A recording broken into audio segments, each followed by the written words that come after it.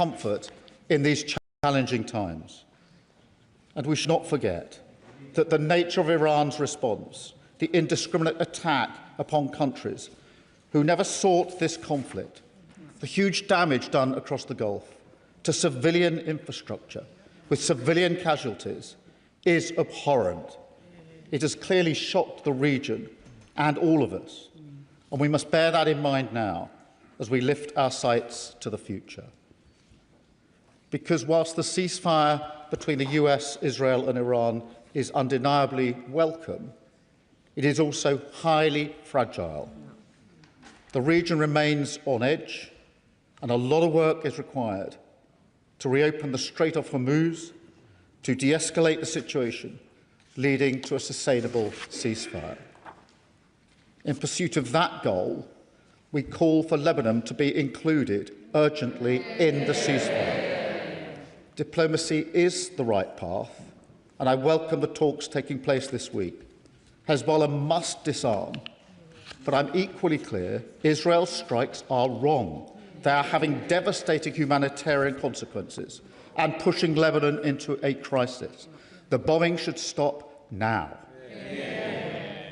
Mr. Speaker, we also put on record our thanks to Pakistan and other partners for playing such an important role in diplomatic efforts. We hope the process will continue without further escalation. And that applies to the running sore that is the Strait of Hormuz, shamefully exploited by Iran. All of the leaders that I met were crystal clear that freedom of navigation is vital and must be restored. No conditions, no tolls, and no tolerance of Iran holding the world's economy to ransom. Because, Mr. Speaker, the impact of Iran's behaviour in the Strait is causing untold economic damage. It's visible on every petrol forecourt in the country.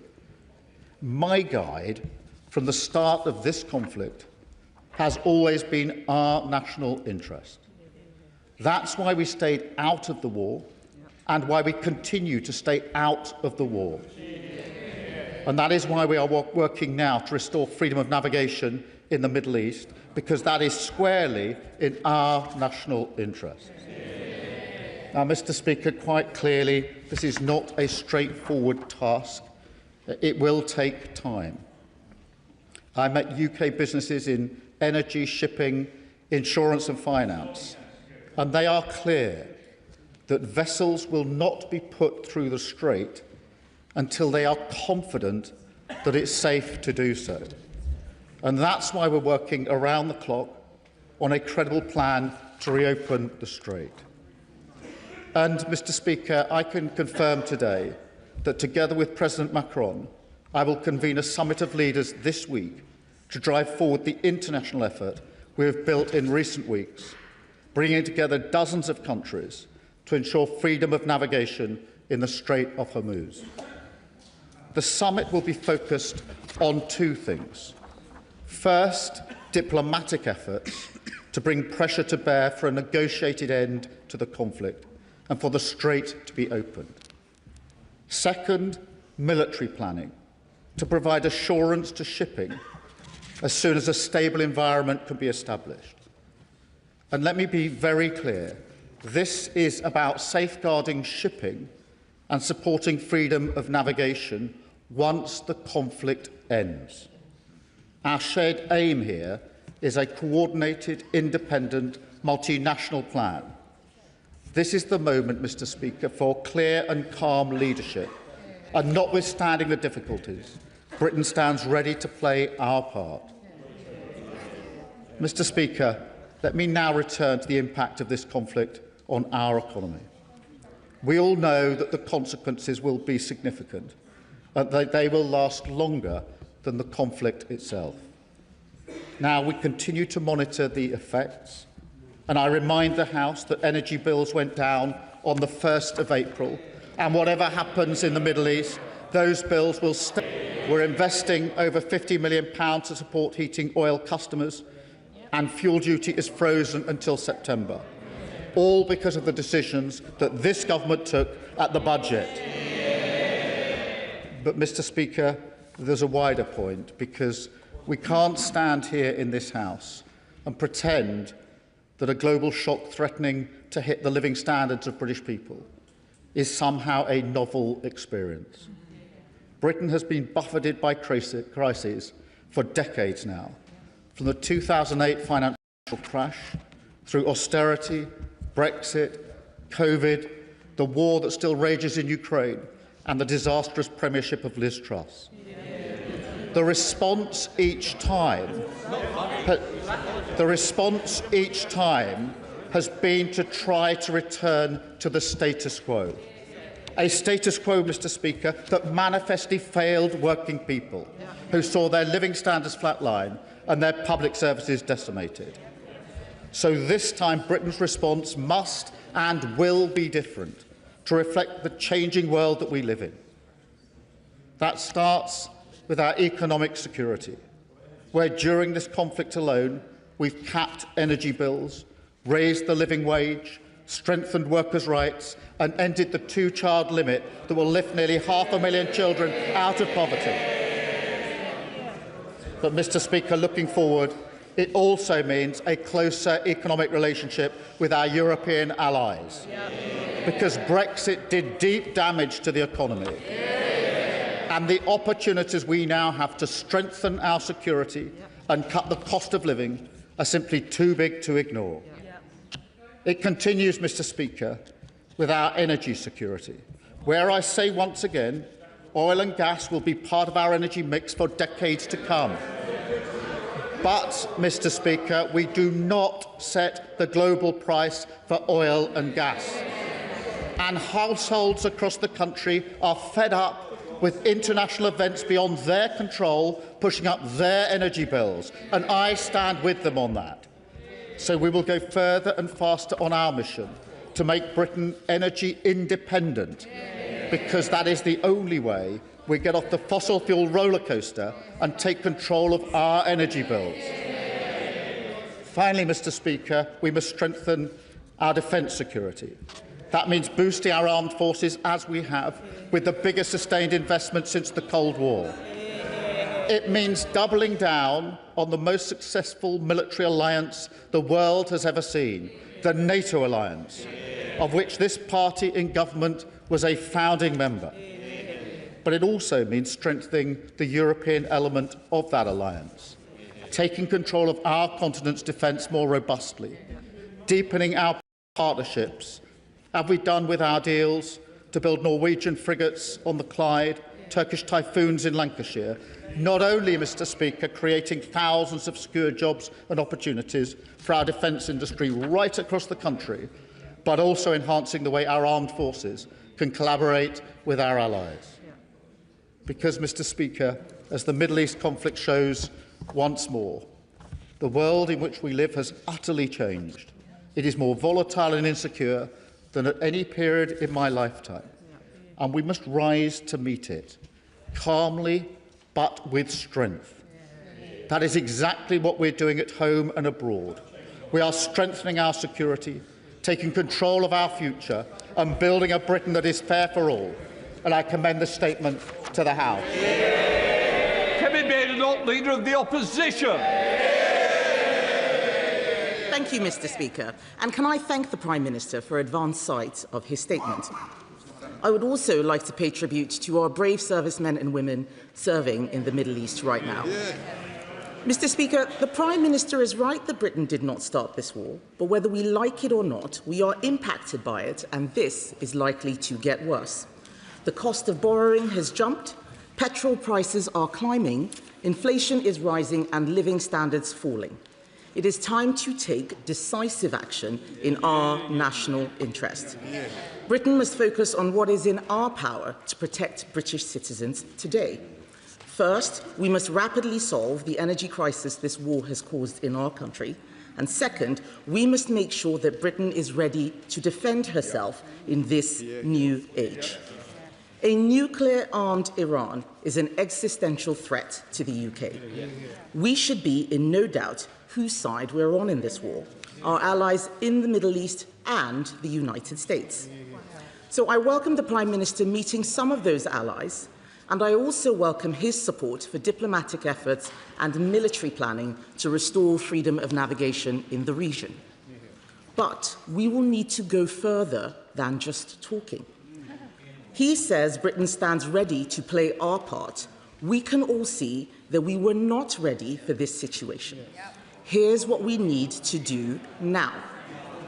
First, we must take rapid action to increase our energy security and keep bills down, not just until July, but longer than that, permanently. Britain is particularly vulnerable to energy price shocks because we are killing domestic oil and gas production in the North Sea. Labour's policy of more expensive energy and deindustrialisation at this time of crisis is dangerous and irresponsible. It is also harming the defence industry. We must start drilling our own oil and gas in the North Sea, grant licences for drilling in the Jackdaw and Rosebank fields, and restore British production before it is too late. The Prime Minister says this won't impact international prices. This is more than international prices. This is about the domestic supply, especially of gas, all of which is used in this country. Supply matters. And finally, the government must cancel the proposed rise in fuel duty. Hiking taxes on motorists for the first time in 15 years, while prices are surging, is a disgraceful decision. If Britain is to be a stronger country, it needs a stronger economy, not one being hammered by the highest energy prices in the developed world. So, will the Prime Minister grant the oil and gas licences and scrap the rise in fuel duty? I know he'll say that it's the Energy Secretary's job. The Energy Secretary is not the Prime Minister. He is. He can instruct him to grant those licences. But, Mr. Speaker, secondly, to be ready, Britain must be able to defend herself. And that means we must be ready for these situations before they happen. France and Greece, I don't know why they're laughing. I'm surprised they're laughing because last time I checked, France and Greece sent ships to protect our bases in Cyprus while our destroyer was stuck in Portsmouth. It was a national embarrassment on their shoulders, and it should never happen again. We need no further evidence that we are living in a more dangerous world than a decade ago. I'm sure Labour MPs will try and think of a way to make this my fault. Let me remind them, yes, I know it is preposterous, but let me remind them the historical illiteracy that is on those benches. Governments of all colours, including those guys there, spent the peace dividend from 1989, when the Berlin Wall fell, until the Ukraine war. And when that war came, the Conservative government responded rapidly and unequivocally. We didn't have anything stuck in Portsmouth when Ukraine was invaded. We trained tens of thousands of Ukrainian soldiers and equipped them with our missiles. We increased defence spending every year since the war started, but the world has since become even more dangerous. Every serious person, Mr. Speaker, every serious person, especially in the military, agrees that Britain must now find a way to spend 3% of GDP on defence by the end of this Parliament. After the election, many of the plans for spending were paused for Labour's strategic defence review. 9 months after publishing it, there is still no defence investment plan that explains how we will fund this. The Defence Readiness Bill is also nowhere to be seen. The question is not whether we need to increase defence spending. The question is what tough choices we must make to do so.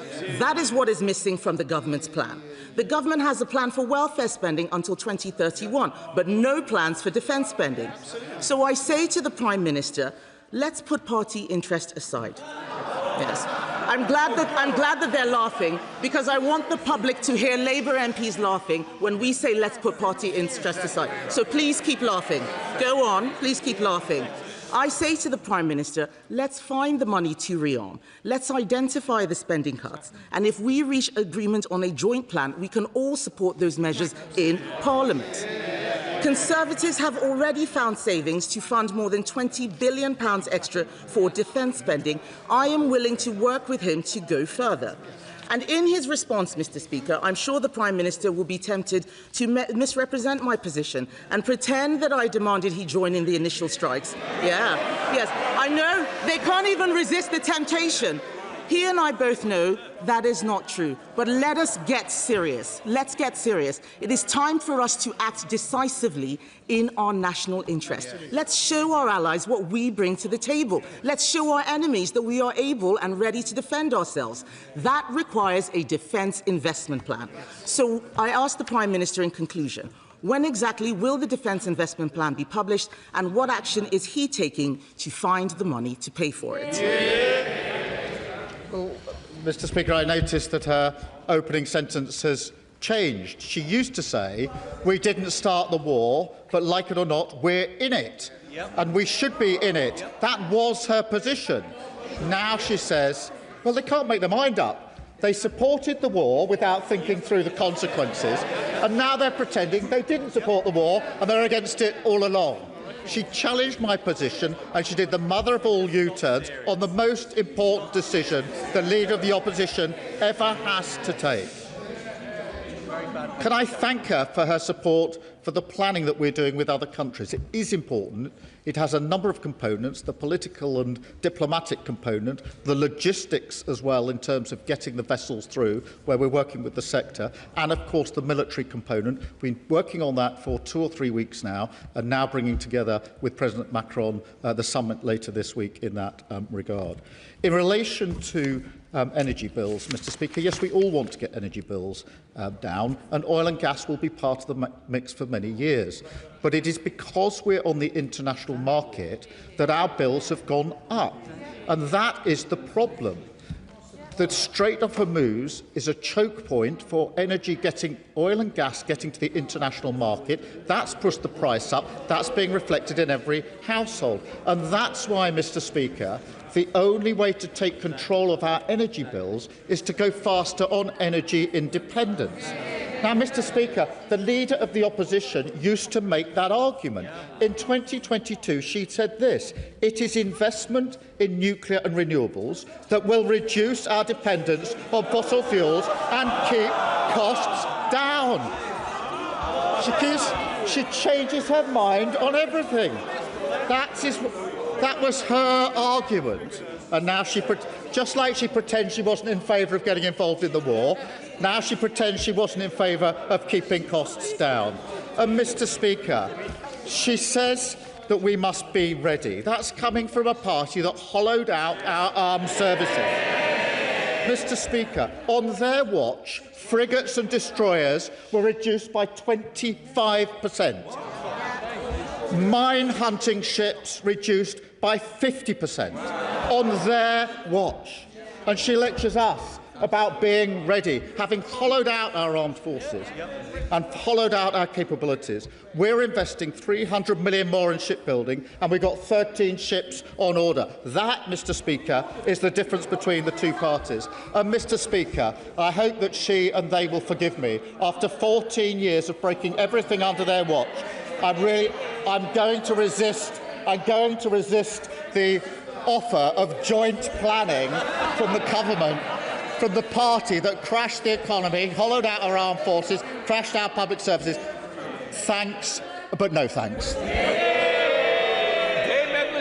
Chair of the committee. Thank you very much, Mr. Speaker. The Foreign Affairs Committee has just come from a meeting with some of the Gulf ambassadors, who are genuinely grateful for the help that Britain has given defending their countries, and who also want to say how grateful they are that the Prime Minister visited the Gulf in an act of true solidarity. But when people heard the Israeli Defence Minister say that his war aims in Lebanon would follow the model in Gaza, our blood ran cold. Could the Prime Minister tell the House what role the United Kingdom can do to ensure a ceasefire in Lebanon, and that Israel is stopped from taking over Lebanon south of the Litani River? Raising the important question of Lebanon, I want to be really clear in relation to that. That should be included in the ceasefire, and we're using every opportunity we can to make that argument. I'm pleased there's some diplomacy at the moment, but those attacks should stop, and it's really important that we're very, very clear about that. Democrats. Sir Ed Davey.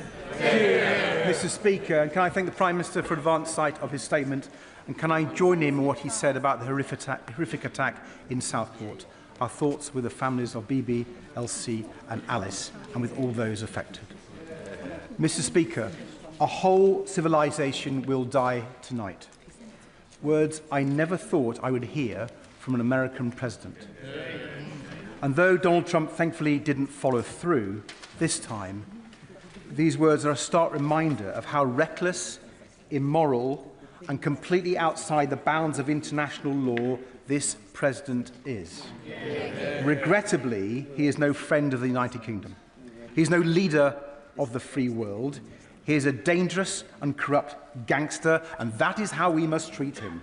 So will the Prime Minister advise the King to call off his state visits to Washington before it's too late? Because I really fear for what Trump might say or do while our King is forced to stand by his side. We cannot put His Majesty in that position. And when it comes to Trump's latest cunning plan to blockade the Strait of Hormuz, that will only escalate this crisis and jeopardise the precarious ceasefire. So it's right that the UK is not joining Trump. And I welcome the Prime Minister convening a summit to offer an alternative to Trump's. We must work with our reliable allies in Europe and the Commonwealth and our partners in the Gulf to bring this conflict to an end and keep open the Strait of Hormuz. That is critical for tackling the cost of living crisis that is getting worse and worse for people in the UK.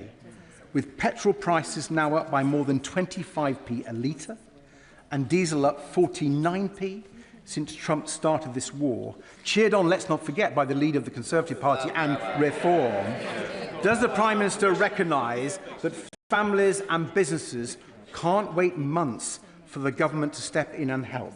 So will he use the windfalls the Treasury is getting from higher fuel prices to cut the cost of living and keep the economy moving, with action to slash bus fares and rail fares and cutting fuel duty by 10p today, bringing down the price at the pumps by 12p a litre?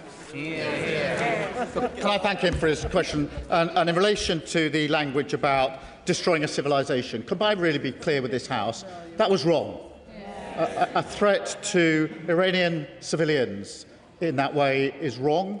These are civilians, let's remember, who've suffered immeasurable harm by the regime in Iran for many, many long years. And that's why they're words and phrases that I would never use on behalf of this government, which is guided by our principles and our values throughout all of this. Mr. Speaker, in relation to the King's visit, the relationship between our two countries is very important on a number of levels, and often what the monarchy is able to do through the bonds that they build is reach through the decades in a situation like this. And the purpose of the visit is to mark the 250th anniversary of the relationship between our country and the United States, and that's why the visit is going ahead. In relation to the blockade, let me be clear, as I've been already in the last day or so, that we are focusing our efforts on opening in full the Strait of Hormuz because of the damage it's doing to economies around the world, including our own economy. That is why we've been working with other countries at various levels, and we'll bring them together in a summit later this week. And we, the UK, will not be joining the blockade that the President announced. In relation to the help that is needed to families and households, obviously we've put in place help for energy bills already and oil heating that is in place. But, Mr. Speaker, we're keeping this under constant review as the situation evolves. The single most important and effective thing we can do is to de-escalate the situation and work with others to get the Strait of Hormuz open. And that is why we're focusing so much of our efforts in that regard.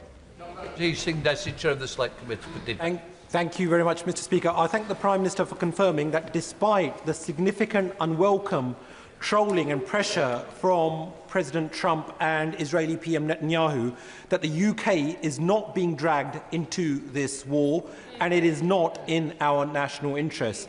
Given that the US has now initiated the blockade of Iranian ports, can the Prime Minister confirm what steps are being taken to help de-escalate the situation, whether it's to reopen the Strait of Hormuz so that goods can transit freely and that we can ease the cost of living pressures for our constituents, and also what is being done to help de-escalate the situation in Lebanon. And can you also confirm that any future UK involvement in the region will be strictly limited to defensive purposes only?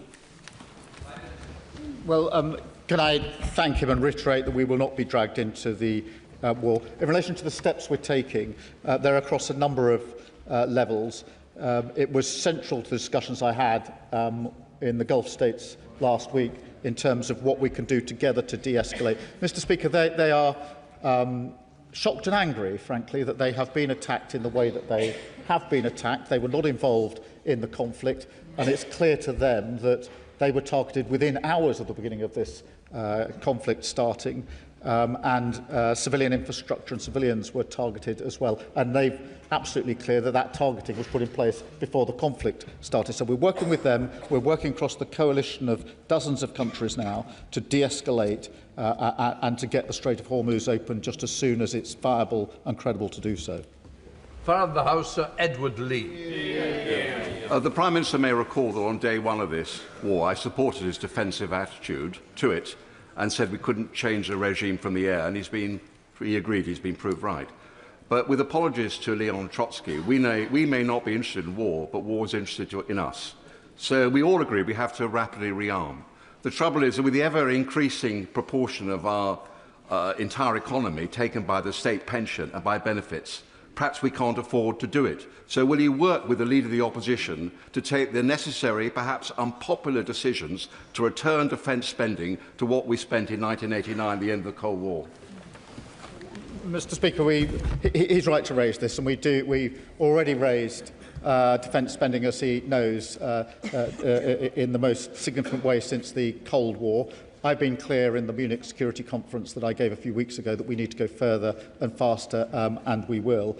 I think in addition to the funding itself, I think it's really important that we take this opportunity to collaborate and cooperate with our partners, particularly in Europe, because if all European countries simply increase their spending without regard to the capability that they're using that spending on, we won't make the best of what we've got. And therefore, I'm making a dual argument, one in relation to the actual money we spend, but secondly, the way we need to collaborate in a way we haven't done, frankly, for decades in relation to this with our allies, particularly in Europe. Nora Ali. Thank you, Mr. Speaker. I welcome the Prime Minister's call for Lebanon to be included in the ceasefire. 1,700 people have already been killed by Israeli attacks, and over 1.1 million people have been displaced. At a time when aid budgets have been cut, including by our own government, will the Prime Minister commit to playing that international leadership role, as he is doing in relation to getting a ceasefire, working with our European partners and others to support the humanitarian effort and increase support to those who are being displaced in the region, but also think about how we support countries in the global south that are now going to be hit very hard because of this crisis, because the impact of that will affect all of us if we don't take action at the international level. Well, can I thank you for raising this really important issue and be clear, Lebanon must be included in the ceasefire, and it's very important that we are clear about the principle behind that. I also accept that there must be more support on the humanitarian front. We've just put more money into the humanitarian support, but it's clearly a cause of concern in Lebanon, actually, and in wider areas, as she rightly points out. Andrew Mitchell. Thank you, Mr. Speaker. I think the Prime Minister should acknowledge, I'm sure that he does, that over the last 30 years our armed forces have been hollowed out by governments of all parties as they have sought to take a peace dividend. But I'm afraid the chickens have come home to roost on his watch. So will he now commit to a huge and immediate uplift in defence spending, not just by vaporising British soft power expenditure? We are talking of moving towards a 5% increase so that the government can play a full part in European defence and deliver on its first duty to its own citizens. Well, I agree that our armed forces now capabilities hollowed out over many years. in particular under the last government, I'm afraid to say. Ben Wallace, the Defence Secretary, then Defence Secretary, was very clear about that. But he's right to say now is the point at which we've got probably more conflict going on in the world now than most of us have seen in our lifetimes, and that's why we have to increase defence spending. That's why we took the decision to increase to 2.5% sooner than people thought we would, and that's already taking place. I made commitments at the NATO summit last year in relation to the further spending that we need to put in place. I stand by those commitments. We must go further and we must go faster. Afzal Khan. Thank you, Mr. Speaker. Firstly, let me say that thank you to the Prime Minister for your statesmanship. This weekend saw the Pakistani government step up and take global leadership by expertly hosting and mediating negotiation between Iran and America. The whole world is indebted to the noble efforts of Prime Minister Shehbaz Sharif, Foreign Minister Ishaq Dar, and General Syed AC1G to achieve a ceasefire. Given Pakistan is a long-term ally of Britain, will the Prime Minister outline what support he is giving the Pakistani government facilitate an agreement for long-lasting peace and stability in the Middle East? Can I reiterate my thanks to Pakistan for the role that they're playing? And I can tell the House that I spoke to the Prime Minister of Pakistan on Friday as we're going into the talks this weekend about about what support we could put in place, and the Foreign Secretary spoke to her counterpart this afternoon. It's very important that we support this process and try to move it forward and not to let it escalate. Stephen Flynn. The Prime Minister is absolutely right to condemn the abhorrent response of the terrorists in the IRGC, but I noticed from his statement that there's no explicit condemnation of the illegality of Donald Trump's actions. There's no explicit condemnation of the illegality of Netanyahu's actions. And despite having the entire Easter break to think about it, there is explicitly no new financial support for households on these isles whatsoever, despite the fact that in Ireland they've put down €750 billion worth of support for motorists and farmers. The best he can muster is to continue to monitor the effects. Now, I appreciate that he might not be in office for very much longer, but whilst he is, the public expect him to provide support. Why isn't he? Here. Well, Mr. Speaker, I'll remind him that we put in support and protection for our citizens in the region by taking defensive action. He opposed that. Protection for Scottish citizens in the Gulf, and they opposed taking any action whatsoever. It is only because we've stabilised the economy we're able to reduce energy bills. What did they do? They voted against the budget in which we put forward the money for this. So we will carefully do the work that we need to do, to reopen the Strait of Hormuz, which is the single most effective thing we can do in relation to household costs, and to work for de-escalation. I would have thought that he would have supported that, but unfortunately, again, he's on the opportunistic road rather than up the road to support what we really need to do. Debbie Abrahams. Thank you, Mr. Speaker. First of all, can I thank my right honourable friend for all that he's doing towards de-escalating the conflict in the Middle East, and also to agree with him in terms of not getting drawn into this conflict. But could I ask him about Palestine, and particularly the West Bank? Does my right honourable friend agree with more than 30 former UK ambassadors that any bidder for contracts to design, build or finance the E1 settlement expansions should endanger their business interests in and with the UK? Well, can I thank you for raising this, and it's very important that we don't lose focus on what's happening in the West Bank. It is deeply concerning and deeply worrying, and in relation to the E1 settlements, I made the position clear, I think, the week before last, and that remains the position. Sir Jeremy Hunt. Thank you, Mr. Speaker. In a crisis, governments have permission to do things that are not possible in normal times. But I'm worried that what the Prime Minister is going to bring forward will not meet the measure of the moment. Can he commit to the House that when it comes to energy policy, he will dramatically change it so that it focuses as much on cheap energy as clean energy? And when it comes to the desperate need to increase defence spending, will he look at serious welfare reform that stops someone who is earning the national living wage working full-time, sometimes only getting half as much as someone on the three main benefits? Can I thank him for his question? In relation to the cost of energy, yes, of course, we have to focus on the cost of energy. And there's simply no denying the fact that it's because we're on the international market that our energy prices are going up and down. And families across the country are really fed up with the fact that international events happen which they can't control, and their energy bills go up and down, causing a cost of living crisis. That is because we're on the international fossil fuel market. There's no denying that. And that will be the case so long as we're on that market, because that controls the price.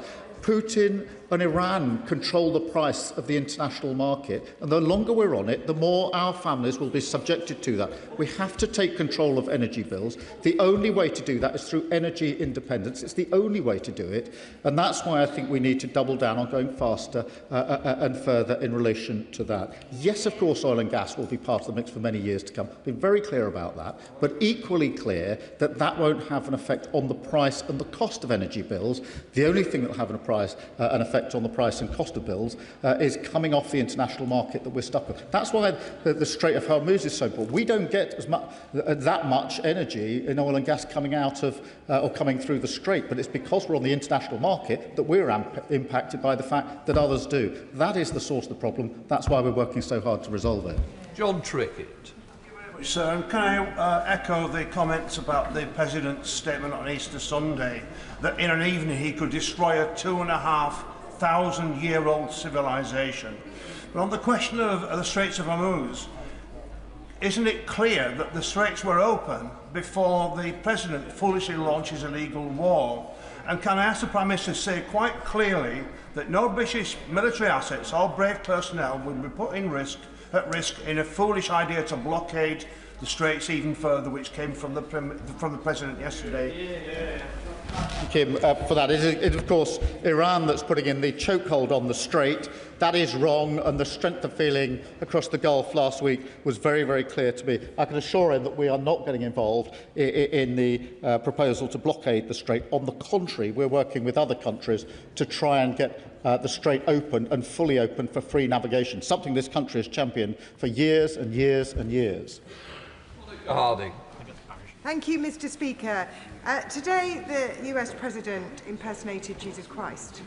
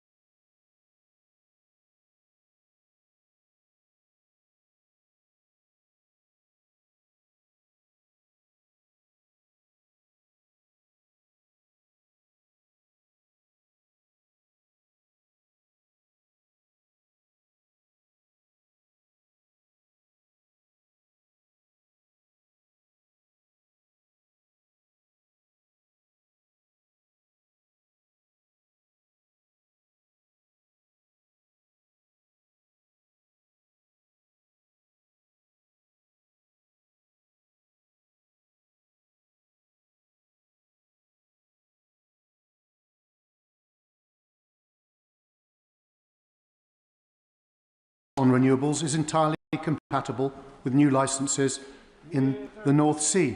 And my constituents can see that the Prime Minister has very little power to reopen the Straits of Hormuz and total power to order Jackdaw, Rosebank and new licences in the North Sea. How can he stand there and say that energy independence is the goal, while he desperately tries to get oil and gas from elsewhere, which he could do little about, and refuses to overrule his insane Secretary of State for Energy and make sure that we produce, I withdraw that, Madam Deputy Speaker, the crazy policies of the Secretary of State for Energy, who insists on not producing it here. It makes no sense. Prime Minister, get a learning, get a teaching, but make sure it's not with him. As I say, oil and gas is part of the mix for many years to come. Decisions on Jackdaw and Rosebank, according to the legislative procedure, that's the right way to do it. But we could legislate; it'd probably take longer. Mr. Speaker, that would be part of the mix. But the only way to get energy independence is to go further and faster on renewables, and that's what we're doing. Harry Gardner. Japan, Turkey, China and India have already been in negotiation with Iran to try and secure safe passage for their vessels through the Straits of Hormuz. The Prime Minister was absolutely right to visit the Gulf states and their leaders, but he knows the importance of the Straits to those economies.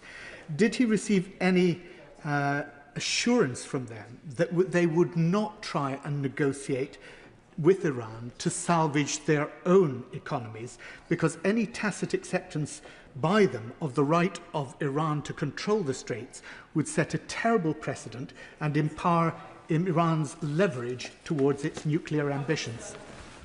Can I assure him on that front, because this came up in all the conversations I had, and there's absolute clarity amongst all the leaders that I spoke with, that there mustn't be any conditions, mustn't be any tolls or anything that increases the chokehold in relation to the Strait of Hormuz. In relation to that strait in particular, very important to the Gulf, but also we fought for the principle of freedom of navigation for many, many years, and for good reason. Manuela Pertigella. Thank you, Madam Deputy Speaker. At the beginning of Trump's illegal war in Iran, we witnessed the bombing of the school, which killed at least 168 people, including 110 children. So, can the Prime Minister tell the House whether the UK government has agreed a no-strike list of civilian infrastructure that must not be hit by US planes launching missions from UK military bases? Let me be really clear about that, because there must be a lawful basis for anything we do, and that includes what happens from our bases, which is why I've been very clear about the use of the bases and why we're monitoring the use of the bases on the terms that we set out.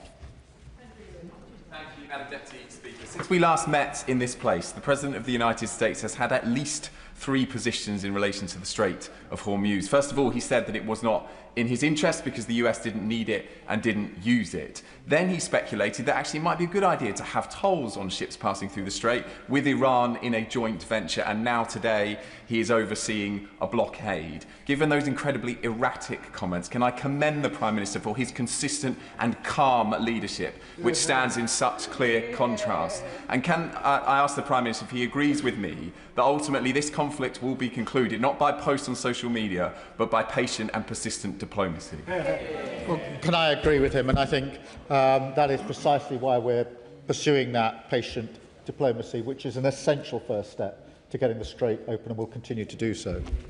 Alan Johnson. Thank you, Madam Deputy Speaker. Madam Deputy Speaker, I'd like to ask the Prime Minister about food security. In a response to an earlier question, he suggested that the answer to food security was to have further and faster on renewable energy. But does he recognise that carpeting some of the country's best, indeed some of the world's best farmland in Lincolnshire in solar panels is counterproductive to that aim? Prime Minister. I don't think it's counterproductive, but just to be really clear, the most important thing on food security is getting the de-escalation and the Strait of Hormuz open, and that's why we're convening a number of countries, have been for the last 2.5 weeks, and will do again later this week, to operate at all levels to try and get that done as quickly as possible. I understand the impact on the farmers in her constituency and across the United Kingdom, and that is why we have to have that absolute focus in the work that we're doing. Ruth Jones. Thank you, Madam Deputy Speaker, and I thank the Prime Minister for his statement today. He will know that Yom HaShoah, a Jewish commemoration of 6 million Jews murdered during the Holocaust, begins tonight. We must never forget. But as this powerful memorial begins, Benjamin Netanyahu continues to flout international laws by bombing innocent civilians in Lebanon and intimidating Palestinians in the West Bank under the cover of the US-Iran situation. So what can the UK do to support the victims of Netanyahu and stop his ongoing destructive actions in all areas? Well, I thank her for her question. That's why it's so important that we stay anchored in our principles and our values, foremost of which is that any action that we take or support must have a lawful basis. Brendan O'Hara. Madam Deputy Speaker, following his ill-conceived illegal war on Iran, President Trump has now sent the US Navy to block the Straits of Hormuz. Already this year, Trump has unlawfully invaded Venezuela and has threatened to annex Greenland, invade Cuba and quit NATO. He even accused UK troops and those of our allies of cowardice before launching an unprecedented attack on the integrity of Pope Leo. Clearly, there is nothing sacred or off-limits to this man, yet there was not a single mention of Donald Trump in the Prime Minister's statement. So given the catalogue of illegality and bullying, does the Prime Minister still believe that President Trump is a stable, reliable and trustworthy ally? Can I remind him that every day we work with the US on defence, security and intelligence sharing. The intelligence, when I say the US administration, the US, I mean President Trump, he's the president, yes.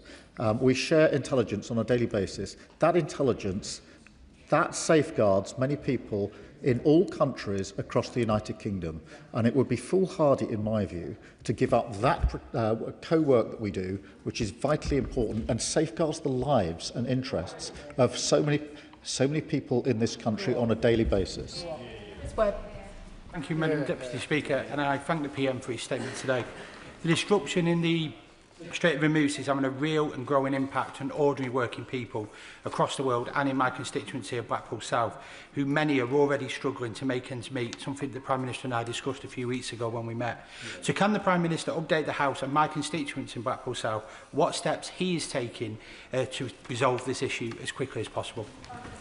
Yes, and I know this will be of interest to his constituents, many of whom are worried by what they're seeing on their screens, but also the knowledge that it may impact them on the cost of living. And I can assure them that that is the reason that we are working with allies to seek de-escalation, to get the Strait of Hormuz open. That isn't a remote issue, it's an issue which affects them, their cost of living and the bills in their households, and that is uppermost in my mind as I take these actions. Lee Dillon. Madam Deputy Speaker, the Lebanese Health Ministry earlier today confirmed 2,055 civilians have been killed since the start of this latest crisis, including 167 since Friday alone. So I join the Prime Minister in calling for that urgent ceasefire to include Lebanon. But also, since this crisis has started, the Treasury have received over £200 million in additional VAT from fuel. So will the Prime Minister commit to using those funds here in the UK to mitigate the cost of living crisis that the crisis is causing? On Lebanon, his question underlines again why it's so important that Lebanon is included in the ceasefire. And of course, we're looking across the board at all contingencies in relation to the support that we can put in. Lizzie Collins. Thank you, Madam Deputy Speaker. My constituents are absolutely horrified by the civilian toll of US, Israeli and Iranian military attacks, including threats to basic civilian infrastructure. They're also very concerned about the long-term domestic impact of the closure of the Strait of Hormuz, for example, on food prices. So firstly, can the Prime Minister reassure my constituents that UK bases will never be used to target civilians or civilian infrastructure? And secondly, can you reassure them that the government is planning for all possible domestic impacts? Let me give that assurance on both fronts, and they're both very important points, and I give that assurance. Shawkat Adam. Thank you, Madam Deputy Speaker. Oxfam has warned that the Gaza playbook is being repeated. The Israeli military is demolishing villages in south of Lebanon, displacing over 1.3 million people, killing over 2,000 and injuring over 6,400 people. Prime Minister, journalists are being killed by the Israelis. NGOs are being killed by the Israelis. The United Nations peacekeepers are being targeted by the IDF. So it's all good and well for the Prime Minister to say it's wrong. Can I ask what he's going to actually tangibly do to stop Israel's war machine in its tracks this time, and do what he failed to do during the genocide in Gaza, and say no to Israel and say no to Benjamin Netanyahu? Well, he's right. The attacks are wrong, and it's important that we are clear on that. Lebanon should be included in the ceasefire, and we're clear on that. We need to work with our allies to follow through on both of those propositions. Jane Kirkham. Thank you, Madam Deputy Speaker. I want to send my thanks and thoughts to our military personnel, particularly the Cornish Merlin, that's supporting our jets to defend British citizens since the Saturday after the conflict started. The Straits of Hormuz issue has underlined the massive importance of energy independence in this country. Can the Prime Minister outline how we're seeking to solve that crisis in the short, medium and the long term, particularly considering the wealth of natural resources we have in critical minerals and energy in Cornwall? Can I just underscore the point she makes about the wealth in terms of that capability in Cornwall, and we do, in relation to renewables, need to go further and faster to make sure that we get energy independence, and that is important for her constituents and constituents across the country. Young. Thank you, Madam Deputy Speaker. The manufacturing businesses that I visited my constituency recently are clear about the importance of both the availability and affordability of energy. The longer business waits for a plan, the worse the damage will be, as investment plans are postponed and other costs are cut. So when will the government act to support businesses, particularly in energy-intensive sectors like manufacturing, hospitality and farming? We have taken action in relation to particularly energy-intensive businesses. I recognise that those that fall without that, outside that protection are extremely concerned. The most important thing we can do for them is to reduce the cause of the energy prices going up, and that is to de-escalate the situation and get the Strait of Hormuz open, because that's the cause of the energy prices going up. Jonathan Davis. Deputy Speaker, the brutal Iranian regime is utterly appalling, but that is not a statement which is necessarily true of its ordinary citizens. So can I thank the Prime Minister for calling out President Trump's words about obliterating a generation.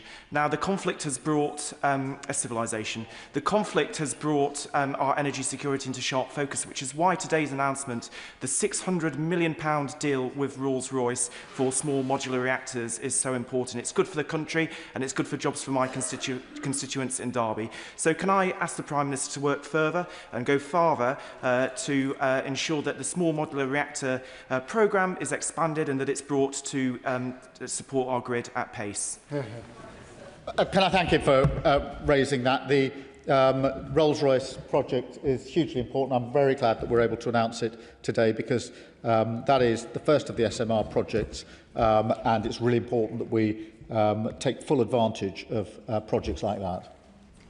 Sammy Wilson.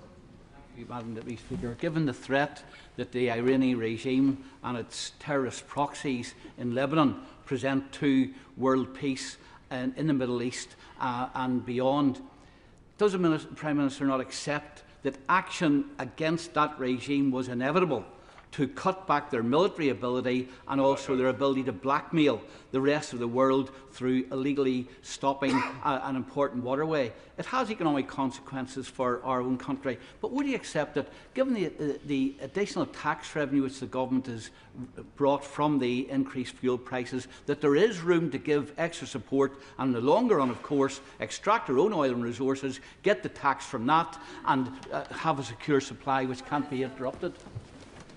Can I thank him? Look, the nuclear capability and the development thereof and the proxies is a threat, of course, that has to be dealt with. And the question is how that is dealt with. I've made my decisions based on the twin questions of whether any action that we take is got a lawful basis and a viable, thought-through plan. And those are the principles that have guided me. But it doesn't take away from the fact that those threats are there and we have to deal with them in the most effective way possible. And of course, we need to look at the support that we can put in for both businesses and individuals who are impacted by this conflict. Josh Fenton-Glynn. Madam Deputy Speaker, can I commend our ongoing refusal to be drawn into this conflict? And can I ask the Prime Minister what steps we're taking to ensure that UK bases aren't used for offensive operations and furthermore won't be used for any ill-advised US blockade, which would be economically ruinous of the Strait of Hormuz? Can I thank you for that question? The bases are strictly for defensive purposes, and we monitor that in order to make sure that that is and remains the case. Brian Matthew. Madam Deputy Speaker, I thank the Prime Minister for his comments on Lebanon. We're seeing an Israeli military playbook from Gaza, collective punishment, forced displacement and attacks on health being used in Lebanon without meaningful action from the UK government. Will the Prime Minister please outline the specific steps his government will take to ensure an end to Israel's chronic immunity and impunity? Thank you. Well, in relation to Lebanon, I think the immediate focus has to be on ensuring the ceasefire does extend to Lebanon. That is crucially important. Obviously, there's some diplomacy going on at the moment, but we need to keep that firmly in mind and work with others, not only on the question of Lebanon, but on accountability, which goes with the principle that any action should have a lawful basis. Peter Swallow. Thank you, Madam Deputy Speaker. And can I thank the Prime Minister for his leadership on this? Unlike certain other world leaders, it's clear that he recognises the consequences that international crises have on the cost of living at home.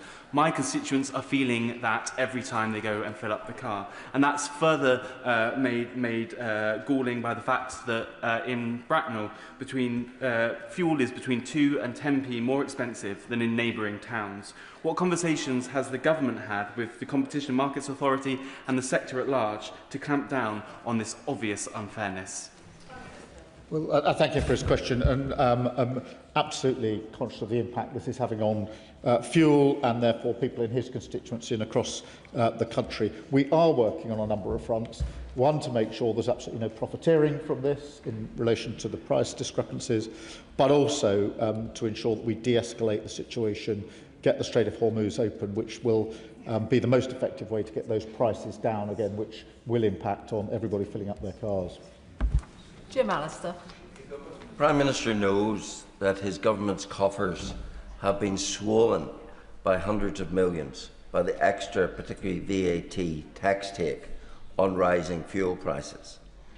Would it therefore be unreasonable to expect a socialist government to practice some redistribution of wealth from government to hard-pressed vehicle users, farmers, businesses who are being crippled by the price hike in fuel? And today, surely, he can give some light to consumers by saying that instead of anticipating a restoration, an increase in fuel duty, he will announce a decrease in fuel duty. Well, we are looking at all contingencies. It's important that we do so, and we will continue to do so, mindful of the impact that he points out in his question. But there's no getting away from the fact that it is de-escalation and getting the Strait of Hormuz open that is the single most important thing that we need to focus on at the moment. Jim Dixon. Madam Deputy Speaker, and can I thank the Prime Minister for the positive steps that the UK is taking to promote a negotiated settlement to the war and reassurance to shipping post-settlement through the Straits of Hormuz. But it is clear that the war, even thus far, will have a significant impact on British consumers. The Prime Minister has talked about very welcome measures to support residents with energy bills, and they will be welcomed by my constituents in Dartford. But would he consider additional measures to support those who are most vulnerable, those on the lowest incomes, with the cost of living going forward as a result of the impact of this war?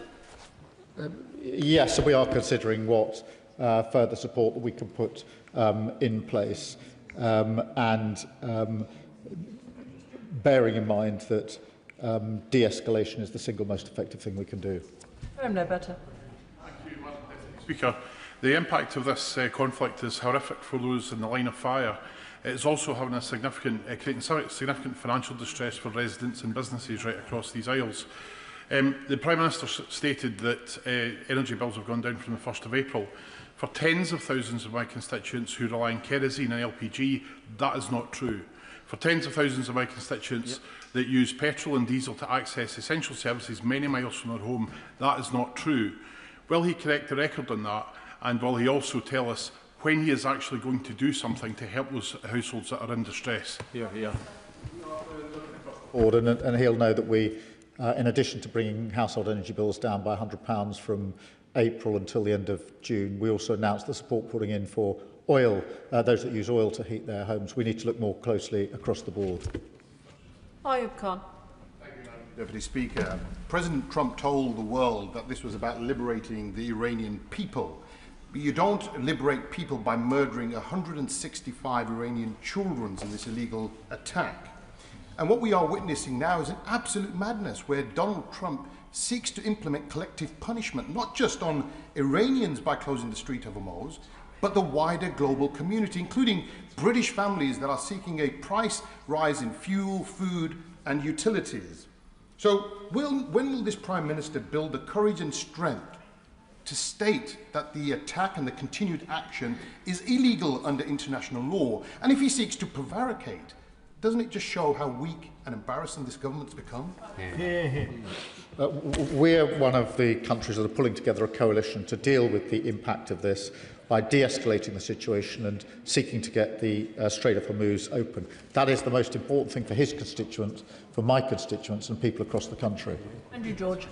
Madam Deputy Speaker, first of all, I'd like to associate myself with the remarks of the Honourable Member for Tyrone, Falmouth with regard to the Cornish Merlin helicopters from RNS Culdrose in my constituency. The Prime Minister knows he has the full support of all the House when he says that he wants Lebanon included in the ceasefire, but surely he must accept that he can do a great deal more by, first of all, ensuring that no UK arms components ends up in the hands of the genocidal Netanyahu government, and secondly, by ensuring that there is absolutely no trade with the illegal settlements in the occupied Palestinian territories.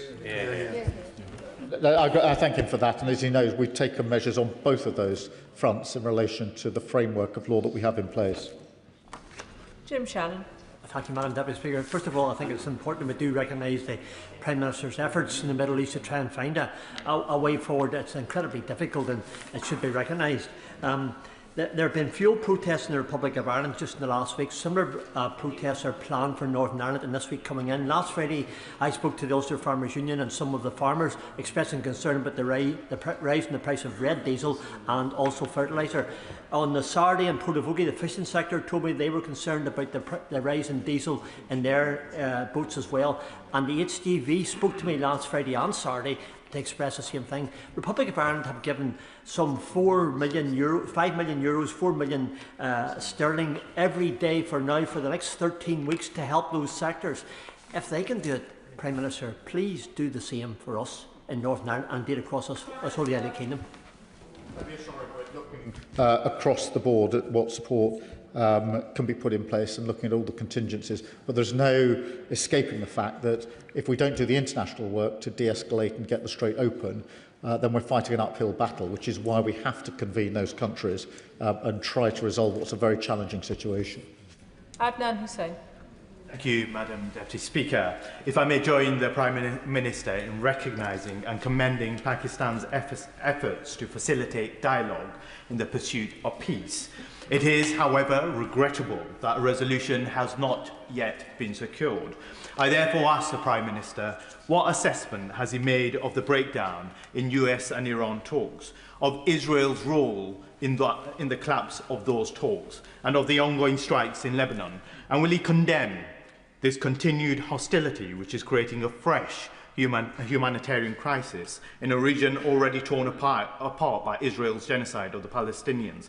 And finally, does the Prime Minister acknowledge that it is long overdue that Israel's aggression in that region be forced to stop through sanctions and cutting of diplomatic ties? In relation to the talks, as I mentioned earlier, I spoke to the Prime Minister of Pakistan on Friday ahead of the talks. We've been in touch again since the talks broke down about the very issue he raises, which is the prospect of still trying to find a way forward. And we will work with the Prime Minister of Pakistan and others to try and ensure that we get that diplomacy as far as we can, de-escalate the situation in that way. I thank the Prime Minister for his statement this afternoon. I'll allow a couple of moments for the front benches to swap over.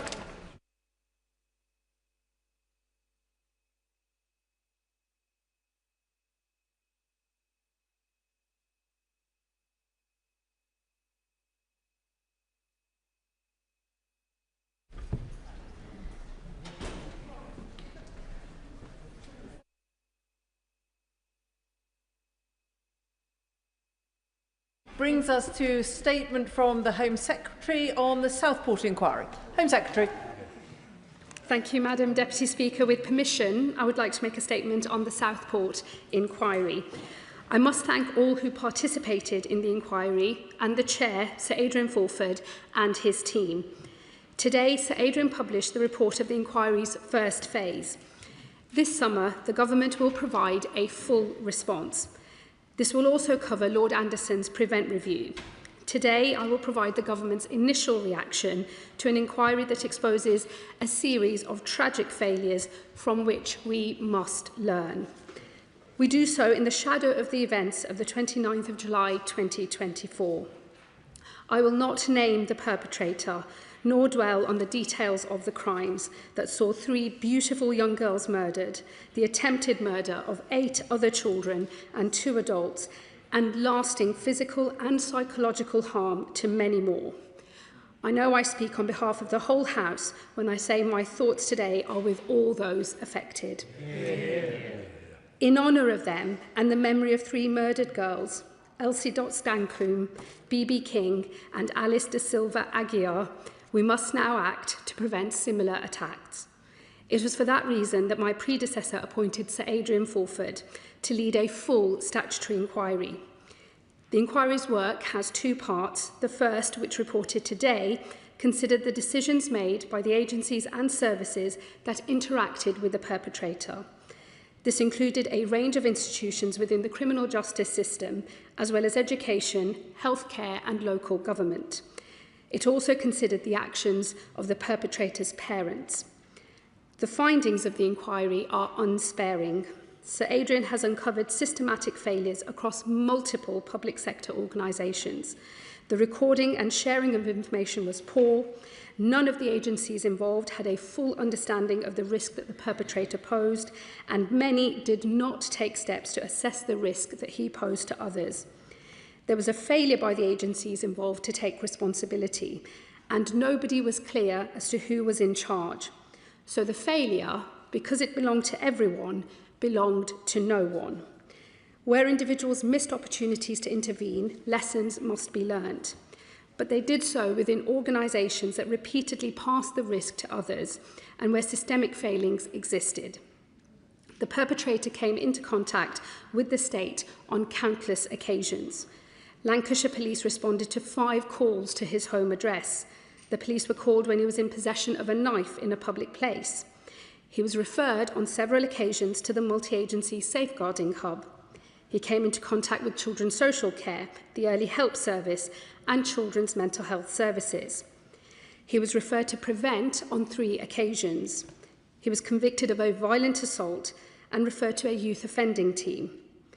All failed to identify the risk that the perpetrator posed, and so he fell between the gaps. The warning signs were missed, a growing history of violence, and a clear and continuing intent to commit harm.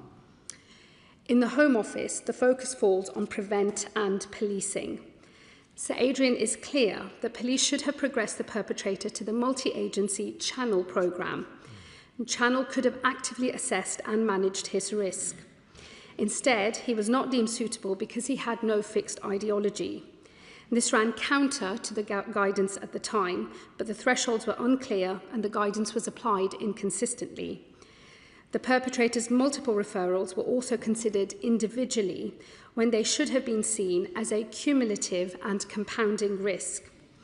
The perpetrator did not receive the correct interventions, and his autism diagnosis meant that professionals focused far too much on his vulnerability and far too little on the threat that he might pose to others. The horrific attack was itself evidence of the ease with which it could be concluded. There was no restrictions to stop the perpetrator from watching the violent content that inspired him, nor downloading instructions to make poison, nor viewing terrorist materials online. He was also able to bypass the safeguards that should have stopped him from buying and receiving dangerous weapons. These findings are devastating, but they are not surprising. Findings like these have been heard in inquests and inquiries before. This time, however, they must be a spur for change. The inquiry makes 67 recommendations. The government is reviewing these and will respond to those which relate to national government this summer, and I expect local agencies to do the same. Since this awful crime, the government has already acted. And that begins with prevent. Since the Southport attack, the Home Office and counter-terrorism policing have reviewed historical cases to ensure that similar instances were handled correctly, with cases reassessed for any change in risk and managed accordingly. This government has reviewed the prevent thresholds and published updated guidance. We've introduced a new prevent assessment framework with mandatory training for counter-terrorism case officers. Oversight of repeat prevent referrals has been strengthened, ensuring that cumulative risk is not missed and that senior sign-off is required before a case is closed. And to prevent independent oversight of the whole system, we created an independent prevent commissioner, and I would like to thank Lord Anderson for so ably taking on that position on an interim basis. His term ends today, and I am pleased to say that I've appointed Tim Jakes as the new Prevent Commissioner, who begins his role tomorrow. This government has also begun to place greater controls on a dangerously unregulated online world. The Online Safety Act requires companies to remove illegal content from their platforms. The Act is intended to limit children from encountering content that is legal but poses a risk of significant harm. But this is just the beginning of what can and must be done. The internet remains a dangerous place for children, and we are clear that tech companies have a moral responsibility to keep their users safe.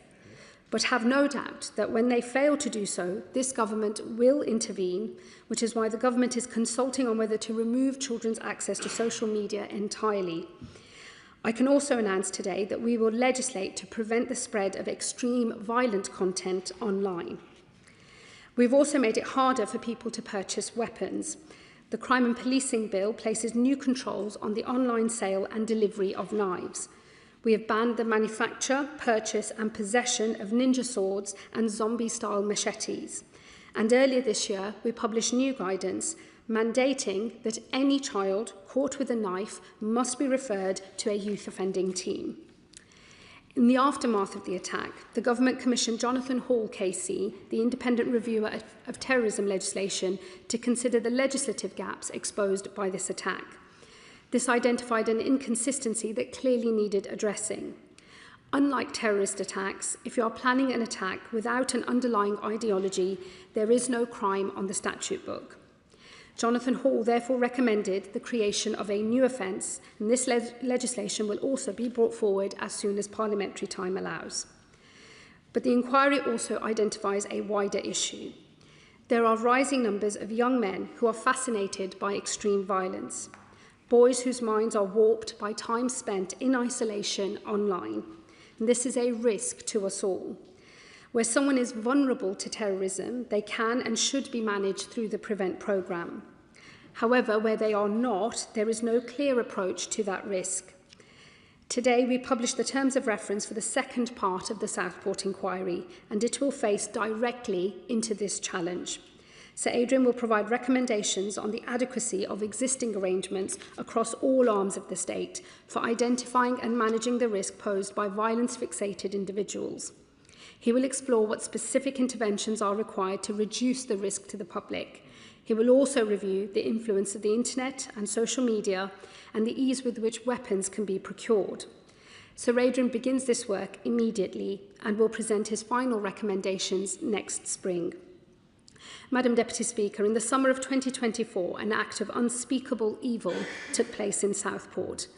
Nothing will ever heal the pain of those who survive, including the families who suffered unimaginable loss. Responsibility rests with the perpetrator. But there is also responsibility within the family. The perpetrator's parents knew the risk he posed, but did not cooperate with the authorities.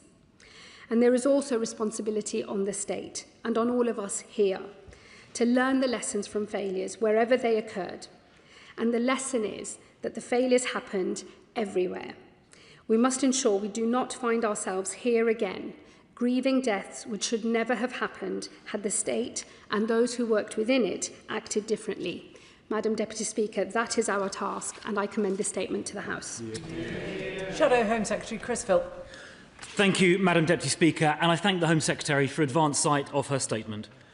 Let us remember the 3 victims of this savage attack: BB King, aged just 6, Elsie Dot Scancombe, aged 7, and Alice de Silva Aguiar, aged 9, and 8 more children and 2 adults who were seriously injured.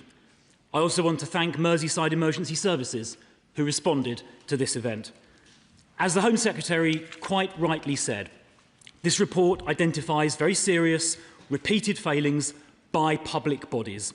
Sir Adrian said, and I quote, "A merry-go-round of referrals, assessments, case closures and handoffs meant no agency took the lead or properly addressed the danger Rudder Cubana posed. Multiple opportunities were missed to prevent this tragedy." Sir Adrian also found Rudder Cubana's parents created, quotes, "significant obstructions to constructive engagement." Sir Adrian makes important recommendations.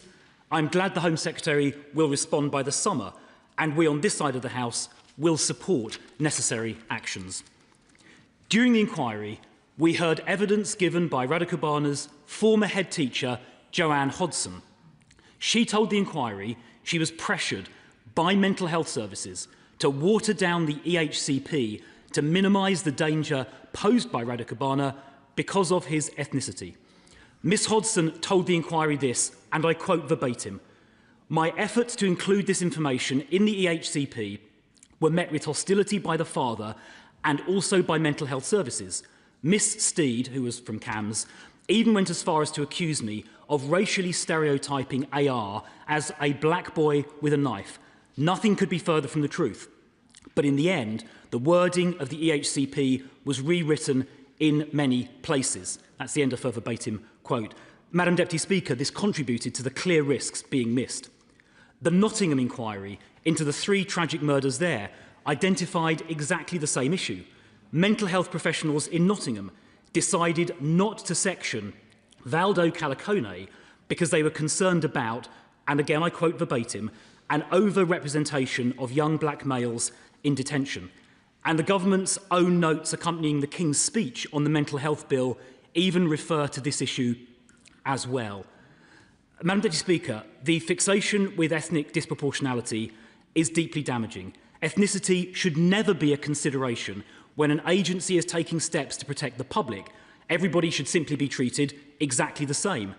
We cannot allow dangerous individuals to avoid detention for public safety simply because of their ethnicity. Everybody should be treated the same. I think it would be helpful if the Home Secretary makes clear from the dispatch box that she agrees with that approach and sets out how the government will change their approach in the future. Today's report also makes clear that Rudder Cubana's autism was wrongly allowed to inhibit the way he was dealt with. Yet the government's King's speech, notes to the mental health bill, again expressly says people with autism should be sectioned less often. Given the findings of today's report, will the government reconsider that? I also want to raise the aftermath of this tragedy, which saw serious rioting. It is, of course, important to avoid prejudicing criminal trials.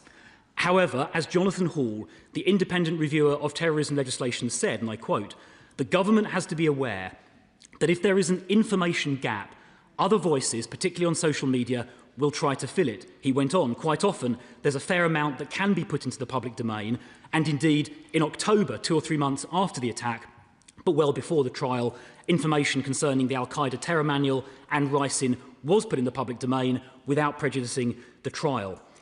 So I think the failure to provide information did create an information vacuum in those early days of August 2024, and that vacuum was filled by untrue speculation online, some of it originating outside the UK, which fuelled the riots. So, having regard to that, will the Home Secretary commit to making sure such information is routinely released in cases of public interest in the future. Madam Deputy Speaker, as the mother of Elsie said at the inquiry, this tragedy must be a line in the sand. We owe it to the victims, to the survivors, and to their families to learn the lessons from this tragedy and to make sure it never happens again. Thank you, Madam Deputy Speaker. And let me say I welcome the Shadow Home Secretary's comments about potentially working together on the changes that need to be made as a result of the initial findings of the inquiry. The Government will respond by the summer, and I look forward to discussions with him and with others in this House to make sure that the House is united as one in the action that needs to be taken. As he says, that is the very least that we owe the victims' families and all those who've been affected by this horrific tragedy. Let me just say on the issue of Mrs Hodson, the head teacher, whose specific testimony he referred to, she of course gave evidence, and I believe that the position that she took was vindicated very strongly by the chair in the findings of the inquiry. And let me be absolutely clear, the only factors that should be taken into account are the potential risk posed by an individual and how best to manage that risk. No other factors are relevant, and it is clear, not just in relation to the experience that Mrs Hodson had, but actually the failures that existed across a multiplicity of public agency. That was the failure to appropriately assess the risk that the perpetrator posed to others, which was at the heart of the problem, and that is how he managed to slip through the cracks, because no one agency took responsibility for the assessment of that risk and ultimately for the managing of the risk that the perpetrator posed to others.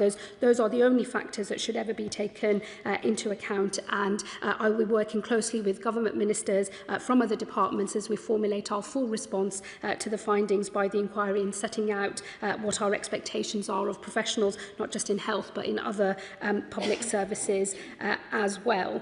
Let me also say on the diagnosis of autism, Sir Adrian in his report did make it clear that it would be wrong to make a general association between autism and increased risk of violence to others.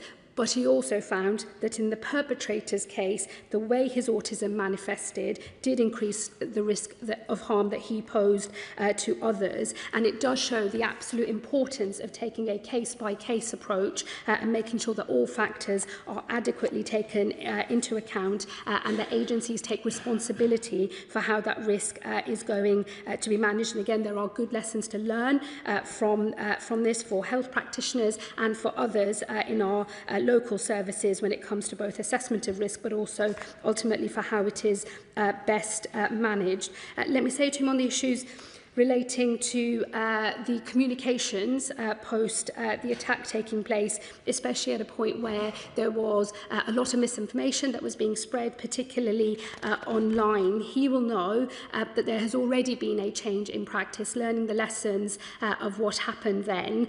There was, of course, a well-meaning desire to make sure that nothing was done that might prejudice a future trial, but exactly how the rules are applied, I think, can be a matter of interpretation and degree. The College of Policing has already created new professional practice in its guidance for police officers. There is already now a new CPS, that is to say the Crown Prosecution Service and media protocol, and we are developing a new charter between criminal justice agencies and the media to make sure that whatever information can readily and easily be made available is done so at the earliest opportunity. It will always be incredibly important that nothing is done that might prejudice a future trial, but I know he will acknowledge that since this horrific attack, there's already been a change in approach to comms, and the government and other agencies have already, in other instances and in other cases, been making much more much more information available to the media and ultimately, therefore, to the public. Let me just say, in conclusion, Madam Deputy Speaker, I know that the findings of the inquiry and also when Phase 2 reports will be of great interest to members across the whole House, and I do look forward to working not just with the official opposition but with all parties to make sure that the House is as one in the response to this horrific tragedy. That is what we owe all of the victims of this case. Chris Webb. Thank you, Madam Deputy Speaker. I welcome the Home Secretary's statement this afternoon. My constituents expect Prevent to keep them safe. So can she reiterate what changes she will be making as Home Secretary in this government to prevent, to help stop an attack like this again in the future? Thank you. My honourable friend makes an incredibly important point on the reliance that all of us place upon the Prevent programme, that we should rightly be able to place on that programme to make sure it is as strong as it is possible to be in preventing tragedies and diverting people away from potentially committing a terrorist act and driving them away from extremism more broadly. We have already been delivering a number of improvements to the Prevent programme. There is new statutory guidance, there's improved training, new case management systems, much stronger interventions for people who are already on the programme, and a strengthened approach to managing repeat referrals. So where you've got a number of referrals which individually might have not led to an onward referral to the channel stream, the cumulative impact is now already being taken into account. There is also now a much more robust risk assessment tool, and I think the totality of the changes that we've already made have put the programme in a much stronger position. But of course, learning the findings from this inquiry, we will take more action as necessary. Liberal Democrat spokesperson Jess Brown-Fuller. Thank you, Madam Deputy Speaker, and I thank the Home Secretary for advance sight of her statement. To know that there were so many missed opportunities to stop the Southport attack is truly heartbreaking, and my thoughts today are with the bereaved families whose young daughters were so cruelly taken from them, and the many other victims who suffered unimaginable trauma that day. We owe it to them to make every attempt to prevent a senseless attack like this from ever happening again. And the report today lays bare that agency after agency failed to step up and take ownership of the risks that the perpetrator posed. There are monumental failures across a number of authorities: the police, Prevent, NHS mental health services, children's social care, youth offending services, and the perpetrators' parents. This is simply not acceptable. So can the Home Secretary please confirm how soon she plans to report back on whether the government will be accepting all 67 of the recommendations, and will she commit to providing Parliament with an update on progress every 6 months? Today's report exposes serious oversights also by online giants that allowed the perpetrator to collect an arsenal of weapons without effective age verification checks. Will the Home Secretary confirm whether the recently published knife crime strategy will address the ease with which knives are available for purchase online and crack down on those big tech companies like Amazon who are putting profit above protocol when it comes to the sale of dangerous items? And finally, the Liberal Democrats have long argued that Prevent is not fit for purpose, and it is deeply shocking that the perpetrator was referred 3 times and yet no further action was taken. We understand that was because he didn't possess a specific ideology. Well, there should be no clearer sign of a system unable to address modern threats. So will the Home Secretary today commit to a full overhaul of Prevent within this Parliament so that warning future signs aren't missed? And will she commit to bringing forward the legislation recommended by Jonathan Hall KC in the next King's Speech? Thank you, Madam Deputy Speaker. Let me thank the Liberal Democrat spokeswoman for her comments, and she's absolutely right. The sheer number of missed opportunities in this case is truly horrifying, and it's why we must do everything we can to reform all of these systems within our public services to make sure no such incident can happen again. Let me say to her, there will be a comprehensive response from the government on all of the recommendations made from phase 1 of the inquiry. I intend to do so before the summer, so the House will have an opportunity to debate that. And of course, as we move to delivery of the government's response to the recommendations, I will of course keep the House updated on our progress, including on where potential future legislation might also be needed. Let me say to her, in terms of the sale of knives in the Crime and Policing Bill, which is still continuing its passage through Parliament, we have introduced new age verification checks both at the point of sale and also at point of delivery of knives, as a way of directly responding to some of the issues that we've seen in this case, where the perpetrator was able to slip through the system. That should not be possible in the future once the bill becomes an Act of Parliament and is implemented. Let me also say to her on the the threat posed by those who are fixated by violence but who don't necessarily have an ideology, or who have a mixed ideology, or who flit into having an ideology and then not having one. There is a developing complex picture of the sorts of threats that we are facing. We've made it very clear that those who have no fixed ideology but are vulnerable to terrorism are still and should be referred to the PREVENT programme. That remains the lead programme for dealing with the risk posed by those individuals. The inquiry recognises that there is a gap from those who do not have a fixed ideology, who are not vulnerable to terrorism, who might slip through. The phase 2 of the inquiry will consider how best to respond to those sorts of cases. We'll make recommendations on who should take the lead on dealing with those individuals. But I want to assure the Honourable Lady and all members in the House, the government is not simply waiting for phase 2 to report.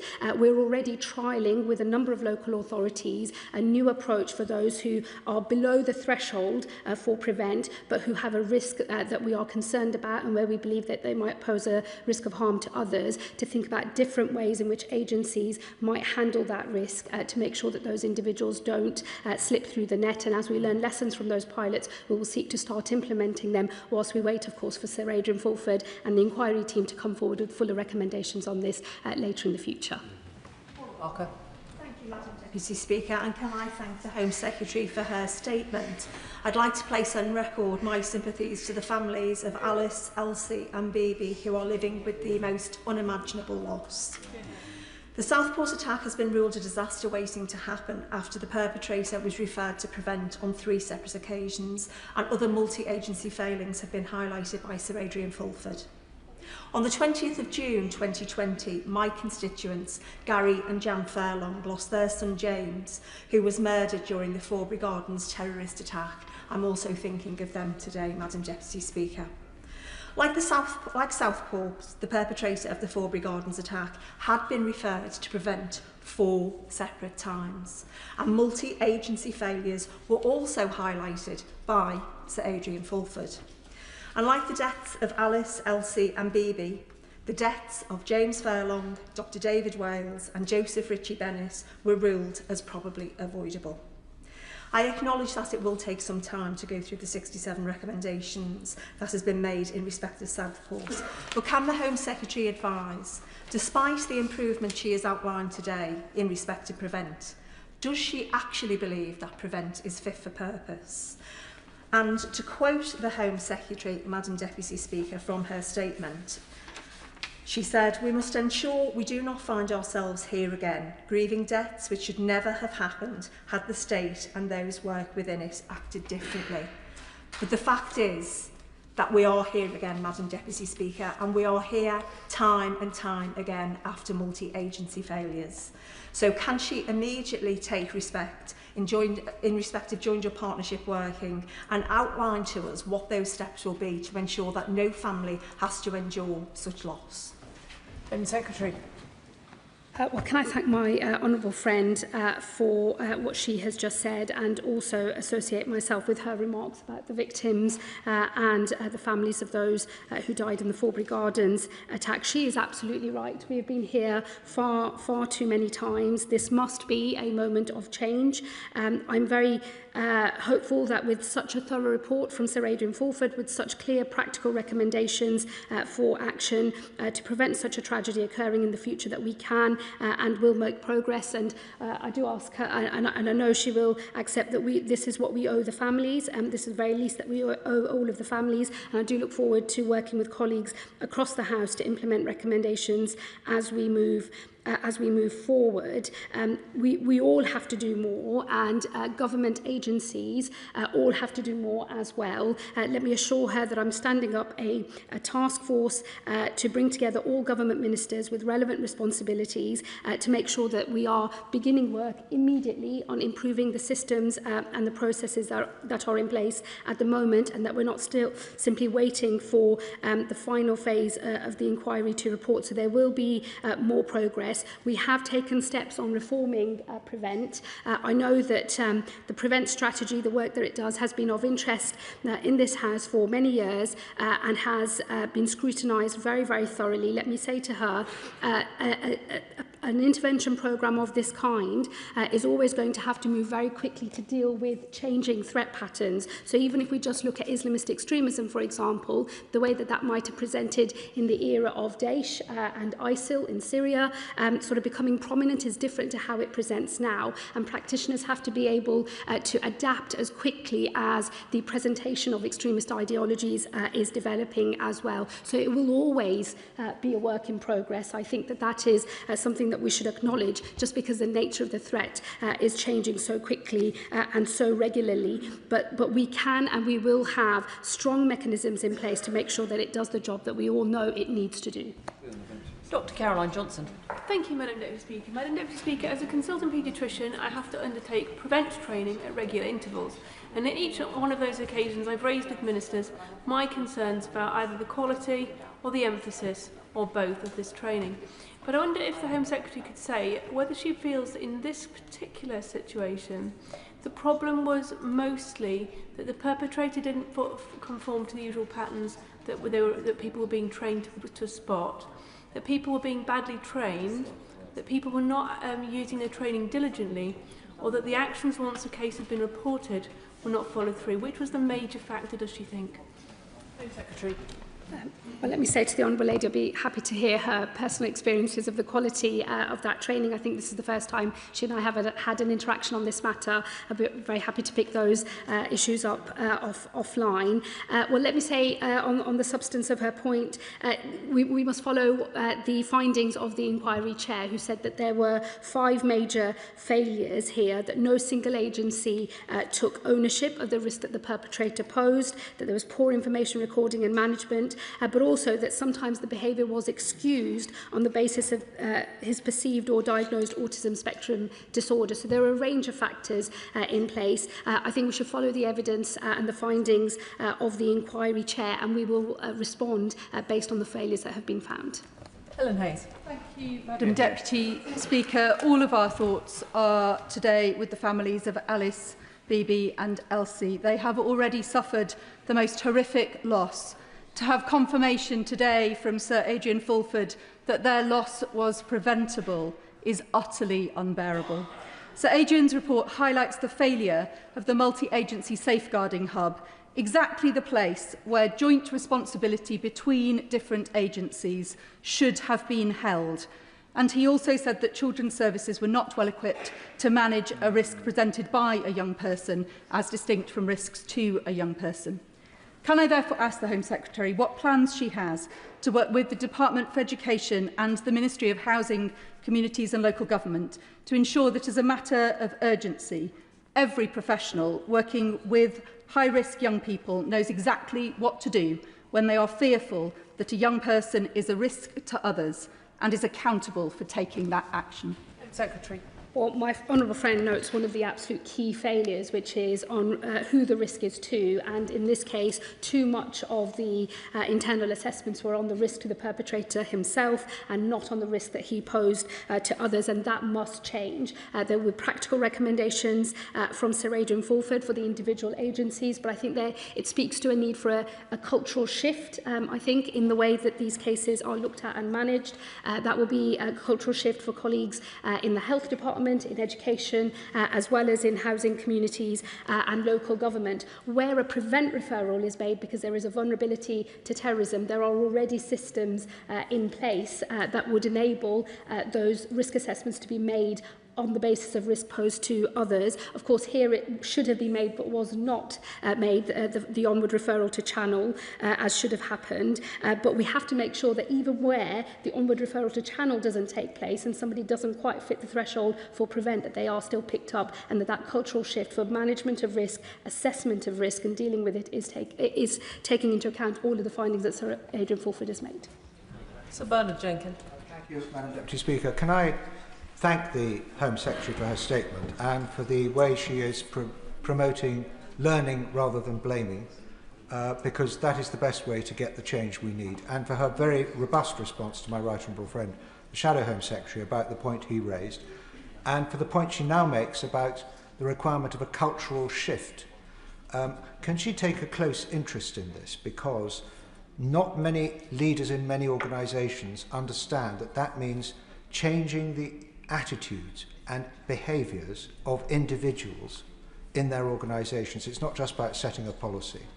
And that requires a very concerted act of leadership and diligence and consistency, and making sure that those who don't want to make the change are eased out of their positions, and there are no promotions for those people who don't respect and demonstrate the changed attitudes and behaviours that are required.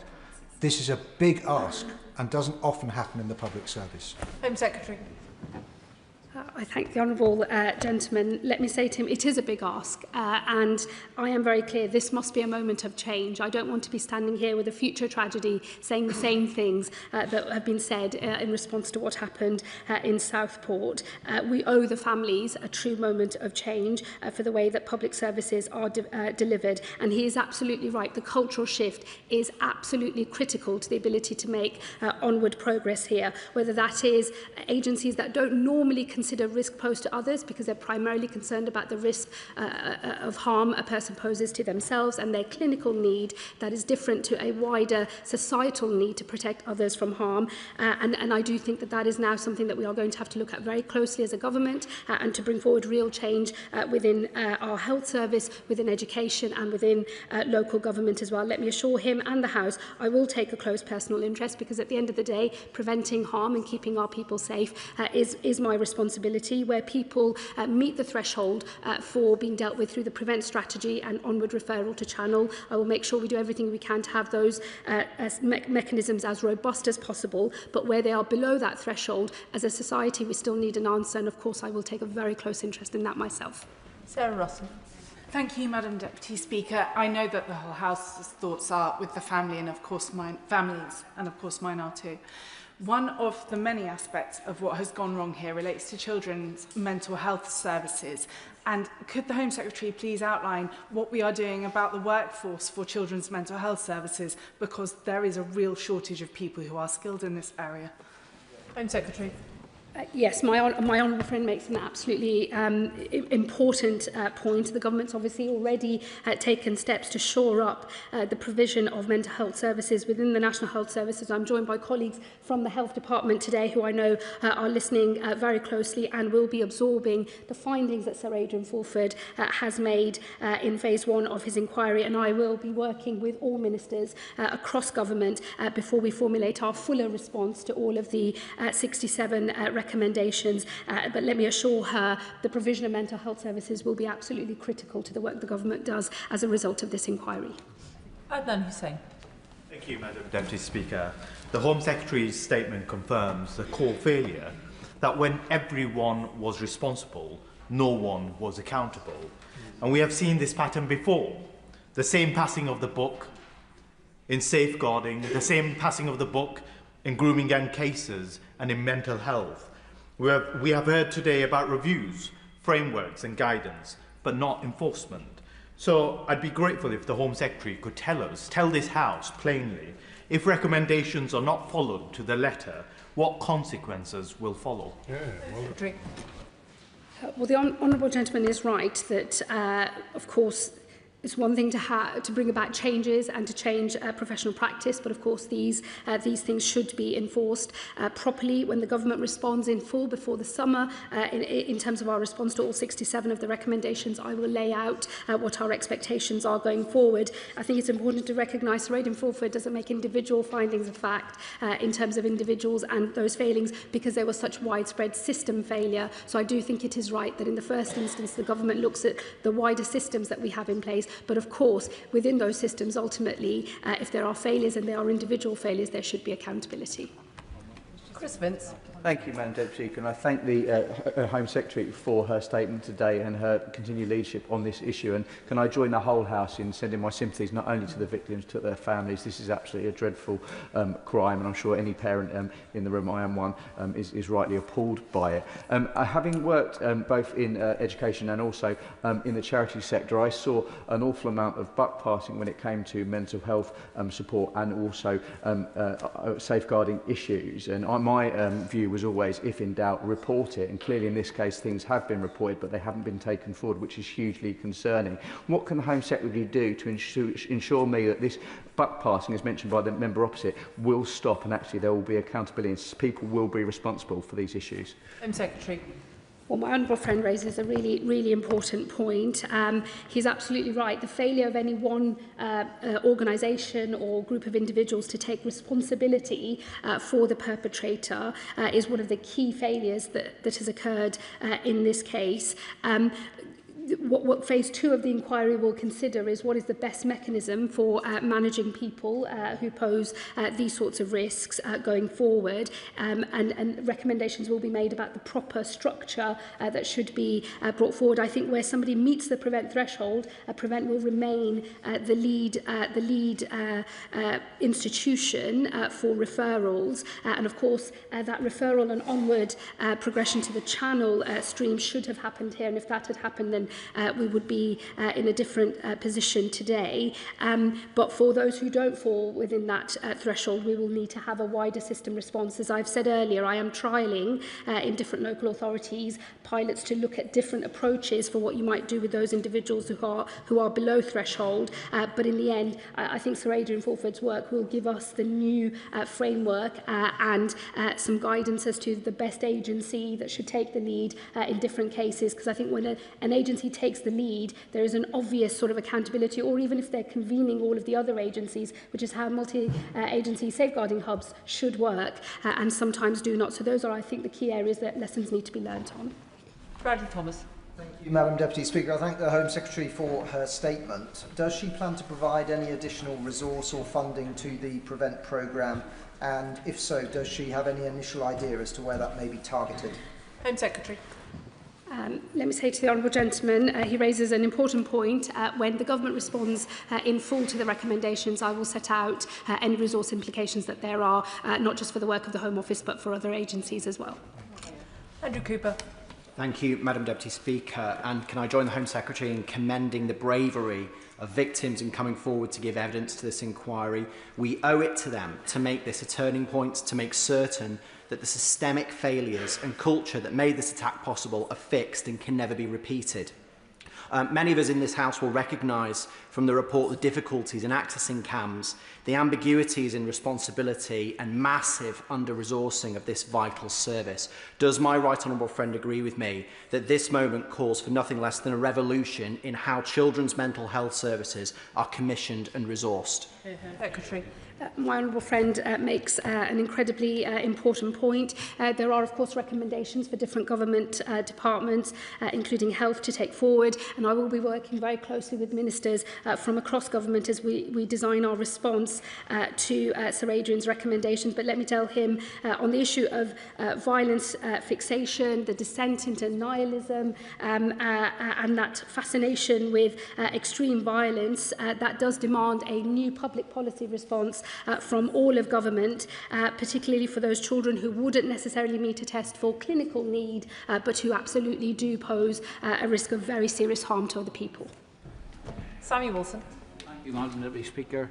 When I heard the news this morning and it was read out the catalogue of failures, missed opportunities and the focus of attention that there was in this murder, and yet he was allowed to get off with it, my heart went out to the families of these three wee girls who could have avoided, and their murder could have been avoided, and yet it was missed.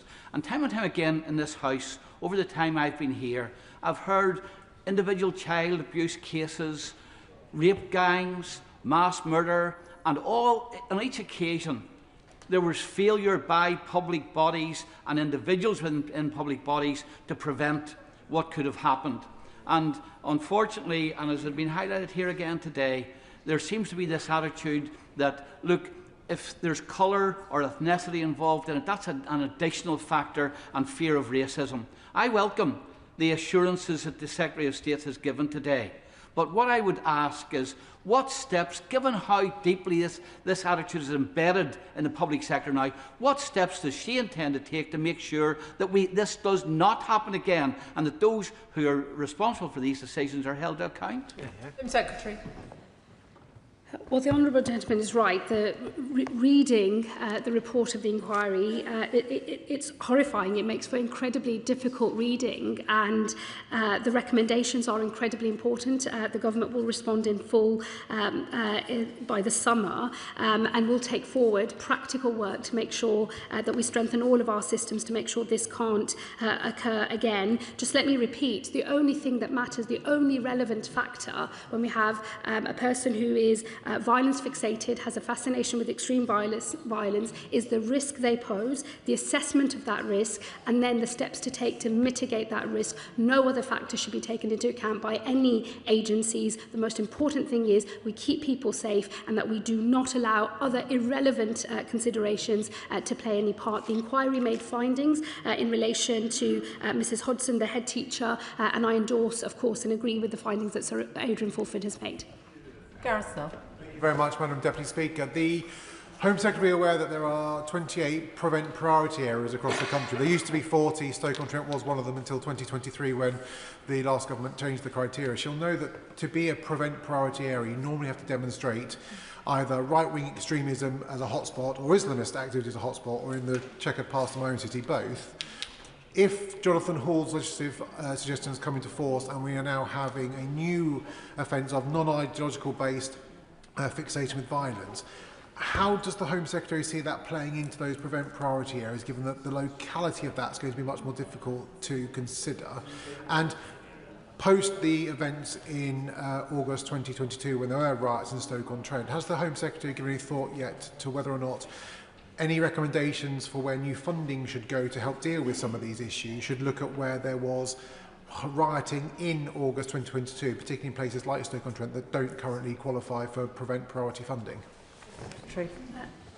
My honourable friend raises a really important point. Let me say to him that once phase 2 of the inquiry has concluded, especially on the proper mechanism by which we deal with some of these violence-fixated individuals, there will, of course, I think, be knock-on consequences for the wider countering extremism system. It wouldn't be right for me now to get ahead of that, but let me assure him I'm very aware that, both the current work of the inquiry but also the future work of the inquiry will require further clarity, I think, on exactly where responsibilities sit. Prevent as a programme will still, I believe, continue to play an incredibly important role. It will remain our main tool for countering extremism. I'm sure there will be more we can do to strengthen its ability to counter extremism, but there will be knock-on consequences in other parts of the system, including for funding as well. I will be able to set out more of the government's response on that when we respond in full to the inquiry's recommendations. But as phase 2 gets underway, I think that's where some of the real meat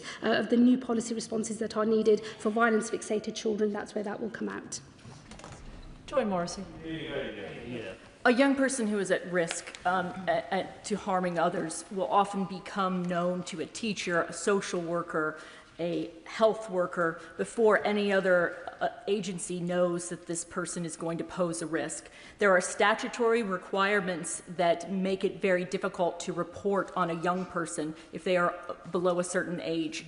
Will the Home Secretary clarify if she will work with multi-agency, multi-departmental changes to a statutory requirement that teachers, health workers, all of these, and councils are required to bring forth even a young person who is underage if they are going to pose a risk, if they are of risk, and that will take the statutory requirement above anything else. Because right now, many agencies are afraid to come forward because they feel that there is a statutory requirement to protect the child rather than come forward if there is a harm that they could be potentially giving to someone else. Good point.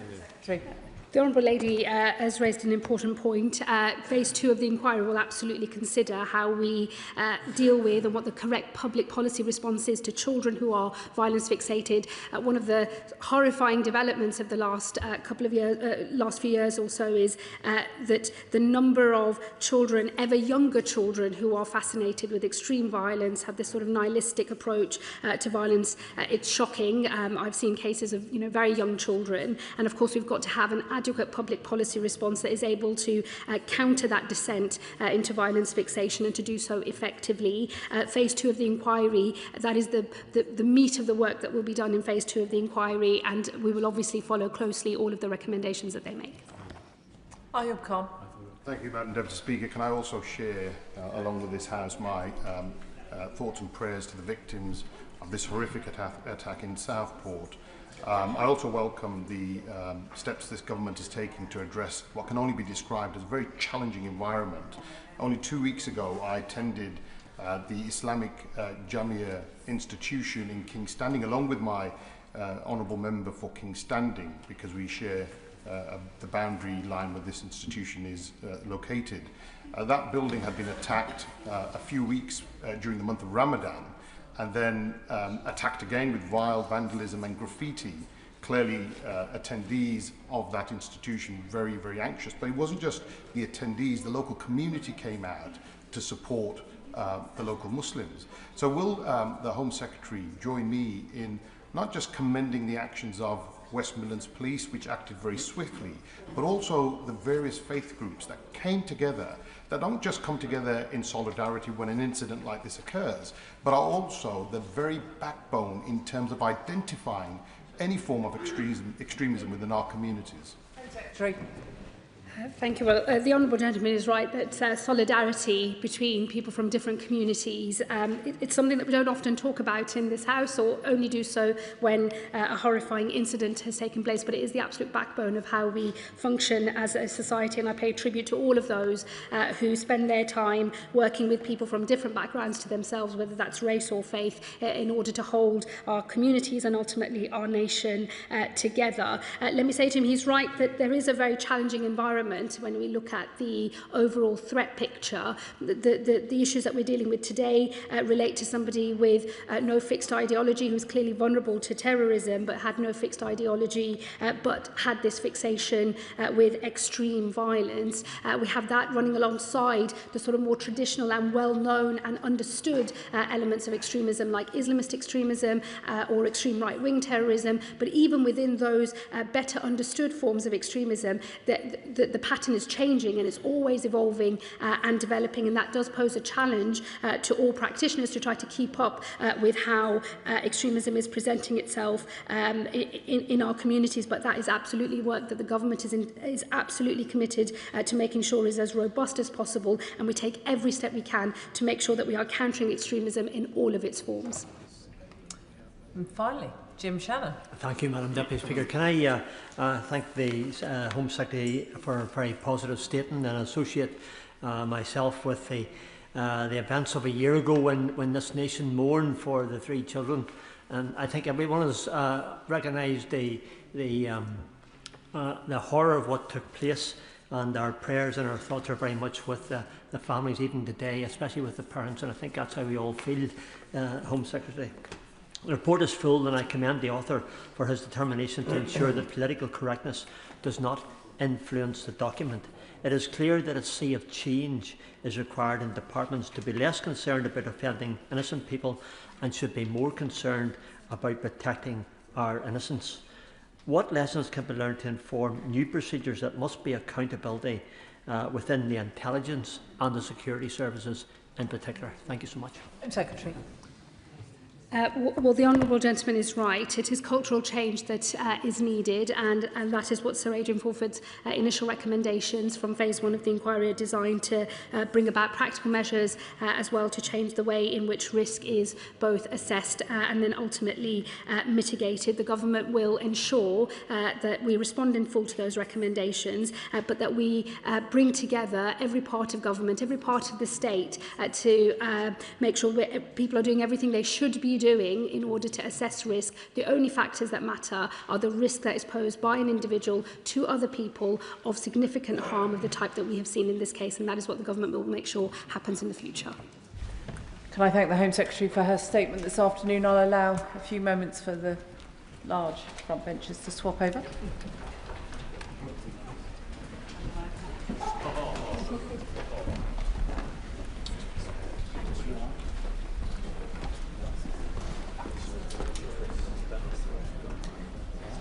Which brings us to a statement on Diego Garcia military base and the British Indian Ocean Overseas Territory Bill. Minister Doughty. Well, thank you, Madam Deputy Speaker. And there has been much speculation in recent weeks about the status of the Diego Garcia Treaty and the associated bill, and so I would like to take this opportunity, with your permission, to update the House. Madam Deputy Speaker, we have debated at length the critical importance of the military base on Diego Garcia for UK national security and that of our allies.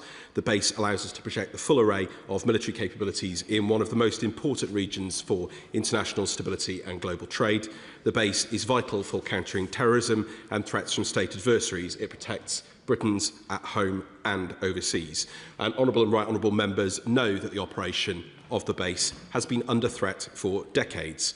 This government inherited a situation in which there was no legal certainty for future operations, and the threat of the UK losing our ability to operate effectively for us or our allies was and remains real, as the opposition benches know full well. The status quo is untenable. Ignoring that situation would have been reckless and irresponsible.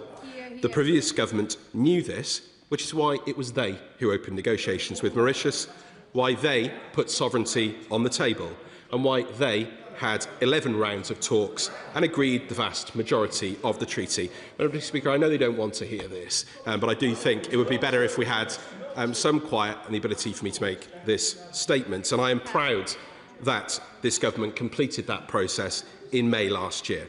The Diego Garcia Treaty puts the base on a secure legal footing for the first time in decades. It gives us complete operational freedom and puts in place important safeguards to protect it from outside threats. In short, the treaty assures the continued contribution of the base to UK national security and the security of our allies for generations. The Diego Garcia military base was founded as a jointly operated base by the UK and the United States. It is one of the foundation stones on which our close defence and security partnership was built. And of course, Madam Deputy Speaker, the previous government knew this, which is why, as I said, they took the action to start the negotiations when they did. For this reason, Madam Deputy Speaker, the treaty to protect the base was negotiated in close coordination with the United States under both this and the previous United States administrations. The treaty was tested thoroughly at all levels of the United States system under 2 administrations and found to be robust. Throughout this process, we have also been clear that we could not let the treaty enter into force without US support, and we had that support when it was signed and consistently since.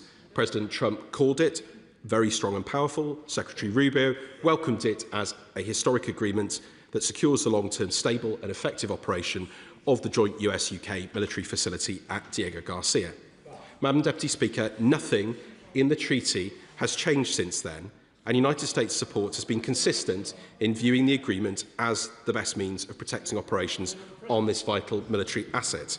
However, in recent weeks, the position of the United States President appears to have changed, and this means that in practical terms it has become impossible to agree at political level an update to the 1966 UK-US agreement concerning the availability of defence purposes of the British Indian Ocean Territory, known as the Exchange of Notes, which is also necessary in order to ratify the treaty.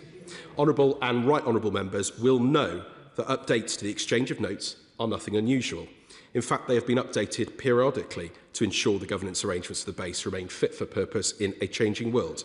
They were updated previously in 1972, in 1976, in 1987, 1999, and were rolled over in 2016. They now need a further update in light of the Diego Garcia Treaty. We have debated this previously in this House, and I know my counterpart, Baroness Chapman, has similarly discussed it in the other place. Madam Deputy Speaker, officials from the Foreign Commonwealth and Development Office and from the Ministry of Defence have been working with United States counterparts over many months and made excellent progress in updating this agreement. I can confirm that a finalised text was agreed at official level and is ready for political clearance and signature. But due to those new comments that I referred to, this process will obviously not now proceed on the previously agreed timeframe. And due to the delays in agreeing the exchange of notes, the Diego Garcia bill can therefore not complete its passage this parliamentary session and cannot be carried over due to its advanced progression through Parliament. The government nevertheless remains confident that the Diego Garcia Treaty is the best means of protecting the full operation of the military base for future generations for us and our allies. We will continue to work with the United States on the agreement and the way forward, and we will continue to engage closely too with Mauritius. Madam Deputy Speaker, in parallel to these geostrategic developments, there is also, of course, the human story, and I refer, of course, to the Chagossians, rightly raised by many honourable and right honourable members, who were removed from the archipelago in the 1960s and 70s. And the government, as I have said on many occasions, deeply regrets the manner of their removal, and we remain committed to building a relationship with Chagossian communities that is built on respect and an acknowledgement of the wrongs of the past. The delay to the treaty will be sad news to many Chagossians, although I accept not all, who rightly see it as the only viable means to a sustainable programme of resettlement which Mauritius would be able to implement under its terms. And we also want, as I've said on many occasions, Madam Deputy Speaker, to see the recommencement of the programme of heritage visits, which we understand are so important to Chagossians, particularly for older generations. Madam Deputy Speaker, these are times of great uncertainty and acute risk to British interests. Our security and prosperity are under threat at home and overseas. And this is a moment for calm and considered reflection, not cheap political point scoring by opposition parties. Well, they're just proving this very point, Madam Deputy Speaker. They are absolutely proving this very point, Madam Deputy Speaker. They would put that security at risk and play reckless games. The threats facing the future operation of Diego Garcia base are real, as the opposition well know, and the Diego Garcia Treaty remains the best means of securing the vital military base on the island. And we will continue, Madam Deputy Speaker, to work with partners, including the United States and Mauritius, to protect our national security and that of our allies. And I commend this statement to the House. Shadow Foreign Secretary Priti Patel. Thank you, Madam Deputy Speaker. And let me just start my remarks by saying that the Minister today has done the right thing by coming to the House to give this statement and to absolutely not be dragged here through an urgent question, but state the factual and accurate position now that this treaty is not going to go forward. But of course, Madam Deputy Speaker, he has been once again left carrying the can for the Prime Minister's epic failure of statecraft. Labour's Chagos surrender has been wrong from the start. And instead of making excuses, the right thing to do would have been to tear up this dreadful treaty and commit to keeping Chagos British. The news that the ratification of this treaty is now done and dusted is a humiliation for the Prime Minister and this government. And let's be clear, this Labour surrender treaty is Labour's mess. And as the House knows, within days of coming to office, the Prime Minister's top foreign policy priority was to exceed the wishes of his left-wing lawyer friends and surrender the Chagos Island at an enormous cost to British taxpayers. He met the Mauritian Prime Minister, appointed Jonathan Powell to conclude negotiations, and rushed and blundered into this treaty. They inexplicably announced it to the world just before Mauritius went to an election. And then when the Mauritian government that they agreed the deal with got kicked out, the new Mauritian government, guess what, demanded more concessions from Britain. And Labour rolled over and got eaten for breakfast. They put one of our most important defence and security assets at risk. They compromised the special relationship with the United States. They ignored and betrayed the wishes of the Chagossian community. And they were prepared to hand over £35 billion of taxpayers' money to lease back a land that we own. And then they went ahead with the deal before receiving the critical exchange of notes from the United States. And having been to the United States myself recently, I'm not in the least surprised that the administration has stopped this deal. They can see what we have been saying for a long while. And it's the Conservatives who have opposed this Labour deal at every turn. And while Labour has spectacularly failed to defend British sovereignty, and Reform have gone from suggesting that we sell the islands to the US to suggesting that we give it to the Maldives, the Conservative Party has been effectively scrutinising and opposing this surrender every step of the way to make sure that we keep Chagos British and we protect our sovereignty and our taxpayers. It's Conservatives who've exposed the full £35 billion costs of this deal. It's Conservatives who've dismantled Labour's outrageous and offensive narrative that those who oppose the Chagos surrender are siding with British adversaries and instead brought forward the major security concerns about this deal and exposed the fact that Mauritius is deepening partnership with Russia, China and Iran. It's Conservatives that have been pressing the government for months on its totally inadequate answers about why the anti-nuclear Pendalaba Treaty would apply to Diego Garcia. And it's Conservatives who've been supporting the Chagosians every step of the way and giving them a voice and speaking up for them. Our questions and debates in this House and in the other place have led Labour to account and forced them now into this position today. But while this surrender and this whole process now has been ripped up, I do want to ask the Minister some fundamental questions. The Mauritian government has announced that the UK delegation is going to Mauritius later this month. Will the Minister tell us who is going and now what is the purpose? What will they be negotiating? Is there a new timetable? What is actually going to happen? We also know that Mauritius has budgeted to receive the surrender payments from the British government. So can the Minister confirm that no payments will be made to Mauritius as a result of what he has announced today? And will the Labour government commit to spending the money they were planning to ship to Mauritius on boosting defence spending at this critical time, which is exactly what the British taxpayer wants, the purpose for which should now be clearly allocated to this fundamental resource? Can he confirm in no uncertain terms that for as long as the US opposes this deal, Labour will not seek in any way to reinstate this? And on the Chagosians, if the islands stay British, is it the government's intention to look at resettlement options? And will he rule out any new legislation coming forward next session, even if it isn't in the King's Speech, so that the surrender treaty cannot become operable? The only bill that the government should be taking forward now in the next session is my original bill to make sure that Chagos remains British. Minister. Well, Madam Deputy Speaker, I will start with a thanks to the Honourable Lady. She's rightly scrutinised many different aspects of this over many, many months, and I have come dutifully to answer many of those questions. I've met with her privately, and this has been scrutinised by many committees, and it was the right thing to do to update the House today on this development, and I'm glad that she acknowledges that point.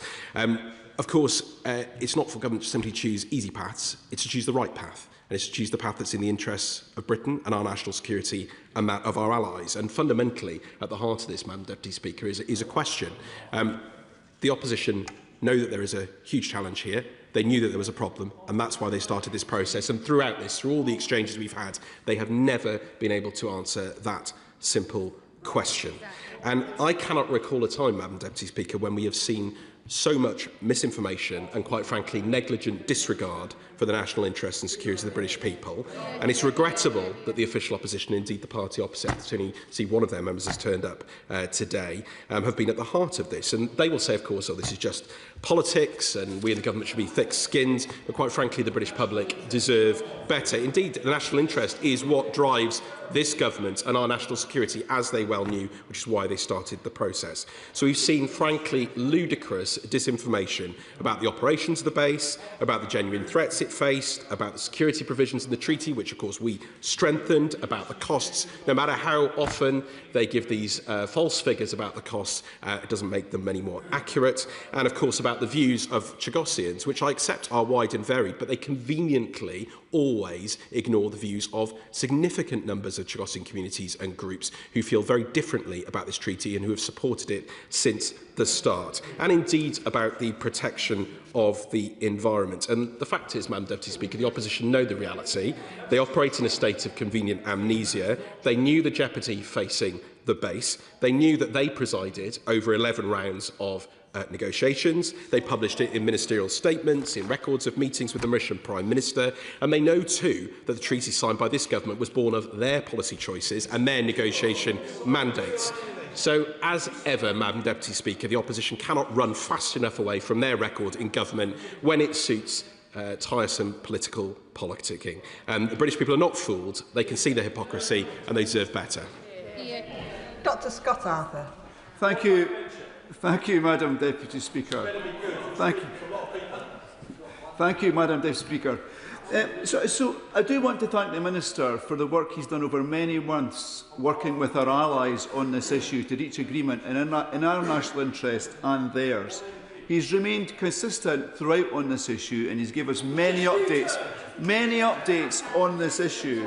I wish I could say the same about the opposition. Their short memory, their flip-flopping and their complete disregard for national security is very similar to the position they've got themselves into with Iran. Very, very similar. They're laughing in the face of real threats to our national security. But can the Minister explain? I'm actually quite concerned because it seems to me that the status quo isn't in our national interest. And without a treaty, what does that mean for the long-term access to this base for ourselves and also for our allies? Well, Madam Deputy Speaker, my honourable friend sets out the fundamental issue here, which of course is the risks to the operation of the base, which the opposition knew all along. It's why they started this process, and which we have responded to with this treaty that protects our security and that of our allies. I'm not going to speculate about the coming of those risks, but we know that we need to put this on a secure footing. We know that the treaty was the best way to do that. We know that this was agreed under 2 administrations across the United States in an interagency process. We continue to believe that it is the right way forward, and we will announce our business in the usual way. Liberal Democrat spokesperson Dr Al Pinkerton. Thank you, Madam Deputy Speaker. And can I genuinely thank the Minister for this statement today, for the advance sight of this statement and for his long engagement with me on these issues. The process for negotiating this treaty has been, I'm sorry to say, utterly shambolic, from its beginning under the previous government to its demise under this one. As the government shelves a gallant gentleman from a sedentary position says, why did we finish it? I'm sorry to tell him they didn't. There is no evidence at all. There is no evidence at all that this statement was finished by the previous government. But as this government shelves this legislation, it must now reckon with the litany of failures that have plagued this process. Specifically, its inability to secure fundamental legal guarantees from the US through the necessary exchange of letters. Its reluctance to adopt measures which would enable genuine parliamentary scrutiny over the planned vast sums of money that would be sent to the government of Mauritius. And its willful reluctance to work with or to secure the rights of Chagossians, including but not limited to the right of return to the Chagos Islands. Aside from the government's apparent ignorance of the legal prerequisites for the passage of this treaty, the most objectionable aspect of this process has been the woeful engagement with the Chagossian community. The British state has long denied Chagossians a meaningful say in their own future, and the provisions of this treaty shamefully failed again to affirm those rights. So if this treaty ever does return to this House, the government would do well to observe and understand the amendments submitted by the Liberal Democrats in the other place, securing genuine rights for Chagossians and helping to buck the historic trend of that community being left out of the decisions about its own future. But I only have one very simple question for the Minister. Given that the government has now abandoned its proposed deal with Mauritius over the Chagos Islands, can the Foreign Secretary set out what this means in practice for the long-promised right of return for Chagossians? Will the government now commit to supporting resettlement under continued UK sovereignty? And if so, how does he assess the implications of that return for the evidential and legal basis underpinning the 2019 ICJ advisory opinion? In conclusion, Madam Deputy Speaker, British citizens physically located on the islands would constitute a resident population who would be very difficult to remain. Minister. Well, thank you, Madam Deputy Speaker, and I thank him for his comments and his continued engagement in good faith throughout this process, and I can assure him that in due course we will obviously return to the issues that he and I and his honourable and right honourable colleagues were discussing with us and the concerns they expressed in amendments in this place and indeed in the other House, and I can absolutely assure him of that. But I have to, of course, reject his assumption that this is somehow met with demise. It's not been abandoned, and we have always been clear about the need to have the agreement on the US-UK exchange of notes. Indeed, I refer him to the comments of my honourable friend in the other place on the 18th of November, where Baroness Chapman said very clearly, and I quote, "Before the UK can ratify the treaty, we will need to do the following: pass both primary and secondary legislation, update the UK-US exchange of notes, and put in place agreements on the environment, maritime security and migration." We have been always clear about the processes that needed to be followed in parallel here. It's regrettable to us that obviously there has been a delay, that we've run out of time in this parliamentary session, but the facts have not changed in the need for this treaty or indeed the need for the different processes and legal provisions to be brought in place. He rightly raises the concerns about the Chagossians, and he and I have discussed these on a number of occasions. Of course, we have engaged extensively with Chagossian communities. There are a range of views in the community. There will be many Chagossians who will be deeply disappointed by this delay in the treaty, not least for the very reason that he refers to, which is that we believe that this is the best route under Mauritius's guidance to lead to resettlement. And of course, I want to re-emphasise our commitment to restarting at an appropriate time those heritage visits that are so important. He'll understand why the current situation does not allow that to take place, but we will obviously seek to do that at the earliest opportunity. We know how important it is, particularly for those heritage reasons, to do so. Sir Ian Duncan-Smith. Mr. Speaker, I think always the test of a bad bit of legislation is when you see carte blanche Henry VIII powers inside a very thin and flimsy piece of legislation, and granting, therefore, the government the right to do anything it liked with the bill, even after it had passed. So that made it a dog of a bill. But now the government's come to either pause it or whatever they call it, return it or U-turn it. Can I just take the government back, the right honourable gentleman, back to the statement he made about the Chagossians? Because right at the heart of this lies their rights over this. And I will say that he talked about them wanting to come to some conclusion about their ability to return to the islands. So could you perhaps answer me, within all of that, why then, when the Buyout Supreme Court's ruling that Section 9 of the 2004 order in Council that barred the right of abode to Chagossians was illegal, why have they then mounted an appeal against that to ensure that they are illegal if they go to their islands? Does he think the Chagossians have no right to go to the islands, or they do have a right? Which is it, if he could answer? Minister. Well, he's clearly familiar with the history on this. He'll know the judgments in the courts of England and Wales on this matter on the right of abode. I'm not going to comment on ongoing legal proceedings. Safe to say that we were disappointed by the position that was taken, and our understanding is that Biota are appealing that judgment, and we have taken an interest in that matter. Ben Opsejecti. The Minister talks about convenient amnesia, but he didn't go back to discuss what the previous Labour government did. So, all the way back in 2008, Gordon Brown met with Navan Chandra Ramgoolam when he was Prime Minister of Mauritius for the first time and agreed to establish a dialogue about the British Indian Ocean territories. And the first official meetings took place in January 2009, Wednesday the 14th, to be precise, where the topic of sovereignty was discussed. So could the Minister outline, and I appreciate he might not have those details to hand, so he's welcome to write to me, could he outline exactly what discussions took place with the previous government all the way up to the end of their time at 2010 that set the conditions for the subsequent ICJ appeal that Mauritius put in following that discussion? Minister. I'll happily write to him on this matter, but what I am absolutely clear about, Madam Deputy Speaker, is that it was his government, when they were in government, who started the process of negotiations under the former Foreign Secretary, the member for Braintree, who conceded the principle of sovereignty, conceded a financial element, and of course actually didn't put in place some of the key security provisions which we were able to secure in these negotiations. And I will happily write to him. Richard Ford. Madam Deputy Speaker, the US Navy began a blockade of Iran at 2 p.m. this afternoon. Has the US been granted permission by the British government for the use of the deepwater port at Diego Garcia as a staging post for the imposition of that blockade?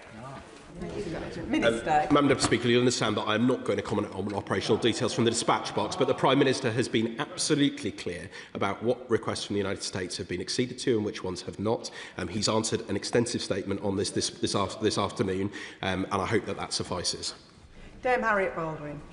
Thank you, Madam Deputy Speaker, and thank the Minister for confirming that this Parliament has not ratified this treaty.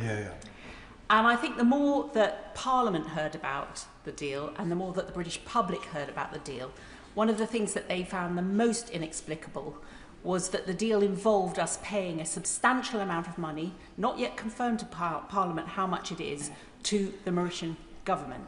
So could the Minister confirm from the dispatch box today that because Parliament has not ratified this deal, he will not be paying any money to the Mauritian government? Well, she asks an important question, and to be fair, the Shadow Foreign Secretary asked this question as well, and absolutely I can confirm that in relation to the costs associated with this treaty, they cannot be paid without the treaty being passed, with the relevant legislation being passed. So she's absolutely right on that point. But what I will say is that there has been willful misinformation from a number of quarters on the costs associated with this deal. We published the forecast costs at the time that we presented the treaty and the methodology used. We've answered questions on it many, many times, and the fact is that the costs associated are simply not as being presented by the opposition front bench or indeed other parties in this place, and they represent, compared to, for example, what France pays for its base in Djibouti, this is 15 times larger, immeasurably more capability, and we are not going to scrimp when it comes to the national security of this country. Stephen Gethings. Deputy Speaker, another day in this Parliament, another chaotic U-turn. Can I thank the Minister for being the latest to make the long walk from number 10 over here to announce said U-turn, and also thank the one solitary Labour MP who could be encouraged to stand up for the government. Now, whereas I accept the Tories made a mess of this, I have to say that the excuse given by the Minister that Donald Trump's unpredictability was something that could not be foreseen is something that people will find very difficult to believe. On that lack of foresight, this is a serious issue, and I know the Minister treats it seriously. So will he tell us how much money has been wasted on this so far? What are the implications in terms of national security? And what are the implications in terms of the international rules-based system and the rights of the Chagossians who've been caught in the middle of this sad, sorry mess? Minister. Well, he raises many, many issues there. I mean, the situation is clear for all to see. I've set out why it's not able to make the progress that we'd hoped it would make in this parliamentary session. But the merits of the deal, the need to secure the base for us and our allies stay unchanged. As I said, we're not going to scrimp on national security. When it comes to these capabilities, we will do what is right and in the interests of the British people. Sir Bernard Jenkins. Thank you, Madam Deputy Speaker. Can I congratulate the Minister for so valiantly trying to explain the inexplicable and to reconcile the irreconcilable. And I don't want to detain the House by quoting the whole Monty Python parrot sketch, but this is now an ex-treaty. It is no more. It has shuffled off its mortal coil. But coming back to the Chagossians, why can't they just honour what the court has decided about the right of return, and why are they now trying to frustrate the survival and safety of the Chagossians who have returned, taken there by my good friend, former Conservative MP Adam Holloway, who has organised this expedition, despite the government. And why is the government now mounting operations and sending police officers and customs operators to try and frustrate safety equipment going to the expedition on the Chagossian to support the Chagossians?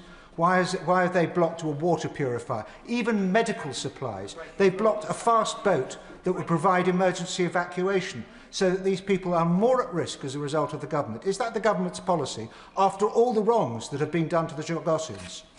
Minister. Well, I have a lot of respect for the right honourable gentleman, but he is simply wrong on this point about the Chagossians.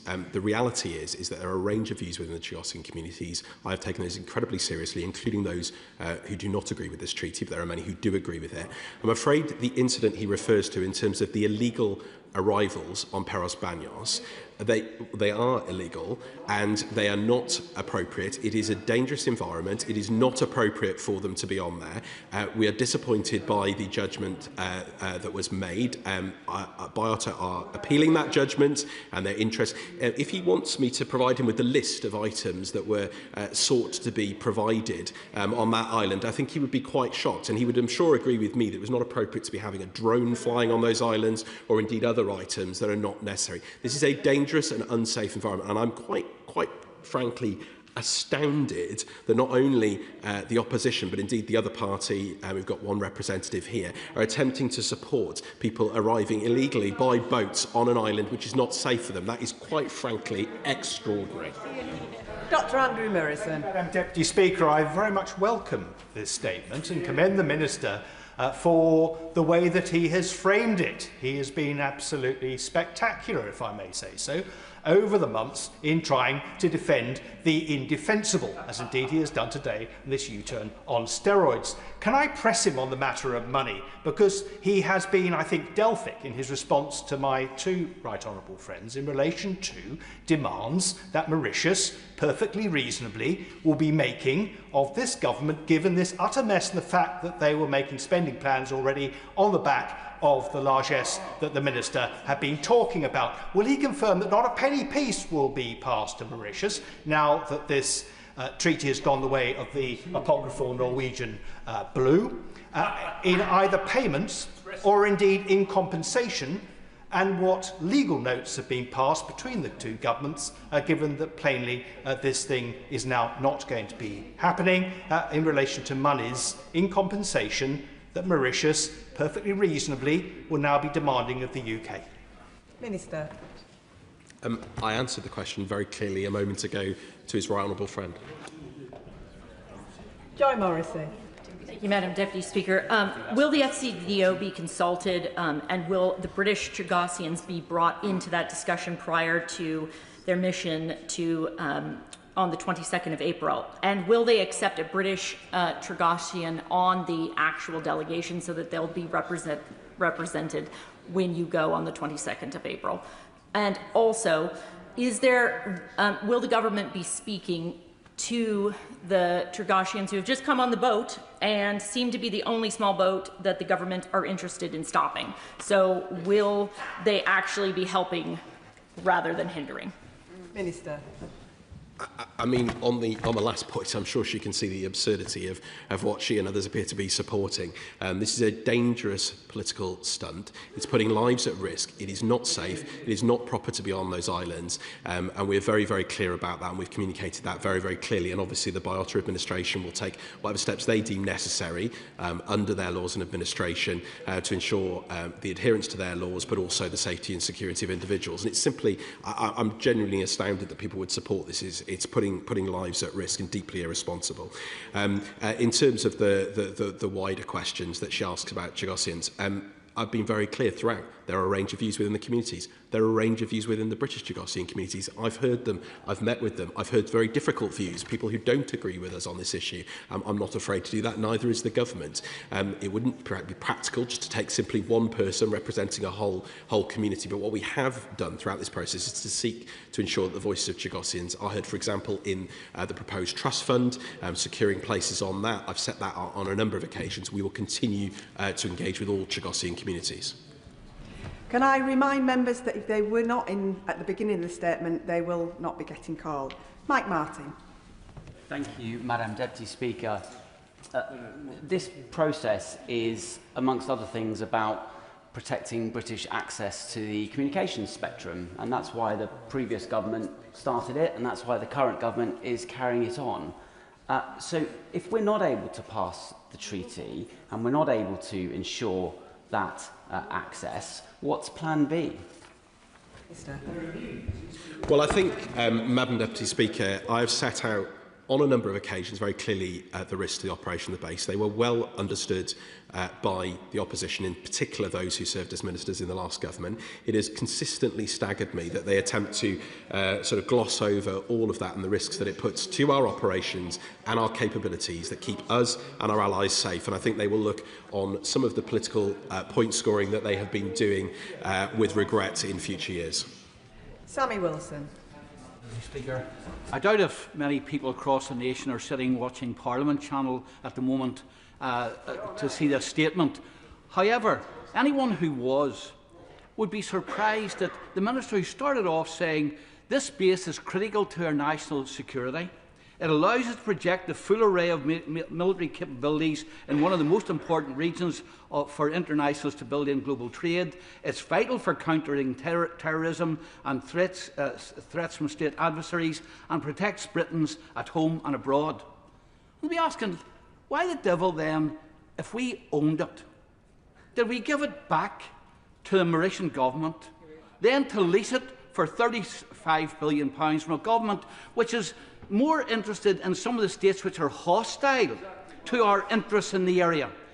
Does the Minister not agree that the nation, if they're listening to this, will be totally confused, or else think that this government must be the one of the most incompetent governments in being? Minister. No, I simply must thoroughly disagree with what he has set out. Our national security and that of our allies has been paramount in putting this treaty forward and this deal to secure the Diego Garcia base, not only for us but for our allies, for Five Eyes partners. That's why they all welcomed it. It's why it's gone through extensive processes in this country, in the United States, with other partners. I will not apologise for that. The duty of this government is to protect the people of this country and our partners and our allies. That is exactly why we have proceeded on this basis and why this treaty is needed. Simon Harr. Speaker, two questions to the Minister, if I may. Can I welcome the retreat from this bill and this deal? It ill-served the taxpayer and our national interest. My first question is the government now officially withdrawing the bill rather than merely pausing its passage? And the second is, he was very clear in earlier questions that no payment would be made under the treaty to Mauritius. Can he confirm that there will be no goodwill payment, ex gratia payment, or any payment made to Mauritius outside of the treaty, effectively as a way of saying sorry? Because frankly, we have nothing to say sorry for. Minister. Madam Deputy Speaker, the honourable gentleman who I have affection for, he understands the procedures of this place. He understands that the bill is going to time out because of the upcoming prorogation. Can't be carried over because of the progress that it's made during this session. We understand the procedures around that. It's disappointing that we saw so much game playing, particularly at the other end of this building around it. And that is the position. I've set out the position on the costs. Danny Kruger. I very much welcome the government's withdrawal of this bill. I have two questions about the future commitment of this country to the Tregosian people and to the Chagos Islands. The first is with respect to any future constitutional change. Will the government commit that if there is to be any constitutional change to the status of the islands, that the Tregosian community here in the UK is given the chance to express its view in a referendum of that community? And secondly, with respect to the heroic landing by my new friend, Reform member Adam Holloway, who made the brave journey to Reform, and also went to the Chagos Islands with a group of islanders. Can I remind the Honourable the Minister that those people were forcibly removed from their homes by a Labour government in the 1970s? The infrastructure that they left behind is now descending into jungle. Why will not the government recognise that they do have a right of abode there? And why is the government frustrating the very legitimate efforts of philanthropists to support them to re-establish their community? Again, I am genuinely shocked, Madam Deputy Speaker, that the honourable gentleman would be supporting a reckless political stunt of this nature, indeed his party as a whole, promoting arrival on an island that is not suitable for human habitation, where lives are at risk, and they would support and encourage people to be put in that position, I think is quite frankly shameful, and quite frankly, again, absurd in terms of their commentary on many other issues in this matter in relation to irregular migration. I just find it absolutely astounding. So I'm really not going to take any lessons from him. Lincoln Jock. Thank you, Madam Deputy Speaker. Can I thank the Minister for his statement today? There have been many discussions over the amount of money that was going to be paid and discussions over the methodology, how it was come to, and I'm prepared to park those on the basis that provision has indeed been made in the government's budget lines to pay for this treaty, which is now in abeyance. And so for the period of time that it is in abeyance, would the Minister be able to tell us that 100% of that amount that would have been paid to Mauritius will now go into the defence budget and pay for hard power? Minister. Madam Deputy Speaker, he well knows that I am not a part of the Treasury team. It's not to me to respond to these points. Obviously, in the interim, we remain responsible for the administration of BIOT. BIOT administration does, and of course the long-standing arrangements between us and the United States regarding to the operations, the crucial operations on the base. And he knows, as I've set out on many occasions, Madam Deputy Speaker, the priceless value of the capabilities there. That is why we set out this treaty and this deal is the best way to secure those capabilities. Jim Allister. The Minister was asked a very precise question by the Honourable Member for North Dorset, and it was this: quite apart from any monetary obligations under the treaty, outside of those obligations, will a single penny be paid to Mauritius going forward? That's a very simple question. It's nothing to do with the treaty. The treaty's gone in that sense. But outside of any obligations that were under the treaty, will there be a single penny paid to Mauritius? Surely the Minister can answer that rather than continue to dodge it. We have relationships with many different countries around the world, including through our ODA programmes, through different multilateral programmes, through our investments, through all sorts of things that are in the British national interest. But what I can assure him is that the costs associated with this treaty cannot be paid without the treaty. I've been very clear about that from the beginning, and he can impugn all he likes, but that is the facts. Jim Shannon. Thank you, Madam Deputy Speaker. I thank the Minister very much for his statement, and he has outlined the reality of where we are today, and I think it's important that we do understand what that means. The Minister has also made clear the feelings of where we are, but can I ask the Minister this: how those Circassians who asked us to retain the island control due to the human rights consideration and other issues, and whilst the future of the treaty is uncertain, what will Government and the Minister do to engage with those who are disenfranchised and uncertain due to the treaty failure? Minister. Well, I thank my honourable friend for his question. Of course, we will continue to engage with Circassian communities. I'm absolutely committed to that, as I have been throughout, including those who disagree. But there will, as I said, be many Circassians who will be deeply disappointed by this delay. And I think it's important that their views are understood and respected, as well as those who oppose this treaty. And that concludes the statement. I'll just give the front benches a few moments to swap over for the next statement.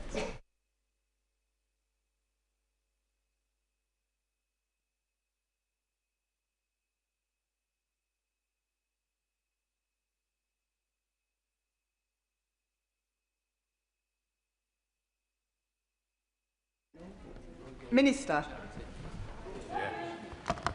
With permission, Madam Deputy Speaker, I wish to make a statement on North Atlantic activity. Let me begin by thanking the many members of our armed forces currently deployed in over 30 operations across the globe. Their efforts are often unseen by the British people, but they are always appreciated. They defend the very freedoms we enjoy. I agree. Last week, my right honourable friend, the Defence Secretary, revealed details of one such operation. While the focus of many has been drawn to the Middle East, UK armed forces, in partnership with our allies, have been deployed to deter increased Russian activity that we have seen and witnessed in the Atlantic. The specific operation involved a Russian Akula-class submarine and a concurrent deployment of 2 specialist submarines from Gugi, Russia's main directorate for deep-sea research. Last November, the Defence Secretary outlined to the House how Gugi vessels, including the spy ship Yantar, are directed by President Putin to engage in hybrid warfare, activities against the UK and its allies, specifically around critical undersea infrastructure. Their mission is to survey pipelines and cables during peacetime and then potentially, if required, sabotage in conflict. In response to the Russian subsurface activity, the Defence Secretary deployed a Royal Navy warship and a Royal Air Force P-8 aircraft alongside allies and partners to ensure the Russian vessel was monitored during every phase of their operation. The Akula subsequently retreated home, having been closely tracked throughout, and we continue to monitor the 2 Gugi submarines when they were in around UK waters and, of course, beyond. Our armed forces left them with no doubt that they were being monitored, that their movements were not covert as planned, and that their attempted secret operation had been exposed. The 2 Googie submarines have also now left UK waters and headed back north, and this operation, which lasted more than a month, has now concluded. Madam Deputy Speaker, in often treacherous conditions, our pilots racked up over 450 flying hours, our frigate sailed several thousand nautical miles, 500 British personnel were involved in the response, and I know the whole House will join me in paying tribute to every single person involved. Madam Deputy Speaker, we exposed this military operation undertaken by Russia for 3 key reasons. Firstly, to send a message to Putin that he failed to remain covert and that any attempt to damage critical national undersea infrastructure will not be tolerated and cannot be denied. Second, to demonstrate that even with significant capabilities and personnel deployed in the Middle East, we will always do what is necessary to protect our homeland. And third, to highlight a significant operation carried out by our armed forces, who once again met this challenge with a characteristic determination and professionalism we all know too well. Madam Deputy Speaker, this operation reminds us why the seabed matters, especially for the island nation of Britain. It connects us to everything, and that connection is sustained beneath our waters without interruption through a vast network of cables and pipelines on which much of our way of life relies. Much of the gas that heats our homes, 99% of international telecoms and data traffic, trillions of pounds of global trade each day. And because the seabed matters to us, it's also a prime target for our adversaries.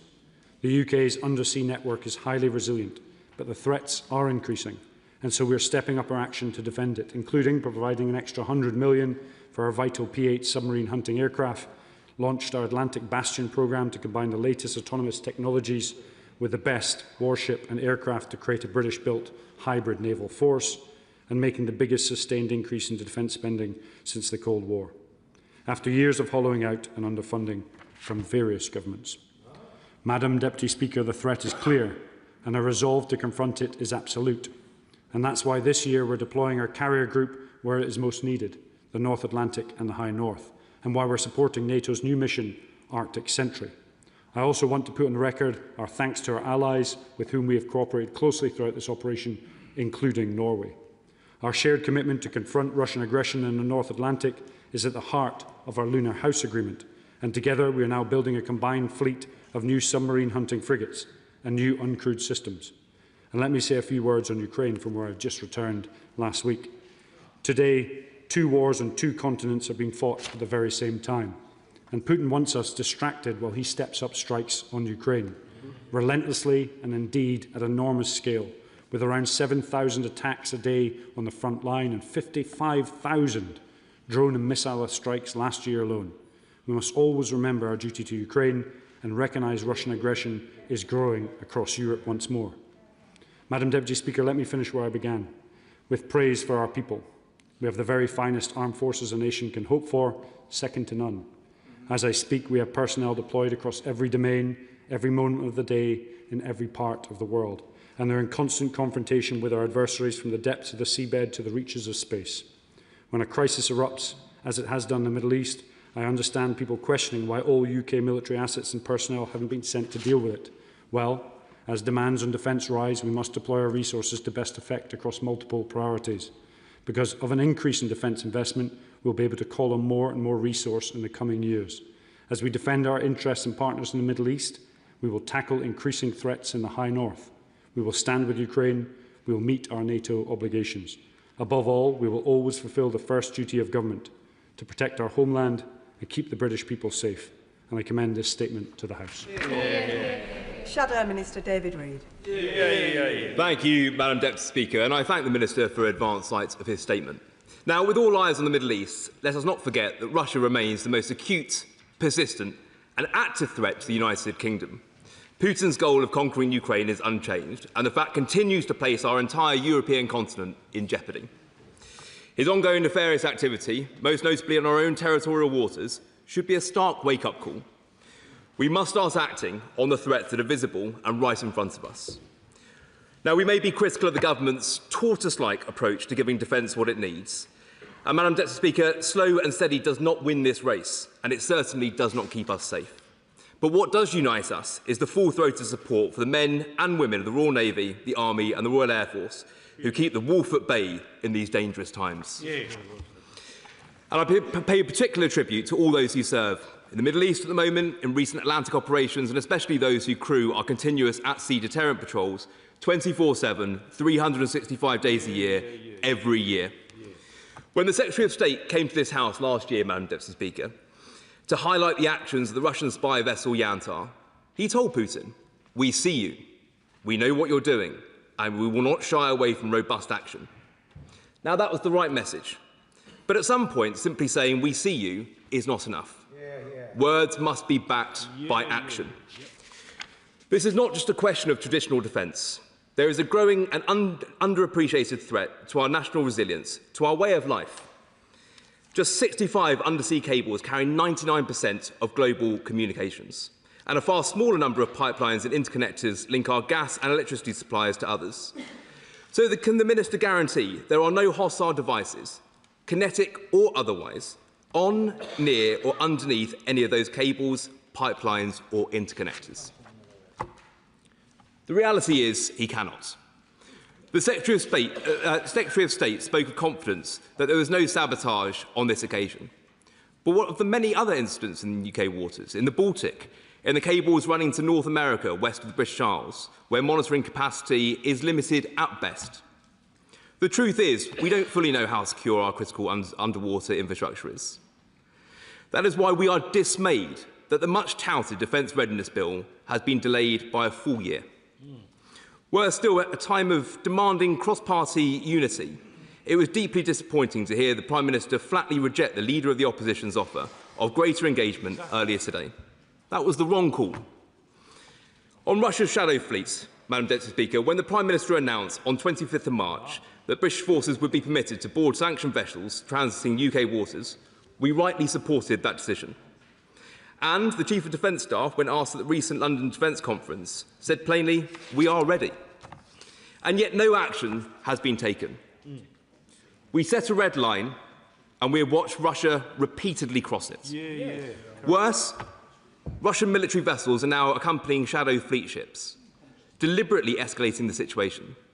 Madam Deputy Speaker, this is deterrence in reverse. The Minister and I know better than anyone else in this chamber the very real challenges of boarding vessels at sea and the serious legal questions surrounding what happens to a ship and its crews once the decision is made to seize them. These are the same challenges that I faced personally while serving in the Royal Marines boarding pirate vessels off the coast of Somalia. Back then, those legal and logistical hurdles were just as real, but it was clear that the global economy was being directly impacted by piracy, that we had to act, and we found a lawful way to do so. So why can't we now, when the situation is far more grave? Now, it's been reported that the Attorney-General has denied the legal basis for interdiction. If that's the case, I ask the Minister directly, what is the current position of the government? And can he tell this House how many sanctioned vessels have transited UK waters unchecked? Russia is brazenly moving military supplies through our own waters. That must be met with robust action, not statements. To conclude, Madam Deputy Speaker, today's statement is a start, but only a start. And it's clear the government is not moving fast enough to deter our adversaries. Deterrence requires capability, and capability requires funding. Now, I know the Minister has not had sight of the Defence Investment Plan, but I can at least tell the country when it will be published. 7 months delayed, this is simply becoming a farce. Does he agree with us and the Defence Select Committee that this government must commit to 3% of GDP on defence within this Parliament, not the next? Now, the Conservatives have already identified saving, delivering over £20 billion in additional defence spending. We want to go further, and we renew our offer to work across the aisle to find them. Because the choice is simple. If we are serious about deterring Russia and other hostile states from the High North or our overseas bases, then we must reach 3% on defence now, not later, and give our armed forces the resources they need to keep us safe. Minister.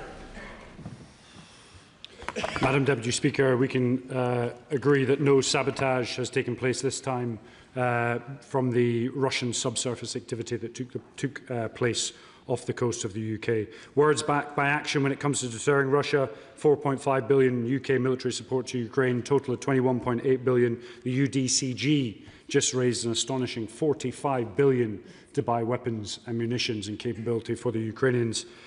The MOD stands ready to board any vessels that meet the criteria. There's a lot of misinformation out there. What I would also say is very expensive frigates escorting every vessel at such range is putting significant demands on the Russian fleet and is also degrading their capabilities.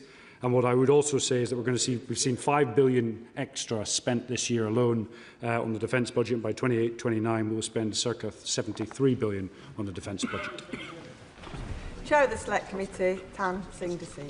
Thank you very much, Madam Deputy Speaker. And to increase public awareness about the growing threats that our nation faces, I thank the Minister for his statement and indeed the Defence Secretary's public statement. And on behalf of the Defence Committee, I want to pay tribute to all our armed forces personnel involved in disrupting the Russian activity around our critical undersea infrastructure. Madam Deputy Speaker, this incident also underscores the growing threats that Russia poses and also the need to increase defence investment now and the need to finally publish the Defence Investment Plan. But turning to the incident itself, I take on board the Minister's words just now, but it has been widely reported, including publicly at the London Defence Conference, that Putin had explosives planted on our undersea cables. So, for the record, can the Minister confirm, were Russians involved in either sabotage or precursors to sabotage on or around our undersea cables? Minister. I'd like to thank the honourable friend for his questions. The reality is Russia failed on this occasion, and they failed because we exposed their activity, meaning that there was no way, shape or form they could deny their activity in the first place.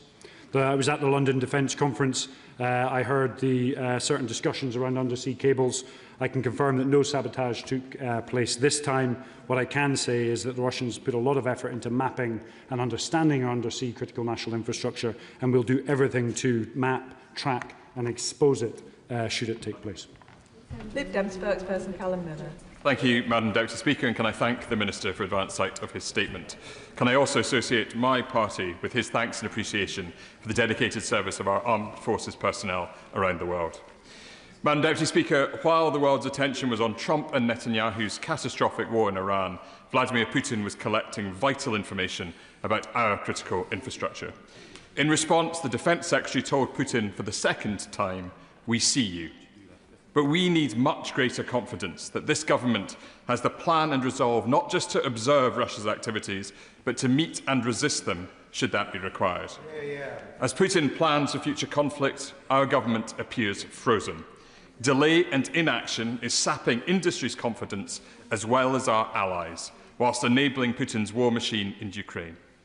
Madam Deputy Speaker, the government must remedy these failings as a matter of urgency. Our national security and the sovereignty of our Ukrainian allies demand it. So I'd like to ask the Minister, will he commit to publishing the Defence Investment Plan before the House prorogues? And will he publish a plan to raise £20 billion in defence bonds to be spent on urgent projects, including rebuilding our naval capabilities, which are critical for protecting our undersea infrastructure? Madam Deputy Speaker, the Minister rightly highlighted Russia's continued assault on Ukraine. Peter Magyar's spectacular victory in yesterday's Hungarian elections should unlock European financial support to Ukraine. At just the same time, Donald Trump authorised a suspension of sanctions on Russian energy assets. The government cannot allow this opportunity to slip. So will the Minister work with EU partners so the UK's £30 billion share of the frozen Russian assets in Europe can be sent to Ukraine's defence alongside the promised €90 billion from the EU? And will he work with colleagues across government finally to put an end to the scandal of UK companies providing maritime services for the export of Russian oil, gas and coal? Minister. Madam Deputy Speaker, I'm glad this government took a defensive stance on Iran. We were clear we didn't have a legal mandate, there wasn't a plan and there was no clear end state. And I think if you're going to put people in harm's way, you need those three things before you can do so. Whilst the Defence Investment Plan has not arrived yet, 5 classes of ship or submarine are in order or on build just now, 13 frigates in order, 8 Type 26, 5 Types 31, which is a collaborative effort to ensure our maritime capability is fit for purpose as we move forward and as those threats diversify and indeed increase, in particular here in the High North. Learning the lessons from Ukraine, ensuring we have the best autonomous capability, and our Atlantic Bastion platform is moving in the right direction. We have worked exceptionally hard, and the Foreign Office are pushing as well to sanction thousands of individuals within Russia, companies and, of course, vessels as well, to reduce the illegal flow of resource coming back into Russia, which is funding that illegal and brutal war waged by Putin on Ukraine. Matt Weston. Thank you, Madam Deputy Speaker, and thanks to my right honourable friend and gallant friend for the statement. GUGI's been at work really since the 1960s, as I understand it. Been doing extensive mapping for quite some time. In our report, the Joint Committee on National Security Strategy, we came up with a great many recommendations that he'll be more than familiar with. When it comes to the Defence Investment Plan, can I just bring his focus perhaps, to one particular element of the recommendations, which was about a sovereign capability for repair ships. So would he just promise either to look at that or agree to meet with me to discuss? Minister. I'd like to thank my honourable friend for what is a really focused question. We've been watching the underwater research programme for years now. We understand exactly what they're up to and why they're up to it. They understand some of the, I wouldn't say weaknesses, but vulnerabilities that sit in the West, and they are trying to identify it and indeed threaten it at a point in time of their choosing. I also recognise the report that was written around sovereign capabilities to fix cables. We're working with industry and partners, and of course we have a multitude of capabilities within defence that can support those types of operations that may need to take place should anything happen to our undersea cables. Jamie Stern. Thank you very much, Madam Deputy Speaker. I am delighted that the Minister has made the statement he has this evening, because I have raised this issue a number of times in this place. My constituency looks directly at the High North, and it's off the coast of my constituency that this Russian activity has taken place. Let's make no mistake about it. And my constituents find this deeply, deeply worrying. The point I want to make, Madam Deputy Speaker, to the Minister is this, is, as he has himself admitted, we only have so many surface ships. They are based mostly in Devonport and Portsmouth. The sailing time from the south of England to Orkney, Shetland or my constituency is a matter of days. And we have to move very, very fast in this situation with Russia. And let's remember history. Before the First World War, Winston Churchill and others took the decision to relocate part of the fleet to Invergordon and to Scapa Flow in the Orkneys. I want to press the Minister, are we quite certain that we are basing those surface ships that we have at present, and we hope we'll have more, in the correct position where they need to be to keep a close eye on the High North and to protect our vital strategic interests? Minister. I'd like to thank the honourable member for what is a really focused question. Part of this problem set is around looking at early warning to when systems appear either in our waters or close to our waters, or indeed close to any critical national infrastructure. That's a multi-domain operation ranging from space all the way down to other intelligence assets that give us very early warning of what is happening, where, when and why, and allows us to pre-position capabilities to meet them, or indeed ensure we can understand exactly what they're up to and therefore put in a operation to deter it if required. Derek Trigg. Thank you very much, Madam Speaker. I was in Latvia at weekend, and they very much know what the threat is from Putin and the Russians. And can I thank the Minister for his statement? What's clear, and what's been helpful in the way this has been described in public, but what's clear is we need to do a lot more to explain to the British public what the threat is and how it's getting worse from the Russians. Not least if we are to increase the defence expenditure, which I've been advocating here for some time, and some tough decisions will need to be made. So we need to have a better programme of education and information to just demonstrate how serious a threat Putin and the Russians are to the security of this country. Minister. Madam Deputy Speaker, I completely agree. A more effective and well-understood communication education plan as to what those threats really mean to the population is essential. If I was to turn around to the population and say there was a cyber attack on Jaguar Land Rover, that would affect, and people would take notice in and around Jaguar Land Rover. If I was to say that half of the attack on Jaguar Land Rover cost half of the two-child benefit cap, it then resonates far greater across the nation. If I was to say there were over 10 billion of cyber attacks just last year alone, and that the MOD has seen a 50% increase in hostile state attacks, that starts to resonate. We need to ensure that narrative is continued to be communicated in the easiest way, but also that it resonates with every section of society. And I couldn't agree more. Dr. Andrew Morrison. Deputy Speaker, the backbone of our ability to detect Russian submarines over decades has been provided by our towed array patrol ships, from Leander right the way through to our increasingly decrepit Type 23.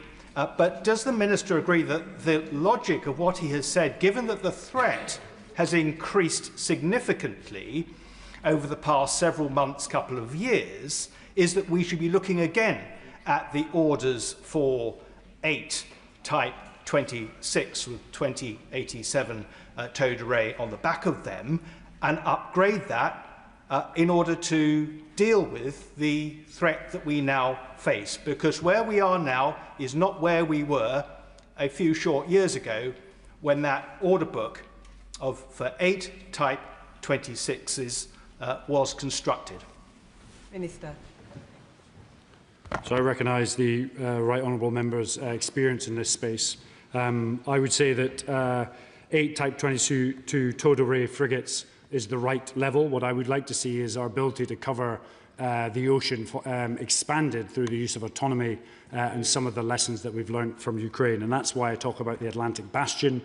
Major capability platforms matched with mass uncrewed systems will provide us a far more effective way to find, deter and indeed neutralise threats subsurface in the future. Jonathan Davies. Thank you very much, Madam Deputy Speaker. I join the Minister in thanking our armed forces personnel that identified this threat and allowed us to take the action which he has described. I note that real terms defence spending fell by 22% in the 8 years or so prior to 2017. It's this government that's turning that around with fresh investment and more cooperation with the sector. But we know our undersea infrastructure is vulnerable to a great many threats, and as we face threats on a number of different fronts, we mustn't lose sight of that. We do have a job, however, to explain to the British public why we need this investment. Can I encourage him to, when if we face a similar threat in the future, to make sure that the public understand this, because it's a choice that might mean we don't have the opportunity to spend in other areas of public life. I think we have a job to ensure that we communicate and educate the population all of the variety of threats, whether it be the threat posed by Russia and Ukraine, that threat emanating from the high north that comes into the Atlantic. A lot of people talk about us not having a front line with the Russians. The reality is we do. It sits in the North Atlantic. But that's not the only threats. There's also threats in influence space and, of course, in cyberspace, which we must compete with, but then also respond to contingency operations in the Middle East, Madam Deputy Speaker, which you've seen us do over the last 7 weeks. Lincoln Jopp. Thank you, Madam Deputy Speaker.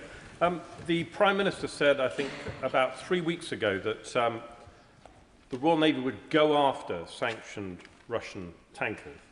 And yet, if the press reports are to be believed, those very same sanctioned Russian tankers have sailed with impunity through the English Channel. My question is, why haven't we done anything? Is there some legal bar or a practical bar when it comes to Royal Navy resources to mount interdiction operations in the English Channel? Very good. So, Madam Deputy Speaker, I have a lot of experience, as does the individual opposite, on boarding ships. The MOD is absolutely ready to go, but we must ensure those ships meet the certain criteria, and as soon as they do, they will be boarded and deterred. Chris Webb. Thank you, Madam Deputy Speaker. Does my honourable friend agree with me that whilst the government continues to rightly defend our people, interests and allies in the Middle East, we must never lose sight of the war in Europe and our determination to always stand with Ukraine during this conflict? Madam Deputy Speaker, I completely agree, and a key piece there is never lose sight. Over 1 million casualties Russia has taken, more casualties than America's took in the entire Second World War, 55,000 drones and missiles fired in the last year, thousands of tanks destroyed, and cities plunged into poverty, into the cold, with no lights, no hospital services across an entire nation. Why? All to support an individual's ambition to rewrite history and indeed rewrite the rules or international borders through the use of brutal force. Unacceptable. Ian Room. Thank you, Madam Deputy Speaker. Back in February, former Royal Navy officers and other expert witnesses warned the Defence Select Committee that although tapping an undersea cable is very difficult, they are vulnerable to sabotage, and more than 3/4 of the UK's natural gas is imported via undersea pipelines from Norway. Does the Minister agree, given Russia's attacks on Ukrainian energy infrastructure, doesn't the UK need to press ahead faster with the Atlantic Bastion initiative? And in light of recent defence budget pressures, can the Minister confirm whether funding levels are adequate to maintain long-term submarine detection and tracking capabilities? Minister. I respect the honourable member's insight into this, especially with his constituency. What I would say is Atlantic Bastion is moving forward fast. We're using some of the requirements and the needs also in the Middle East to see what we can test and trial, and we're pushing forward as fast as we can, taking those lessons from Ukraine and ensuring they're inculcated into the slightly rougher and bigger seas in the North Atlantic is an exceptional challenge, but we're moving forward as fast as we can to do it. And when combined with our Type 26 fleet between us, Norway and hopefully others, we will have one of the most effective counter-submarine fleets in the world. Alan Strickland. Thank you, Madam Deputy Speaker. It was a privilege recently to spend a week at Camp Viking with our Royal Marines, seeing firsthand their work they're doing to defend the High North. Would the Minister agree with me that it's clear strategically that the security of the High North and of the North Atlantic are intrinsically linked because of the sea lanes, the data cables and also the presence of the Russian Northern Fleet around the Kola Peninsula? And can he set out, as well as the carrier group, what else we'll be doing as a nation to protect the Arctic and our interests there and allied interests in order to diminish and constrain Putin's war machine, but also to protect access to the North Atlantic? Minister. So, as my honourable friend will know, we have the carrier group deploying up there, which will be a NATO exercise with a multitude of different assets attached, which will be running through all sorts of mission rehearsals, but also deterrent operations. On top of that, we've had international engagement with our JEF partners, and that will increase over time. And of course, we have 1,500 exceptionally effective Marines deployed in the High North, protecting our NATO flank and, of course, our allies and partners. Shabana Jenkins. Thank you, Madam Deputy Speaker. Can we be absolutely clear from his statement, which I very much commend for its candour and bluntness, that these two Guggy submarines have now left UK waters? They were carrying out hostile acts in UK waters. And I cannot believe that the MOD, or many people in the MOD, are happy with the limp-wristed response of the rest of the government to this episode. Has the ambassador been summoned for a public dressing down? Have we expelled any Russian diplomats in retaliation? Are we making it clear to our Russian adversaries that if they mess in our territorial waters, we will demand their immediate surrender and they should surface and be escorted to a British port, or we open fire, or at least fire a warning shot? Because just saying we see you is not going to be enough. That's not going to bother President Putin one jot. And he'll carry on doing exactly what he's doing until we're prepared to escalate ourselves and show we are prepared to deter what he is doing to our country. Minister. I can confirm the submarines were not within 12 nautical miles of UK territorial waters, and the Right Honourable Member will know the rules of the sea have whole sorts of rules and regulations around the use of force. What I would say is we have been watching and observing those vessels, and actually by calling it out and telling the world about exactly what they're up to reduces their ability to do something and then deny it and blame it on someone else, which in itself is probably the most effective deterrence that we've done. Luke Charters. Thank you, Madam Deputy Speaker. While the member for Clapton talks down our Royal Navy, I think the House today is united in praising the Royal Navy for their work to deter Russian activity at deep sea. Through Atlantic Bastion and with emerging defence SMEs, does my right honourable and gallant friend agree with me that defence companies should get the finance they need to be able to thrive and protect our deep sea assets? Minister. So I know my honourable friend is exceptionally passionate about this, as am I. I fully support our Royal Navy activity in the High North, but I also expect, as we move forward with big capability procurements, that SMEs get a fair showing to ensure that we can capitalise on some of the entrepreneurial spirit that is driving what is a technological revolution in Ukraine. We've done thousands of contracts, there will be thousands more, but we also have a really difficult challenge on our hands.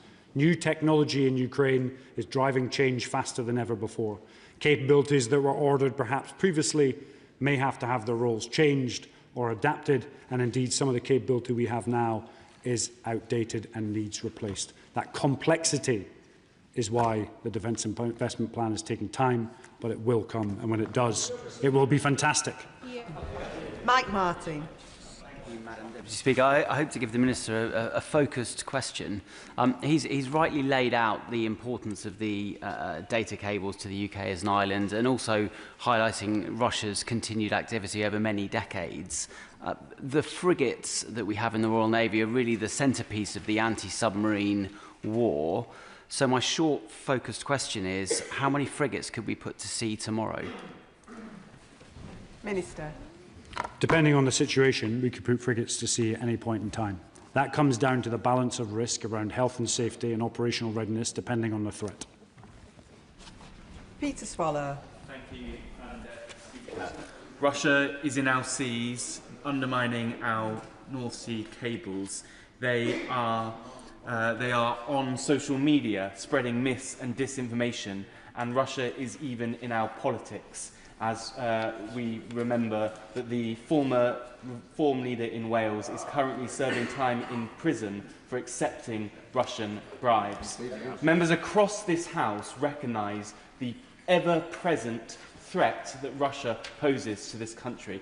I'm not sure that the public are always quite as aware of just the scale and presence of Russia affecting our society at every level. So can I thank the Minister for coming to the House today and updating us on what's been going on. It's really important we do expose Russia and what they're up to. And can I urge him to work with colleagues across government to ensure that we continue to expose Russia wherever they are attacking us.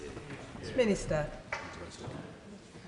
I'd like to thank the honourable friend for raising this issue. Yes, there is a physical threat from Russian submarines, Russian surface ships, bombers, the war in Ukraine, but there's actually a more subversive threat, one that is based on influence, on the hearts and minds of our nation, on the political divide of our nation, and that's why we've seen some members of some parties actually do over 10 years in prison because of their connections to the Russian regime. And I think actually in some of those areas myself and my other ministerial colleagues are working exceptionally hard now to quantify what that threat looks like from a cyber and influence perspective, and then put in measures in place to neutralise it so democracy can thrive. James Wild. Thank you, Madam Deputy Speaker. I join the Honourable and gallant Minister in paying tribute to our armed forces. After the Defence Secretary gave a press conference calling out this operation, Russia said it poses no threat to undersea infrastructure. And I asked this question when the Minister responded to an urgent question back in November after lasers were fired at RAF pilots by Russia. Why has the Russian ambassador not been summoned by the Foreign Office, given this clear threat to our national security? Minister.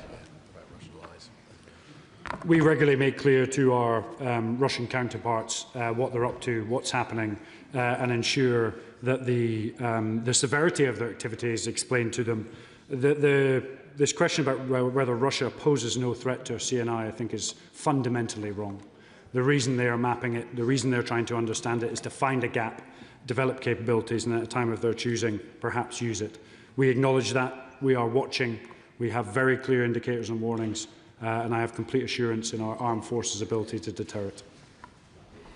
Charlie Dewhurst. Thank you, Madam Deputy Speaker. Now, the Minister may be aware that the RAF's investment into the P8 submarine hunting programme was taken back in 2015, a time when Russian activity in the North Atlantic was much less, the threat to the UK much lower. Now, I welcome the £100 million announced just now, but that is less than 1/3 of the cost of one of those aircraft. So can I ask him what assessment he's made of the P8 submarine hunting capability in light of the increased Russian activity, and will he assure the House that he will go further if the RAF needs him to?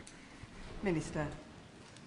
So it's a fantastic question and point. The Nimrod capability was taken out of service many years ago. The P8 programme is a huge success. Many other allies and partners use those same aircraft. When you combine that with some of the best frigates and the best Navy personnel, and with a subsurface capability, that multi-domain spectrum of finding submarines and tracking them is second to none. There's £100 million investment gone into the P8 programme. And of course, we will ensure that that money is spent wisely on maintenance and other gaps if required, and we will spend more indeed if there are issues with the P8 programme in the future. It is the front line of our deterrence and indicator network. Luke Meyer. Madam Deputy Speaker, this incident highlights the need to move at pace to scale up our hybrid naval capabilities, and so will the Minister commit to do so, drawing on the strengths of North East industry? Minister. Madam Deputy Speaker, a navy without a navy has destroyed or rendered irrelevant one of the biggest fleets in the world, which is the Black Sea Fleet.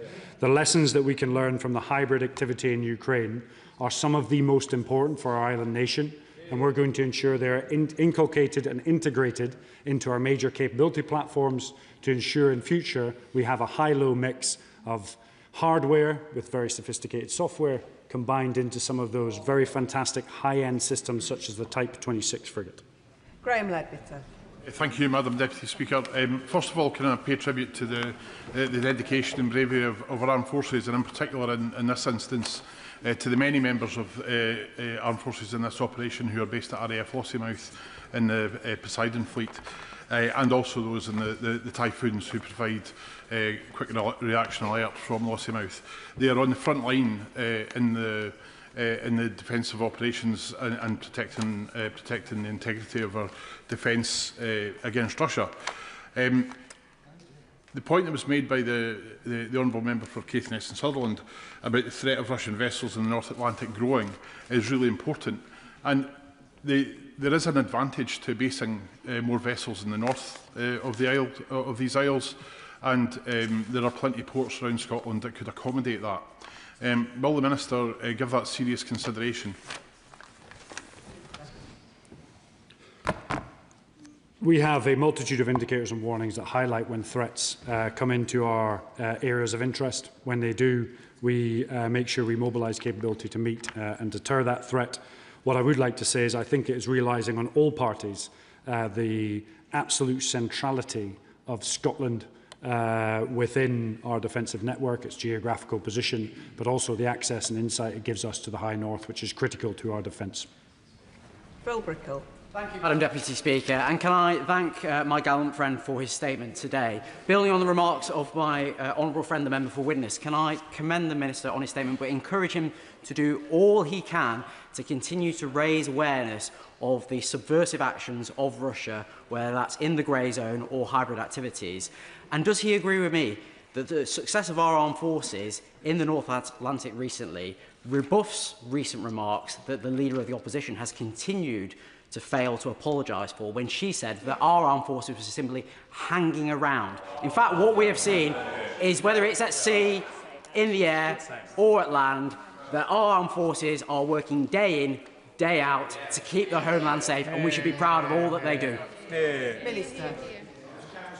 So we have seen billions in pounds of cyber attacks in the UK. We've seen a 30% increase in Russian surface and subsurface capability in the High North. We've seen tactics and training cross-pollinated between Russia and Ukraine, and now Iran, across 10 different countries, with low and slow-flying drones and high-end ballistic missiles mixed into a very effective strike programme. And then we have seen on the other side the capabilities from Ukraine now deploying into the Middle East to defend against those very same tactics. And I think it is clear to everyone to see that there are countries working together to undermine the West not just in the physical domain, in the cyber domain, in the influence domain, and the quicker we push against this, the very better. Vicky Slade. Madam Deputy Speaker, it's clear that under the current leadership, the US is no longer a reliable ally, threatening European colleagues, Commonwealth nations, and undermining the very purpose of NATO. So as we face increasing threats from Russia, we are reliant on them for our nuclear deterrent, our kit and technology. So will the Minister share his plans to increase the priority for British and European partners' equipment so that we can have some independence from them and also boost our domestic market? Minister. We have a multitude of allies and partners. The US has been a partner for the last 20 years and will continue to be so for some time to come. We share a whole plethora of different capabilities and have done for the last 20 years. We also do the same with our European allies, and as you will know, the Lunar House Agreement with Norway has resulted in the frigate deal, our Trinity House deal with the Germans, and of course our capability cooperation with Poland has resulted in millions of pounds of investment, but also thousands of skilled jobs from Scotland to Cornwall to Ireland to Wales. Chris Vins. Thank you, Madam Deputy Speaker. Can I thank my honourable gallant friend for his statement today, and can I personally pay tribute to our incredibly brave naval personnel for the important work that they're doing, often under very difficult weather conditions, to keep us all safe. It strikes me that Harlow is quite away from the Arctic Circle, and that the Arctic Circle is considerably colder than a Harlow. Particularly this time of year. I wondered if my honourable and gallant friend would touch upon the unique challenges that our naval fleet face in those conditions. Although it's hugely important we support NATO with their mission Arctic Sentry, would he reflect on the challenges and reassure me and my constituents that our naval fleet are prepared for those challenges? Minister. So I am in no way doubt absolutely clear we have the best, one of the best navies in the world. I've served in the Royal Navy for 24 years as a member of His Majesty's Royal Marines. Operating in the High North is exceptionally difficult. I've only done a little bit of it in my time on the Carrier Strike Group as the Chief of Staff, but when you're in Sea State 9 on a pointy frigate, yes, you need to have some mettle to continue doing your job when it happens day in, day out for weeks on end. What I can say is the Royal Navy persevere. They do a fantastic job, and when you combine that with our P8s in the sky and, of course, the silent service underneath the waves, I have no doubt that our nation is very well protected. Ben Opsijecti, and then I'll be calling Steve Darling. Ben Opsijecti. Madam Deputy Speaker, the Minister may recall that back in November, when we discussed the Yantar, I asked him about the circumstances under which the Fleet Contingency Group would be given the green light to conduct a maritime interdiction operation, and he responded and said that it would need to meet the international law. I was very pleased on the 25th of March when the Prime Minister put out his statement saying that the Royal Marines and Special Forces would be given the opportunity to interdict Russian Shadow Fleet vessels, but subsequently we haven't seen any of that take place. The Minister mentioned that criteria would need to be met. Now, there are 544 sanctioned Russian Shadow Fleet vessels. Can he confirm whether all of by virtue of just being sanctioned, meets the criteria for being interdicted, or are there vessels within that list of 544 that are in scope and simply they haven't transited yet through our waters? Minister. As you will be absolutely clear, the maritime interdiction of a Russian-flagged vessel such as the Yantar is very different to one that either doesn't have a flag or changes its flag regularly. The criteria must be met to enable those boardings. The MOD is absolutely ready to go, but unfortunately I'm not going to go through the detail here because it may allow some of those vessels to put in place the mitigations that would reduce our ability to board them. Steve Darling. Thank you, Madam Deputy Speaker. With the Russian Navy now escorting Shadow Fleet vessels down through the English Channel, could a mitigation or a blocker for actually interdicting on one of these vessels be a naval vessel with them? And was it an error of judgment by the government to put them on notice that we were now about to start these interdictions? Minister. So we'd already supported a US boarding of a sanctioned vessel and, of course, multiple other allies as well. Russian naval escorts do escort some of these vessels. When they do, that's also putting a considerable strain on the Russian fleet, which is relatively limited when you combine it with its subsurface capability, which is having an effect. What I can say is the MOD is absolutely ready to board any ship that meets the parameters and will do so if it happens. Danny Kruger. Madam Deputy Speaker, can I join the Minister in paying tribute to our... Are you Sammy Wilson? It was Danny Kruger, I believe. Thank you, Madam Deputy Speaker. I wanted to pay tribute to the Royal Navy and echo the point made by the Minister in respect of our brave personnel. And I agree with him that we have the best Navy in the world. I just wish it were larger. Can I question the Minister? I'm unclear from what he's been saying whether we've had more than a narrative of what happened over the last month and of our capabilities in respect of these events. What has actually changed in terms of the government's planning with respect to defending our undersea infrastructure from Russia, in terms of either disposition of our forces or procurement, perhaps? And secondly, can I ask him, he mentions the resilience of our undersea infrastructure. Can you tell the House a little about what plans we have to cope with an attack on undersea cables and how quickly we could recover from them? Minister.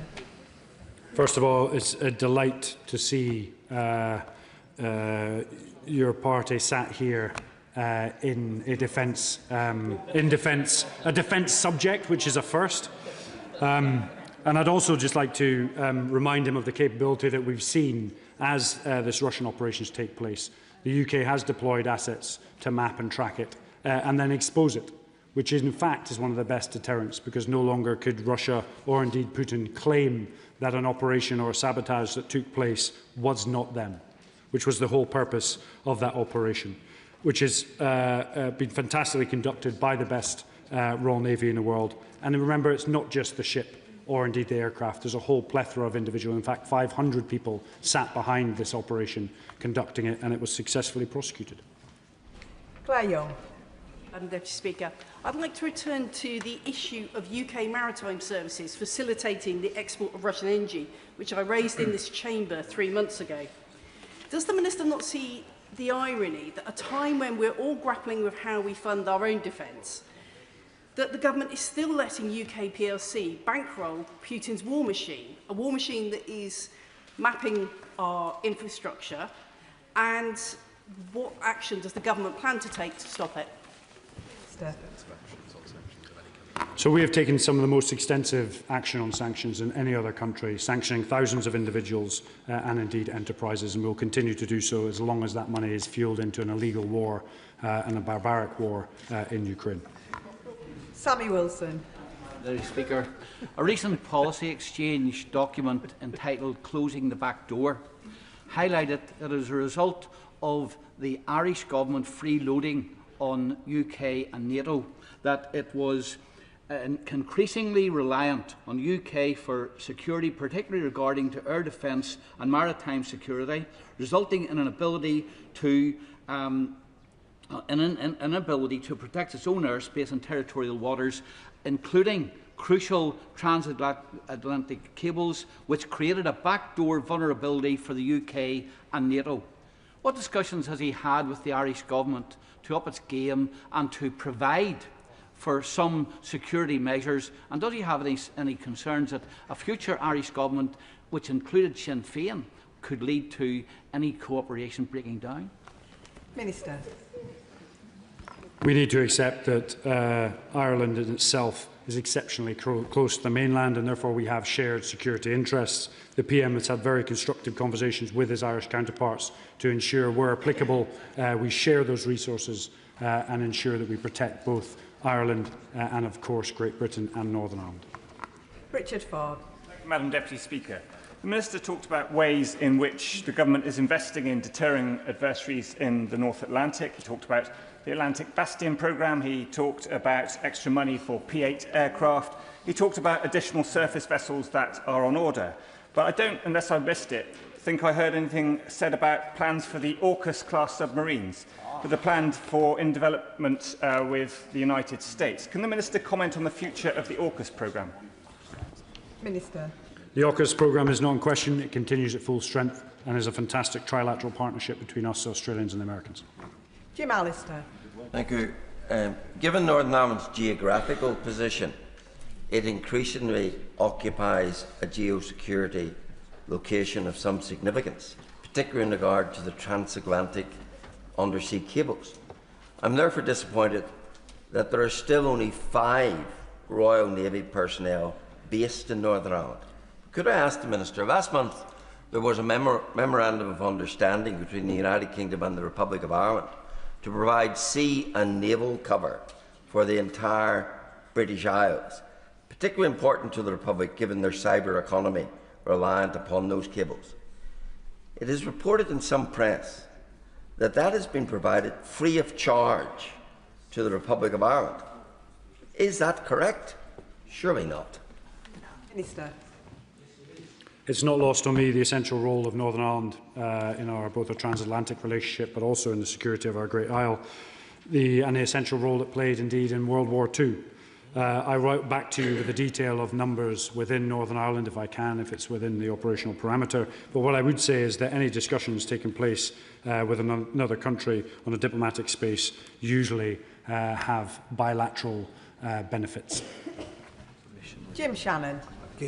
Madam Deputy Speaker, can I thank the Honourable and Gallant Minister for his statement today, and no one in this House or outside of this House doubts the commitment of the Honourable Gentleman. The Select Committee had come about, I think it might have been about 6 weeks ago, to the House, and I'd asked a question to the Chair of the Select Committee, the very issue that my Honourable Member friend for East Antrim referred to. The Minister is aware that the Royal Navy and the Royal Air Force protect not only the United Kingdom of Great Britain and Northern Ireland, but also the Republic, and that pipelines and undersea cables go from the United Kingdom to the Republic of Ireland to the Atlantic Ocean.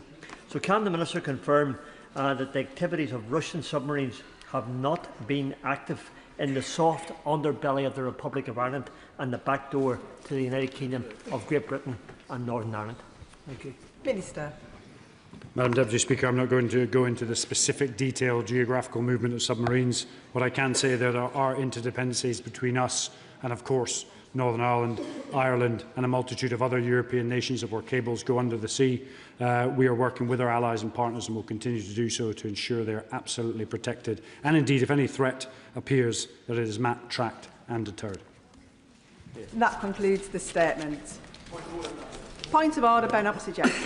Madam Deputy Speaker, I seek your guidance with regards to some missing written parliamentary questions that I am trying to track down that the Education Minister there might be able to help me with. I've been waiting over 4 months for a reply to written parliamentary questions 96357, 96475 and 96477 on SCND reform, as well as a Freedom of Information Act request, which is also now several weeks overdue as well. And I seek your guidance if you could encourage the Department for Education to reply to their correspondence in a timely fashion.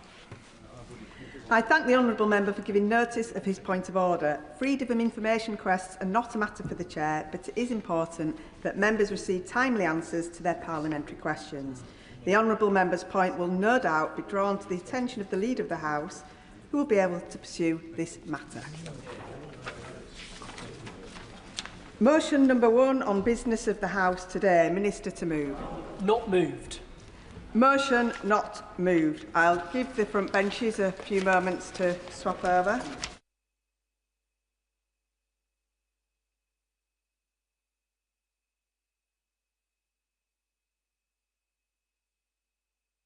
Now come to the backbench motion on SEN provision and reform. I call Gregory Stafford, who will speak for up to 15 minutes. Thank you very much, Madam Deputy Speaker. I beg to move that this House calls for a review of SEN provision and reform, and I thank the Backbench Business Committee for allowing this debate.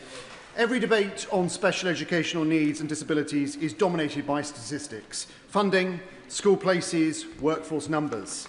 These are, of course, important, but at the heart of this is the issue of the children, the families and their carers who rely on the system. So therefore I want to thank the hundreds of families who've contacted me since this debate was scheduled, both in my own constituency and across the country.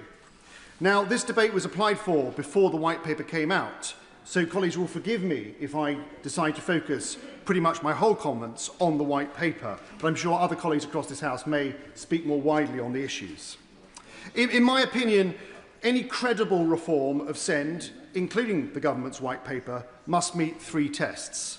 It must strengthen legal protections, it must improve delivery on the ground, and it must address the underlying pressures in the system. And if it does all of these three, it can and it will save money in the long run. But I'm afraid that on all three, the government's proposals fall short. Before turning to the substance of the proposals, I want to address the process by which they've been brought forward. The consultation itself has raised serious concerns.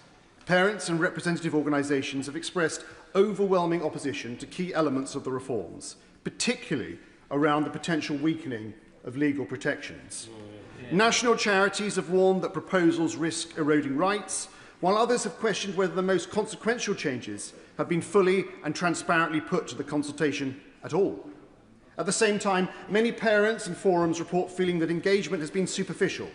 The workshops and consultation exercises have not meaningfully reflected their views. And this matters because reform of this scale depends on trust. Yes, I will. Right to underline the issues, and that's why everyone here in the House is quite full. But one of the things that has never been done, and I think it should be done, is the issue of, I'm 71 years old. I remember when I was young as a child, there wasn't many children that had autism and had learning difficulties. But today the numbers are exceptional. Does the Honourable Gentleman agree it's time to source out the reason why there are so many children with special needs, necessities and qualities that they don't have and they didn't have back in the 60s and the 70s when I was a boy? Well, I think the honourable gentleman raises a very good point, a very interesting point, and I think if you're going to try to solve, if that's the right word, the issue around special education needs, and more importantly, put in place the systems to support children with special education needs, you do need to have an understanding of the reasons for it.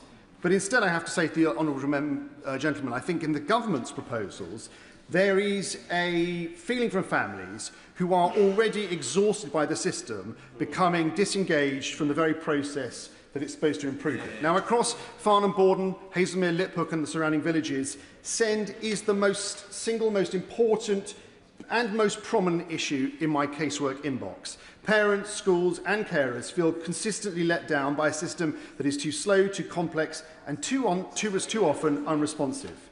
Now, as Vice Chairman of the APPG on SEND and through my work on the Health and Social Care Select Committee, I see these challenges not just locally but reflected across the country.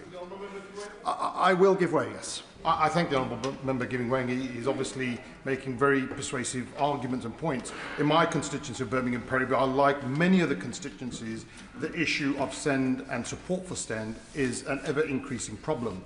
It's not just the support, but the quality of support. And what we are now seeing is parents having to lose their jobs because travel for SEND children to and from school is being prevented. Does the Honourable Member agree that this consultation should focus on the need as opposed to the financial aspect? As I said in my opening remarks, my view is that if you get this system right, and I don't assuage any unfair or untoward motive from the government. I do think they come from this from a point of trying to improve the system. But if you improve it properly, then I think it will save money. And I think the danger with the way the government has approached this is they're looking to save money and they're thinking about how they can solve the system. And I think that is the danger. I think that is the danger. So moving on to those three tests that I talked about at the start. The first test is whether the government's proposals strengthen legal protections. Now, education, health and care plans introduced in 2014, I accept, are not perfect. But they provide something essential: clarity, structure and, crucially, legal enforceability. Can I make a little bit more progress? The central question is whether individual support plans will carry those same enforceable rights. At present, the government has not provided that assurance, and I look to the Minister to do so. In fact, external assessments suggest that these changes will significantly weaken legal protections. Now, that creates a clear risk, replacing a system that is legally enforceable, albeit slow, with one that may be simpler in theory, but weaker in law. and we know that enforceability matters. Across the country, over 9 in 10 tribunal appeals are upheld in a minute against the local authority. And while, let's be frank, that covers no local authority in any kind of glory, it is evidence that the legal framework works when families are able to challenge decisions. Remove that safeguard and families lose their ultimate protection. I give way to number 9. For giving way, and I thank him for bringing this really important debate to the Chamber, and I recognise his passion for supporting young people of SEND. I do disagree with him on his views when it comes to the government white paper. I'm not saying it because I'm sitting on this side of the bench, I'm saying it as a former teacher who worked with a system that did work, that was very similar to the system that's being put forward. I've just put to him the point about legal enforcement and EHCPs. I would question that, because actually what you found is that even when children did get their EHCPs, the schools just weren't able to provide what the EHCP demanded. So whether it was a legal requirement or not, those schools just weren't able to provide it. I'll just ask you to reflect on that. Deputy Speaker, given the amount of time, I'm probably not going to take too many more interventions. On the honourable gentleman's point, I think it's a strange argument to have that because a child has been legally given an EHCP which requires the school to provide a certain level of support, that because, for whatever reason, whether that through the school, through the local authority, or whatever reason, that cannot be supported, we should therefore water down its legal rights. So when the current system works, and it does work in places, it is transformational. One parent in my constituency wrote, and I quote, "We are incredibly relieved. I have received the final copy of my EHCP and the school is now implementing it. It has been a long road." End quote. That relief exists. Exists because there is a system that ultimately guarantees support. Replacing that certainty with ambiguity is not reform, it's regression.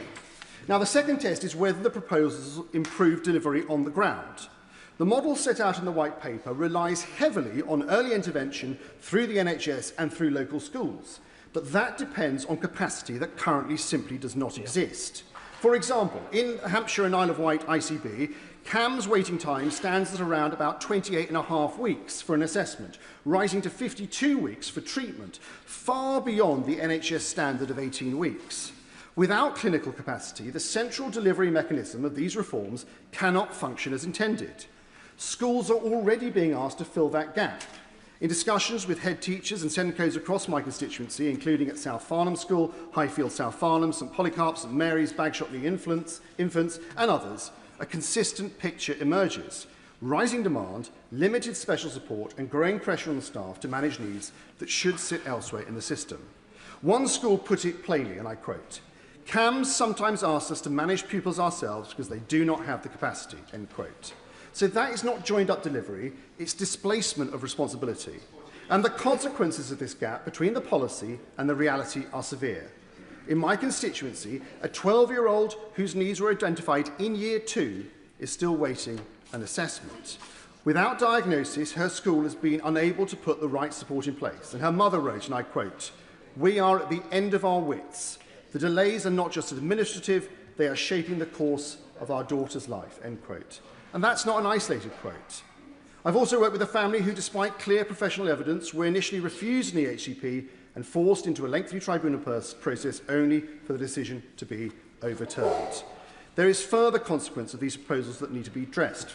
By moving away from a clearly defined, legally enforceable EHCP framework towards individual support plans, much of the responsibility for decision-making and inevitably dispute resolution risks being pushed onto schools. In one moment. That would place teachers and school leaders in an increasingly difficult position, expected to determine provision, manage expectations, and resolve disagreements with families without the protection of a clear statutory framework or the capacity to meet those needs. At a time when schools are under significant pressure, this risks shifting both legal and emotional burden onto institutions that are simply not equipped to carry it. I'm grateful to the member of the Health Select Committee for giving way. Is he not making two contradictory points, though? Because he says on the one hand that it should be legally enforceable, a point on which I entirely agree, particularly as when one looks at partially and wholly upheld, near 99% of tribunals are supported. But he also recognises that actually ECHPs are not coming through at the level within the 20 weeks that they should, and certainly at about the 10% level. So therefore, having the legal backing and framework isn't actually delivering the outcome. Well, I don't think those 2 points are contradictory. I think one is an issue of the legislation, which is what I'm talking about, and what the government is potentially looking to change, and one is how the system itself is being implemented by local authorities and others. And I think I've been very clear in my speech that whilst I absolutely believe, like I think he does, that the legal requirements should remain, I'm not in any way sugar-covering the difficulties that local authorities are having in meeting those legal requirements. Madam Deputy Speaker, the third test which I mentioned are whether the reforms address the underlying pressures in the system. Now, demand is rising rapidly. Over 1.7 million children in England are now identified as having special educational needs, with numbers increasing year on year. Yet the government's proposals place additional expectations on schools and local authorities without resolving those fundamental constraints, namely workforce, funding certainty and system capacity. The White Paper promises more educational psychologists, more therapists, more specialists, but training an educational psychologist can take up to 8 years. So the question is simple: how are those gaps going to be filled in the meantime? And at the same time, the department's own figures show that there are now 400 fewer teachers in than when we left office. So schools are being asked to do more with less. Now, local authorities are at the sharp end of the system, and they are being placed in an increasingly impossible position.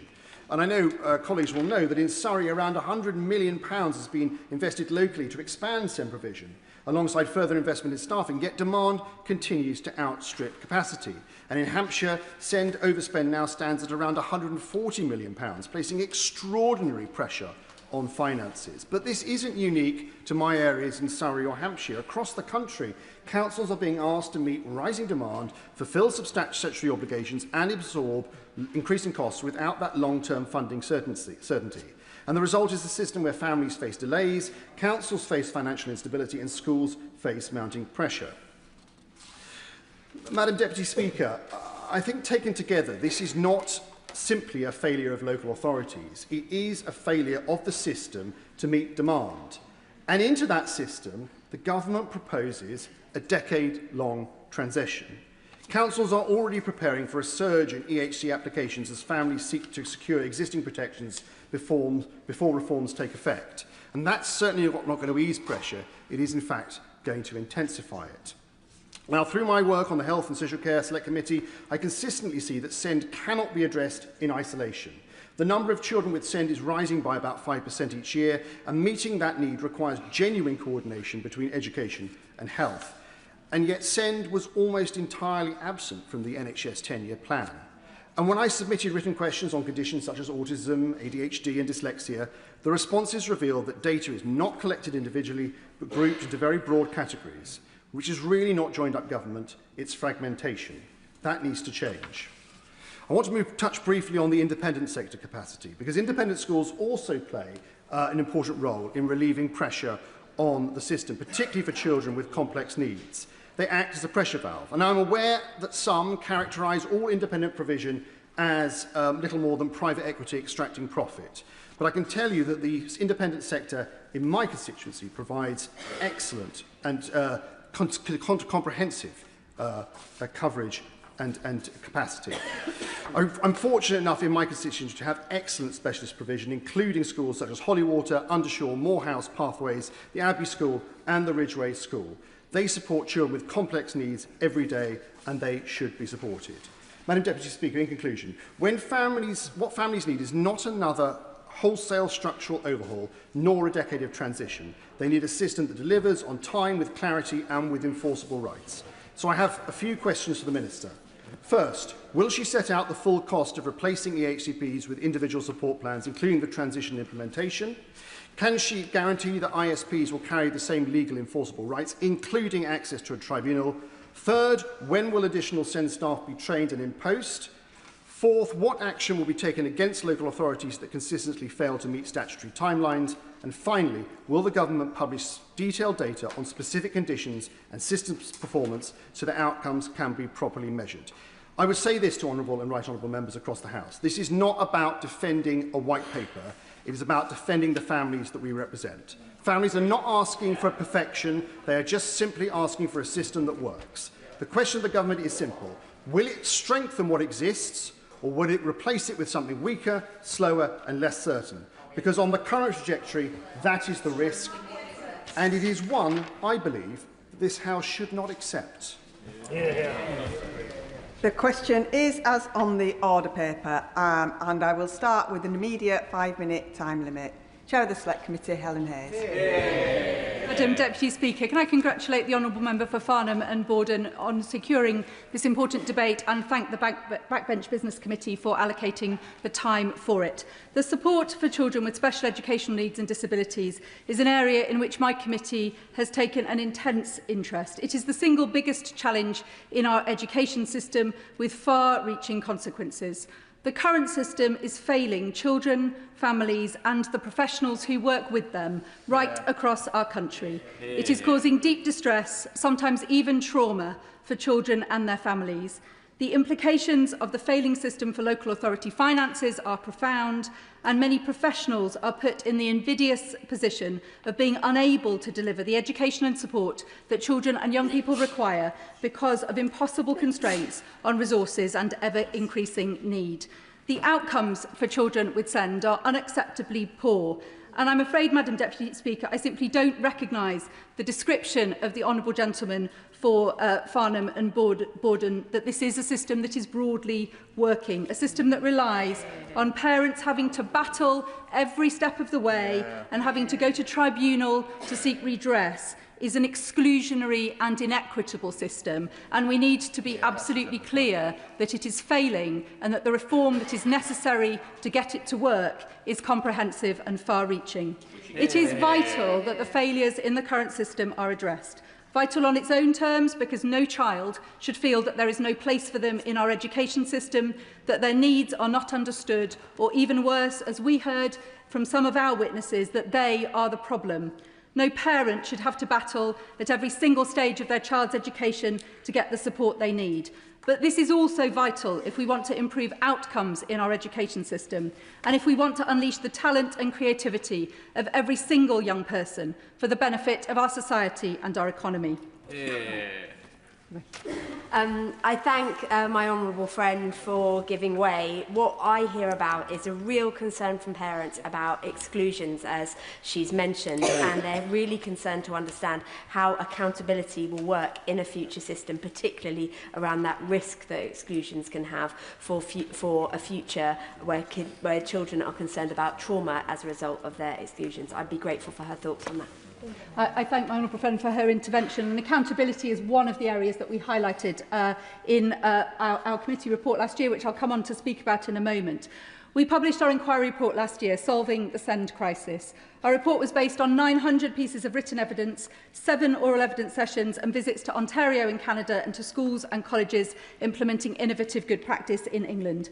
In 95 detailed recommendations, our report called for comprehensive change to the SEND system, with a focus on early identification of need, making mainstream schools inclusive for the children with SEND who are already in them, increasing the accountability of the SEND system, as my honourable friend rightly suggests, for schools, local authorities and, importantly, for the NHS, and involving parents and carers in every decision about the support their children receive.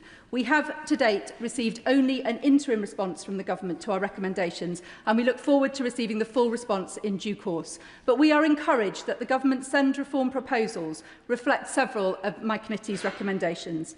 It is very welcome that the government has committed additional resources to SEND support and will effectively be running 2 parallel systems for a number of years to avoid sharp cliff edges between the old system and the new one. That is the right way to deliver significant reform.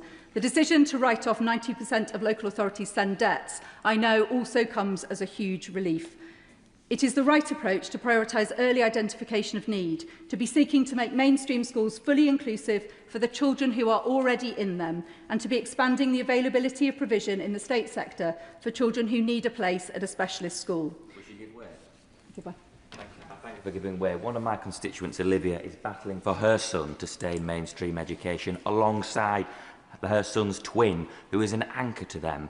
And so would my honourable friend agree with me that we must ensure that ISP is there quickly to avoid some of that distress in the process when parents battle to keep their children in mainstream settings? I thank my honourable friend for that intervention. He speaks very well on behalf of his constituent, whose situation is replicated right across the country, and it gives urgency to the need to reform our SEND system. It is the right approach to be increasing the expertise of teaching staff and to be making specialist expertise available to schools whenever they need it. The long waiting times for diagnosis and specialist support, such as speech and language therapy, is one of the most appalling aspects of the current system. Childhood is so short, and children shouldn't be seeing years of their education pass them by without the support they need to get the most out of it. My committee is undertaking our own scrutiny of the government's proposals tomorrow, when we will hear directly in an oral evidence session from witnesses with a wide range of different perspectives and expertise, and we will write formally to the government in due course with our reflections following this evidence session. But as I speak with parents and the organisations that represent them, there are some areas of anxiety about the government proposals that I hope the Minister will speak to today. The proposals involve over time a scaling back of EHCP assessments and EHCPs, replacing some EHCPs with individual support plans. Parents and carers who I've spoken to are understandably concerned about replacing a statutory plan with an ISP which won't be on a statutory footing.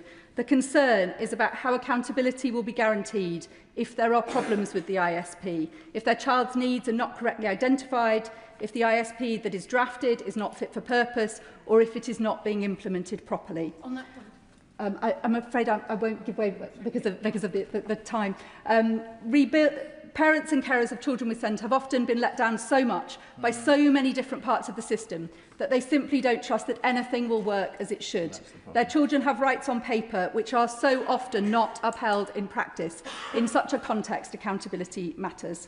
Rebuilding the broken trust and confidence of parents and carers in the SEND system will be absolutely critical to the success of the government's reforms, and it's why my committee recommended no changes to current rights and entitlements, so that a new system can be built while parents still have the same access to redress to fall back on.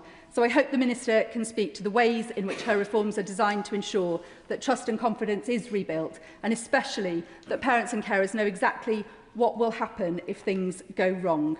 There are also concerns about the proposed reassessment of EHCPs in Year 6. The transition from primary to secondary is one of the most high-risk times in a child's education, and we hear time and again from parents who say that starting at secondary school was when their child's education started to unravel. If only they'd been able to transport what they had at primary into secondary, things might have gone better.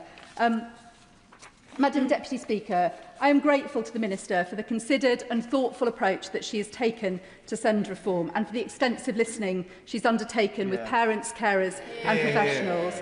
The current consultation on draft proposals is also an important part of the process, and I hope that if it is necessary to make adjustments to proposals in light of the feedback from the consultation, the Government will be willing to do so. It is so important that these reforms are absolutely right.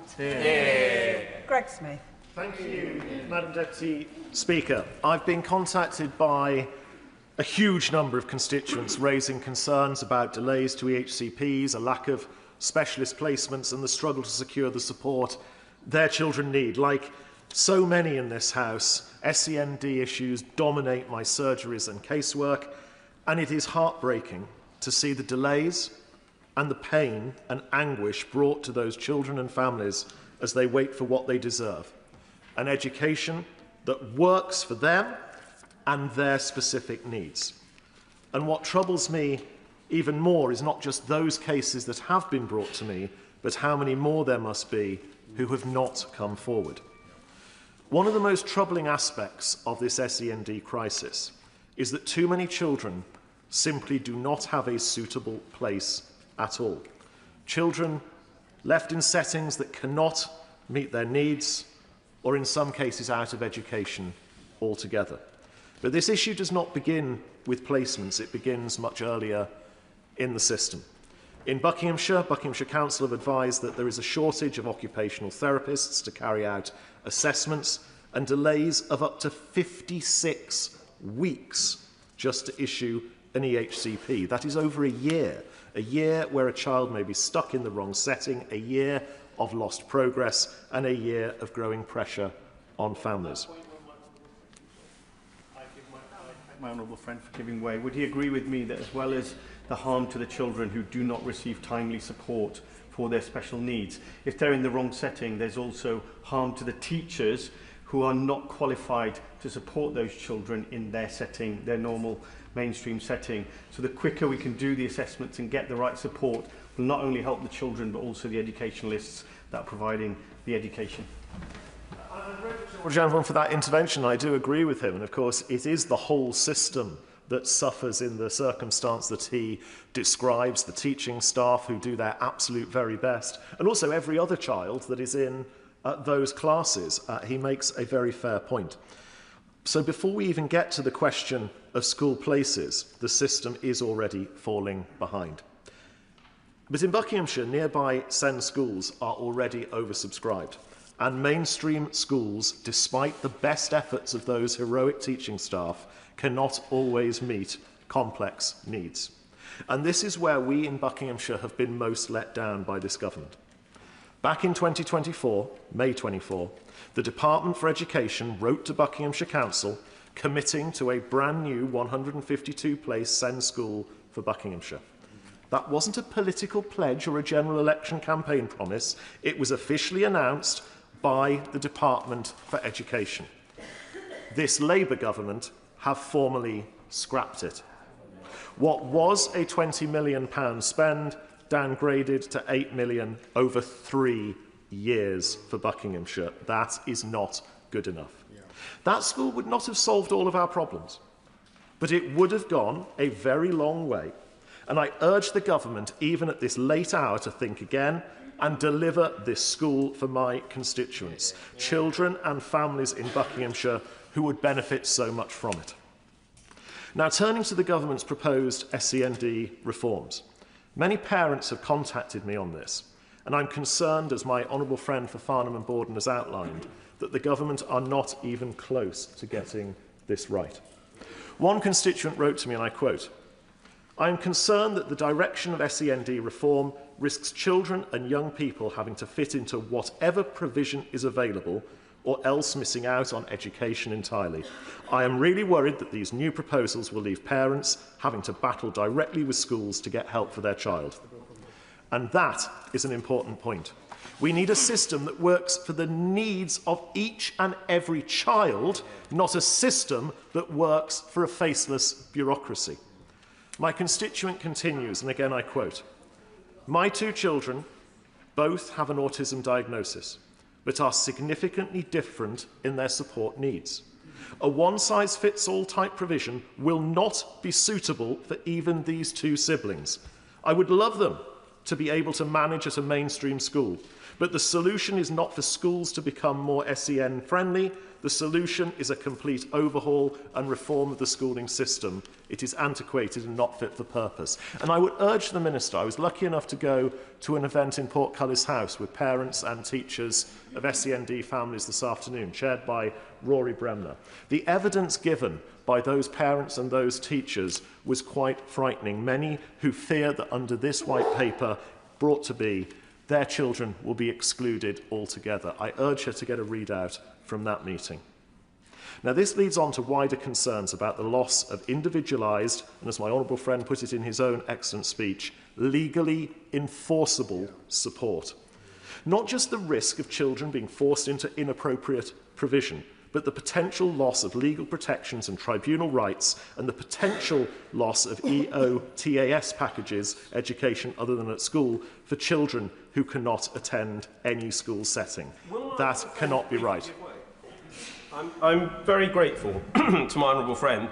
And previously, when I spoke in the Select Committee debate on this in this chamber, I highlighted that too many parents feel the system is done to them rather than working with them. Does my honourable friend share the concern of parents in my constituency and my concern that for that trust to be rebuilt, there has to be some sort of individually legally enforceable backstop for those families. My right honourable friend, he hits the nail precisely on the head. And it is in the interest of those families that motivated me to speak in this debate this afternoon. I entirely endorse the point he makes. In the last few moments I've got, I'd like to briefly raise another specific case that I would be grateful for the Minister's reflections upon in her summing up. And that is a case that brought to me by a constituent who adopted 2 children in 2020. Both children experienced significantly early trauma and later received diagnoses indicating multiple and complex needs, not least fetal alcohol spectrum disorder, which can involve more than 400 co-occurring difficulties affecting physical health, cognition, executive functioning and behaviour, and delays in intervention have had real and significant consequences. As adoptive parents, my constituents are aware of research estimating that adoption generates significant long-term and social economic value. I doubt anyone would disagree with that. Yet, paradoxically, by adopting their children, they appear to have lost priority access to some state-funded support that would have been available had those children remained in foster care. This unintended consequence is deeply concerning. And more broadly, adopted children with SEND often fall between services, responsibility frequently passed from one agency to another without the care and attention they need. And I would welcome the Minister's reflections on that. But to conclude, too many families are being let down. One size fits all does not work and never will. Let's focus on the child, the needs of each child, and build a system that genuinely works. Thank you, Madam Deputy Speaker. And I congratulate the member for Farnham and Borden on securing this really important debate. Children in West Lancashire have felt previously let down by the SEND system. People lost faith in the very system that is meant to be supporting the children in our communities who need it most. And that's the inheritance that this government took over from the last.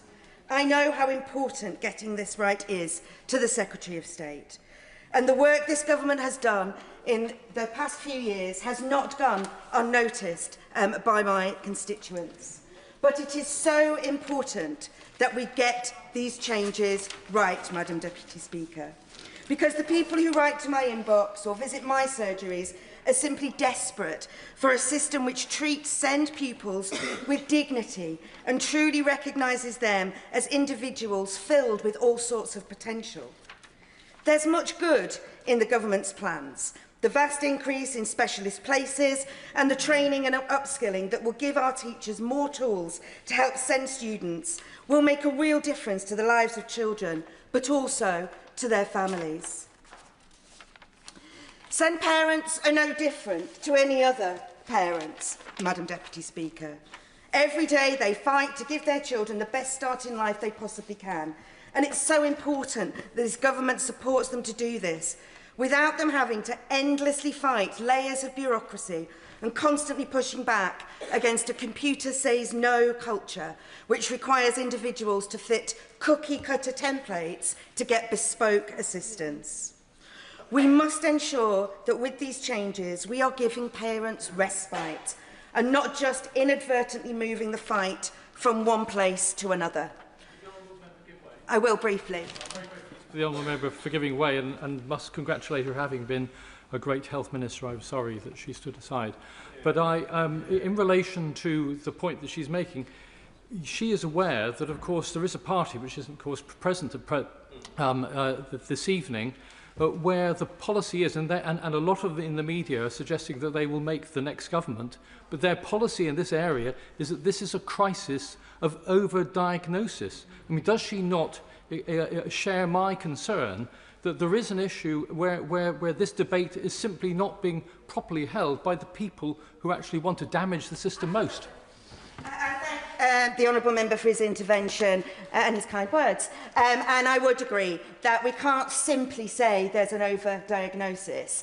It's been referred to previously that there weren't as many people with SEND before. The reality is we don't know that, because for many, many, many years, diagnoses of SEND simply went unnoticed. People weren't diagnosed and they were simply written off as naughty or backward. And it is so important that we recognise how important these children are and how much support that they need. But parents, dozens of parents in West Lancashire have contacted me to request that I come here today to protect the rights that they have under current legislation, to enforceable provision based on a child's particular needs.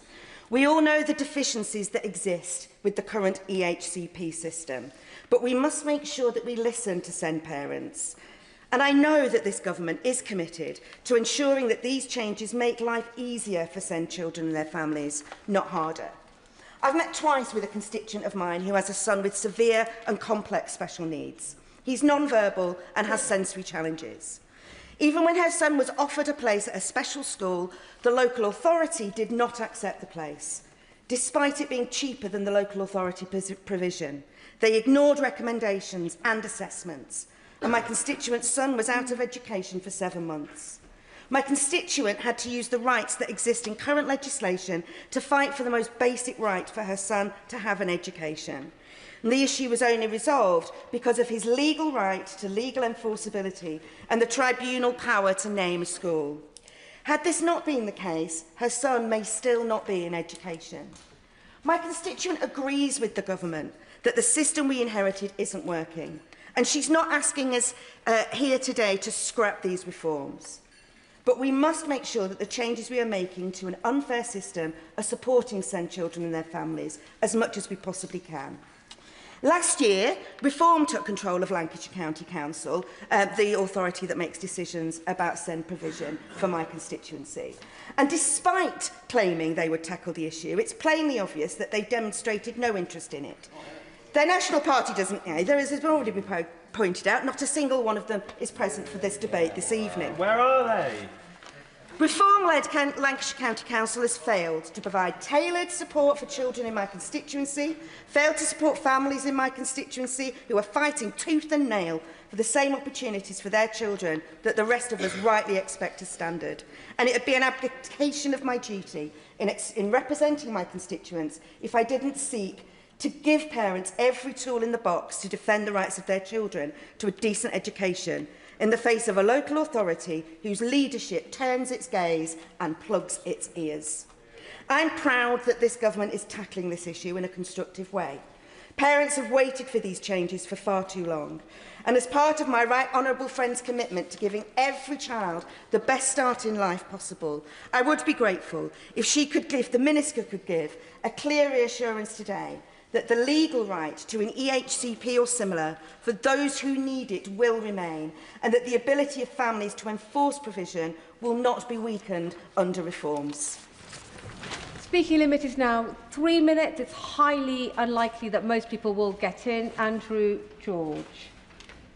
Thank you, Madam Deputy Speaker. In fact, I had made a number of interventions in place of my speech, but I wanted to respond to the honourable member for West Lancashire, because she was making a very strong case in relation to the need to make sure that these reforms are forced through. The issues which were raised by the honourable member bringing this debate today, the three tests which he introduced to this debate, I think sort of set the template on which I really hope that the Minister responds in due course. The issues which I know that in my constituency and across Cornwall, and it's good to see members from Cornwall here this evening, are causing the greatest concern are in relation to the large number of tribunals which are raised in order for parents to ensure that their children get the decent education that they desperately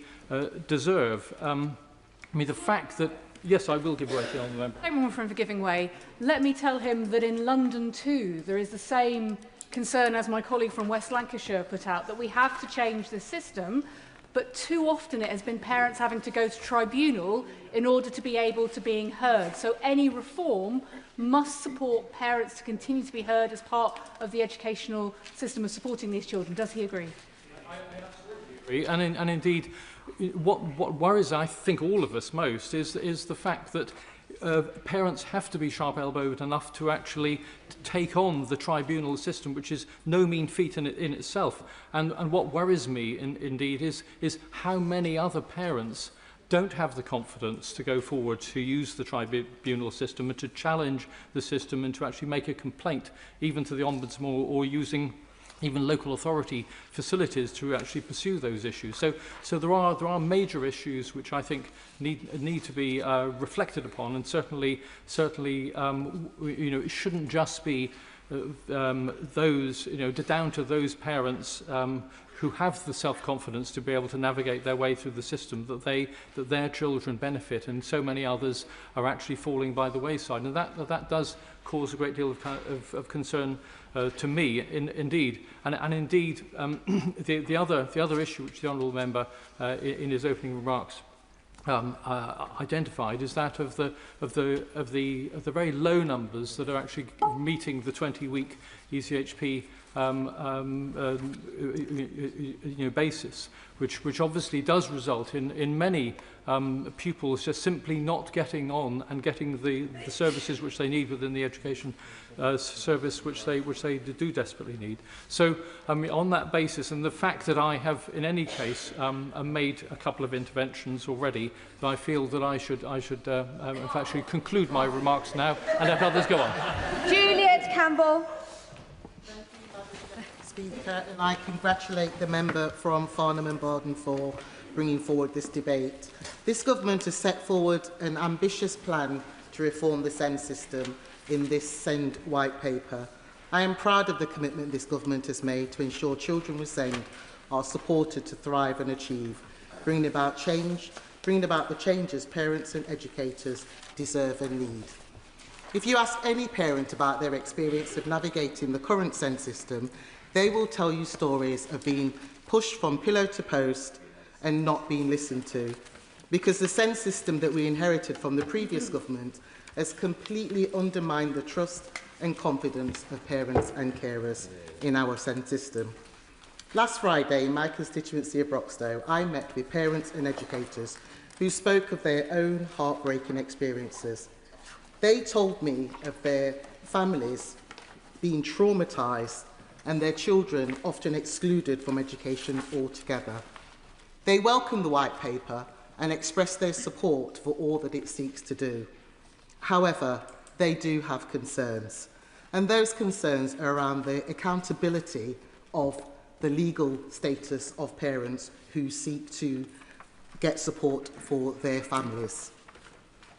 They are in particular happy and want to support the government in the fact that the government wants to do early interventions, they provide support closer to home, and they are particularly happy that there is going to be additional occupational therapists, speech and language therapists and educational psychologists, and that there will be upskilling for staff in every school.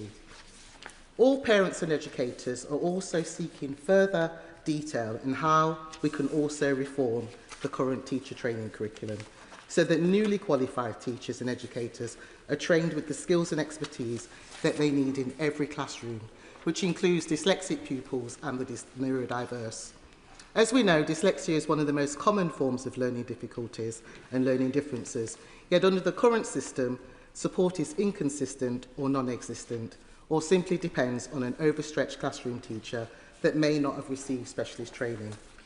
It is my hope that this white paper will be a vehicle for the development of a national dyslexia strategy, and I have confidence that this government will take this into consideration alongside all their other excellent work that they are doing to improve the education outcomes and the life chances of those with SEND. Charlie Dewhurst. Thank you, Madam Deputy Speaker. Now, I'm sure the Minister is probably sick of me banging on about the local picture up in the East Riding of Yorkshire and the fact that we are the lowest funded local authority for SEND, roughly around £1,000 per pupil per year, versus Camden at the other end of the league table, the Prime Minister's constituency, £3,800 per pupil. That discrepancy, that inequality is simply, I mean, it's insane, frankly. It's a historic problem. It's a funding formula that doesn't work for local rural authorities, for larger rural authorities. It is something that members across the House have campaigned on for many years. I know that it is one of those almost too difficult to do problems that ministers have perhaps shied away from on both our side and indeed on the Labour side as well. And I do ask her this opportunity, this unique opportunity to grasp it, that we are now consulting on this, and I do welcome the opportunity to meet with her next week alongside my right honourable friends, the members for Beverley and Holderness and Goole and Pocklington, and hopefully we can find a way forward. Because I think some of the highlights, the issues already been highlighted, and thank my honourable friend, the member for Farnham and Borden, for this opportunity to debate this today. I just want to take in the limited time I've got just to highlight a few of these particular problems that the system is throwing up. Firstly, with EHCP drafting, if you can, of course, get an EHCP in a timely manner in the first place. Often what we're seeing is vague recognition of need, which means that actually delivery on that need and the action plan is therefore very unenforceable in a legal perspective. It's something that needs to be addressed going forward. The routine breaches of timelines are simply outrageous. I mean, people waiting 4 years for an autism diagnosis. As a parent of a child with SEND, I was extremely lucky the nursery that my son was at recognised his developmental issues age 2 and were very supportive in the process that we then went on. However, I then became aware of how adversarial the process can become when you start to engage in that local authority provision situation. I found out on a Friday at 3:30 via an email that my son would not be able to receive the school placing that perhaps at that point was most suitable for him. It did say that I was able to appeal that decision, but it gave me no reasons as to why the decision had been made. And of course, 3:30 was when they were finished for the weekend on a Friday, no option to go back. Obviously, it's that kind of thing, simple things within the system that we can address and should be addressing to ensure the journey for parents is less challenging and more easy. Because the more we get the children into the right settings, the better that will be for them. Fewer will lose time in education, and actually the long-term problems that lead to further issues in adulthood can be avoided. We do not find a child heading into a journey for never-ending care. Well, I would just yes, thank you. Of course. I mean, I entirely support the point he's making, and I think the idea that anyone on this side is wholly endorsing the current system, let's be frank, would be false in doing so. But the concerns that I have, and I think he's expressing, is that the current proposals under the white paper means that if, unfortunately, he has to go through to a tribunal system, currently that tribunal can allocate a specific provision that the parents and child can go. Under the current proposals, that tribunal wouldn't be able to allocate a specific provision, which essentially renders the whole thing null and void. Yep. So, does he agree with me that what we're asking for the government is not to rip up what they're doing, but to listen to the concerns that parents are making about their changes and tweak them so that they can be responsive to the problems that he's raising? Yes, and I thank my honourable friend for that point. And it's about that journey, because one of the problems, of course, for the children involved is that their journey is uncertain. And the system becomes inflexible. The reviews are not done in a timely fashion, which means a child gets stuck in a placement that may not be right, and that exacerbates the problem going forward. So we end up with these much bigger, more costly issues, not just costly in terms of local authority or central government spending, but costly, of course, for the parents and for those children. And that is one of the most challenging things, I think, as a parent, is not knowing where that journey is going to go, not knowing what my son's outlook is likely to be in 2 years, in 5 years, in 10 years. But if I had the confidence the system would be there to support and provide the necessary safeguard around that schooling provision, maybe that provision into adulthood in required, then I think we could start to break down some of these challenges and the barriers we've got at the moment. I appreciate that a lot of this comes with costs, and local authorities do need more provision in certain areas, and I would plead once again to ensure that inequality in the funding gap is addressed. But I hope that this provides us with an opportunity to find a better way forward with SEND provision. Ben Coleman. Deputy Speaker, and I stand as someone who's received, as I think many of my colleagues have, many emails and messages and had many conversations with parents of disabled children. And I know that everywhere across the country these parents are fighting battles to get children basic support that the law says they should already have. And this is the damaged system, profoundly damaged system, that this government is determined to change, and I welcome that hugely. And in my view, the Schools White Paper represents the most important attempt to improve life for disabled children and young people and their families since the introduction of EHCPs in 2014. And before that, since the last Labour government's Aiming High for Disabled Children programme in 2007.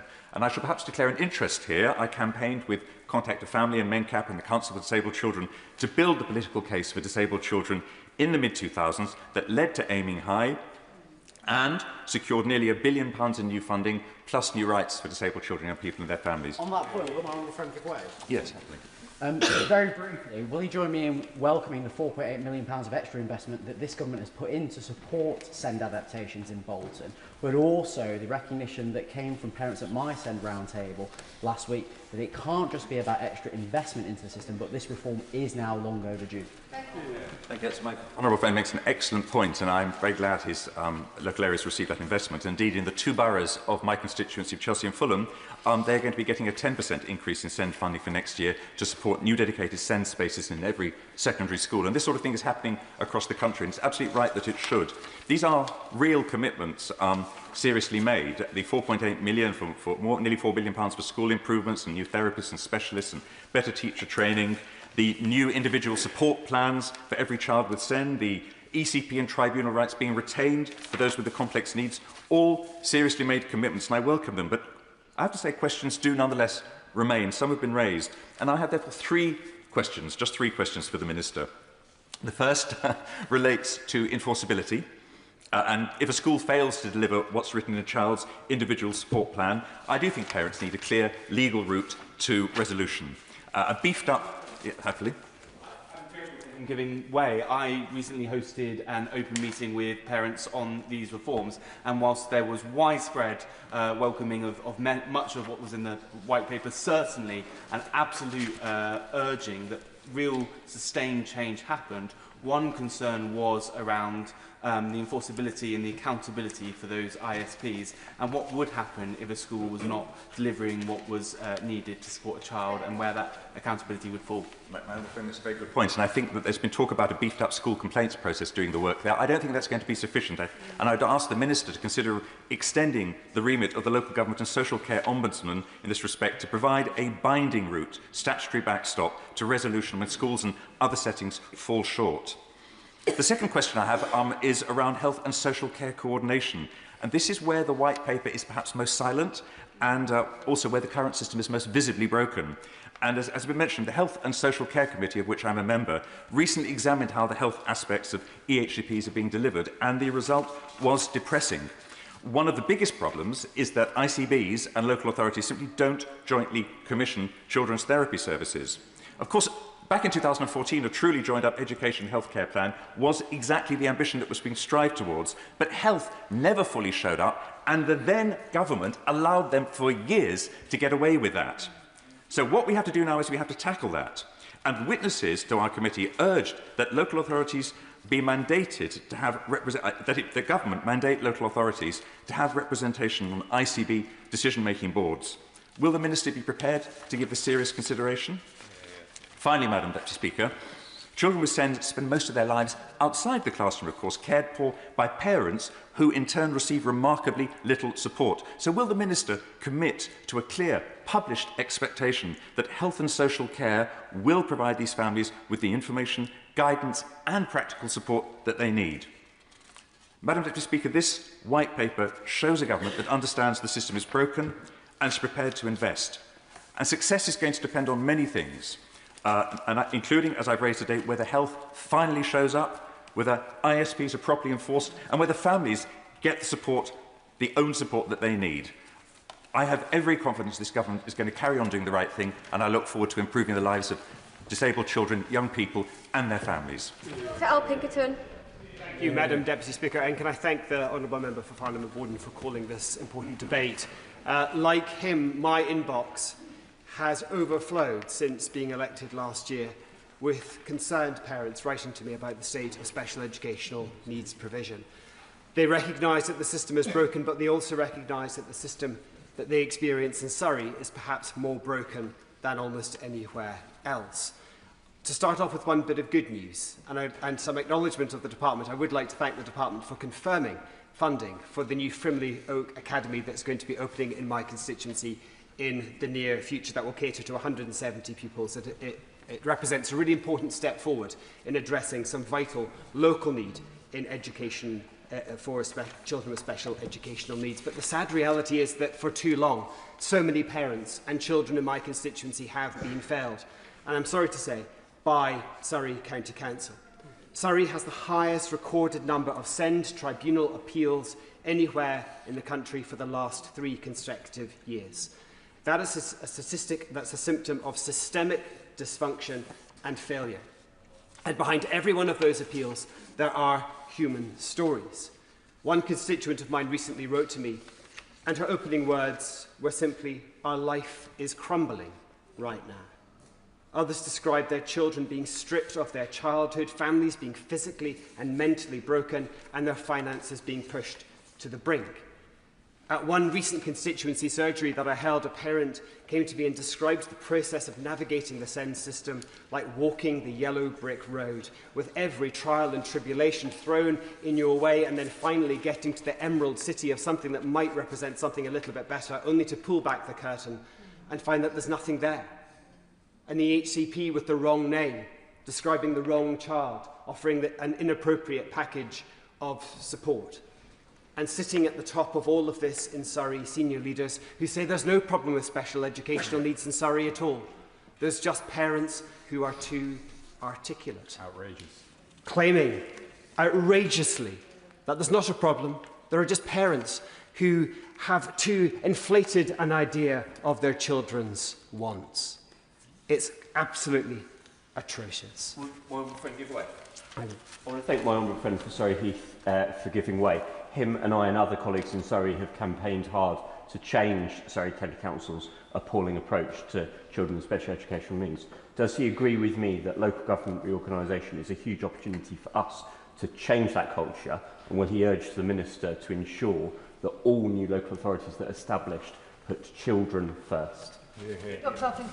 I'm very grateful to my honourable friend's intervention, and I agree there is an opportunity here with local government reorganisation to try and get some of these processes right, but I also recognise there are enormous risks, again, particularly in Surrey, where this new unitary authority is likely to start its life with £4 billion worth of debt and a £150 million per year annual shortfall in terms of its operational budget. This could be a council that is in special economic measures, section 114, from the moment of its creation. And given the level of need that I see represented in my inbox, and I think other honourable and right honourable members will feel the same thing across Surrey, I'm incredibly concerned that more parents and more generations of children are going to be let down.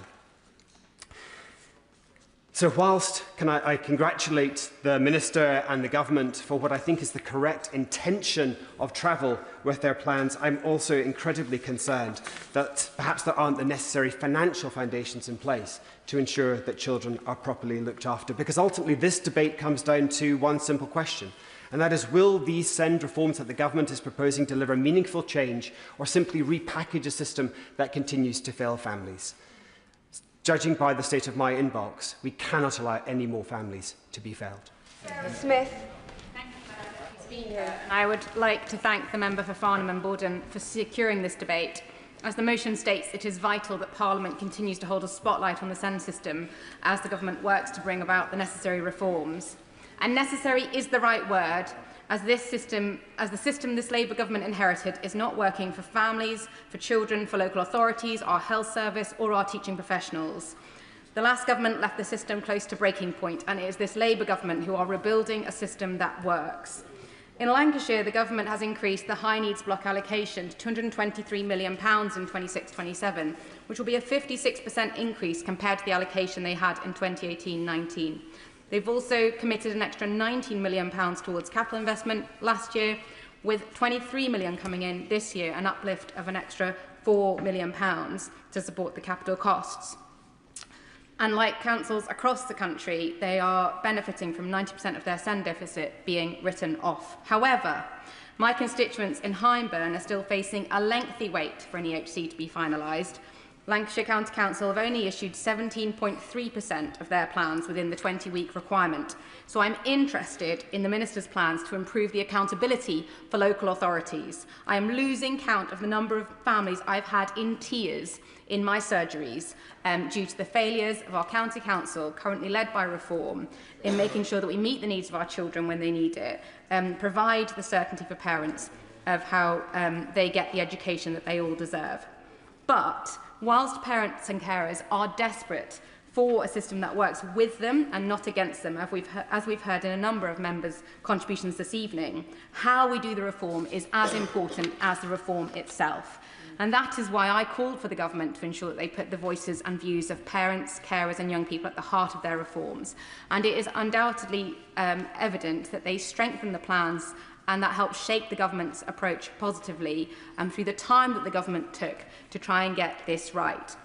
Many of my constituents found this engagement refreshing and helpful, and I was delighted specifically to also welcome the Schools Minister to Haslingden Academy, where we had a great morning with young people and the head teacher there.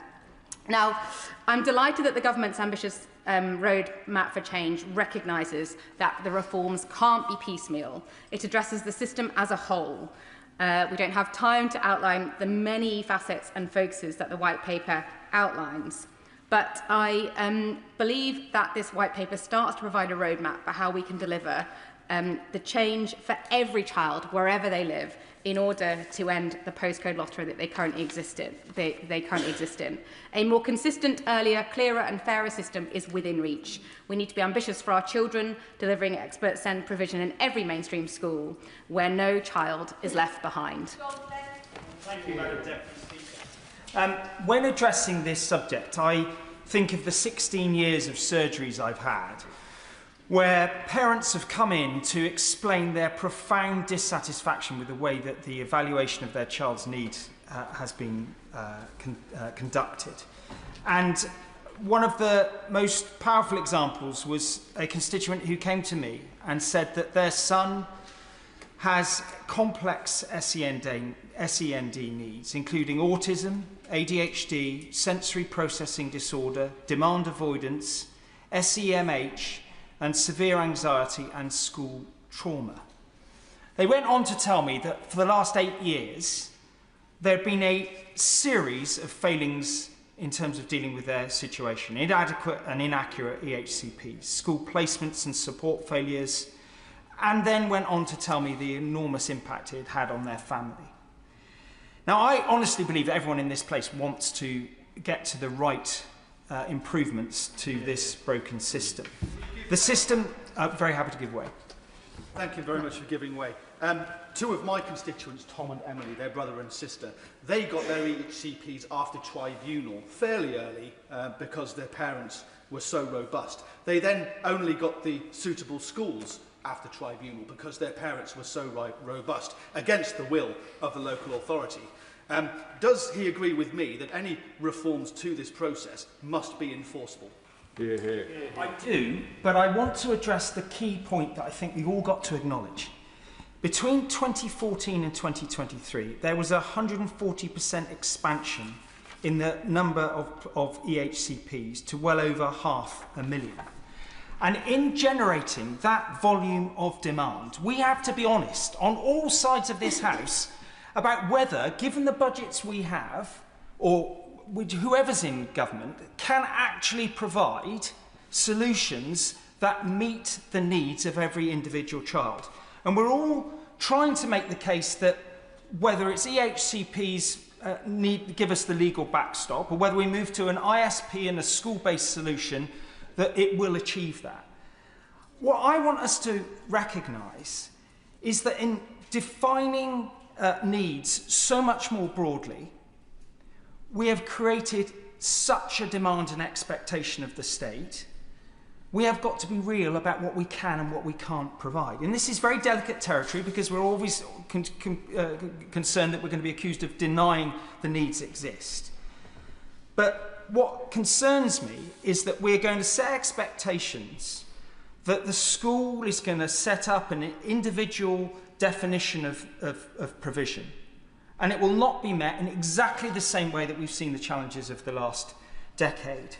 There is a central tension in this white paper that as we move from a rights-based system of statutory entitlements to a resource-led system, that it will automatically improve. And it seems to me the concern that I see exists amongst the representatives of those with unmet send provision and the charities is that there will be an enforceability gap, having set expectations in our country that EHCPs are legally enforceable. So with these new proposals of ISPs, while parents might have the right to a plan, they will not have the legal right to the provision it contains. And if we standardise things over individual needs, and we move to a situation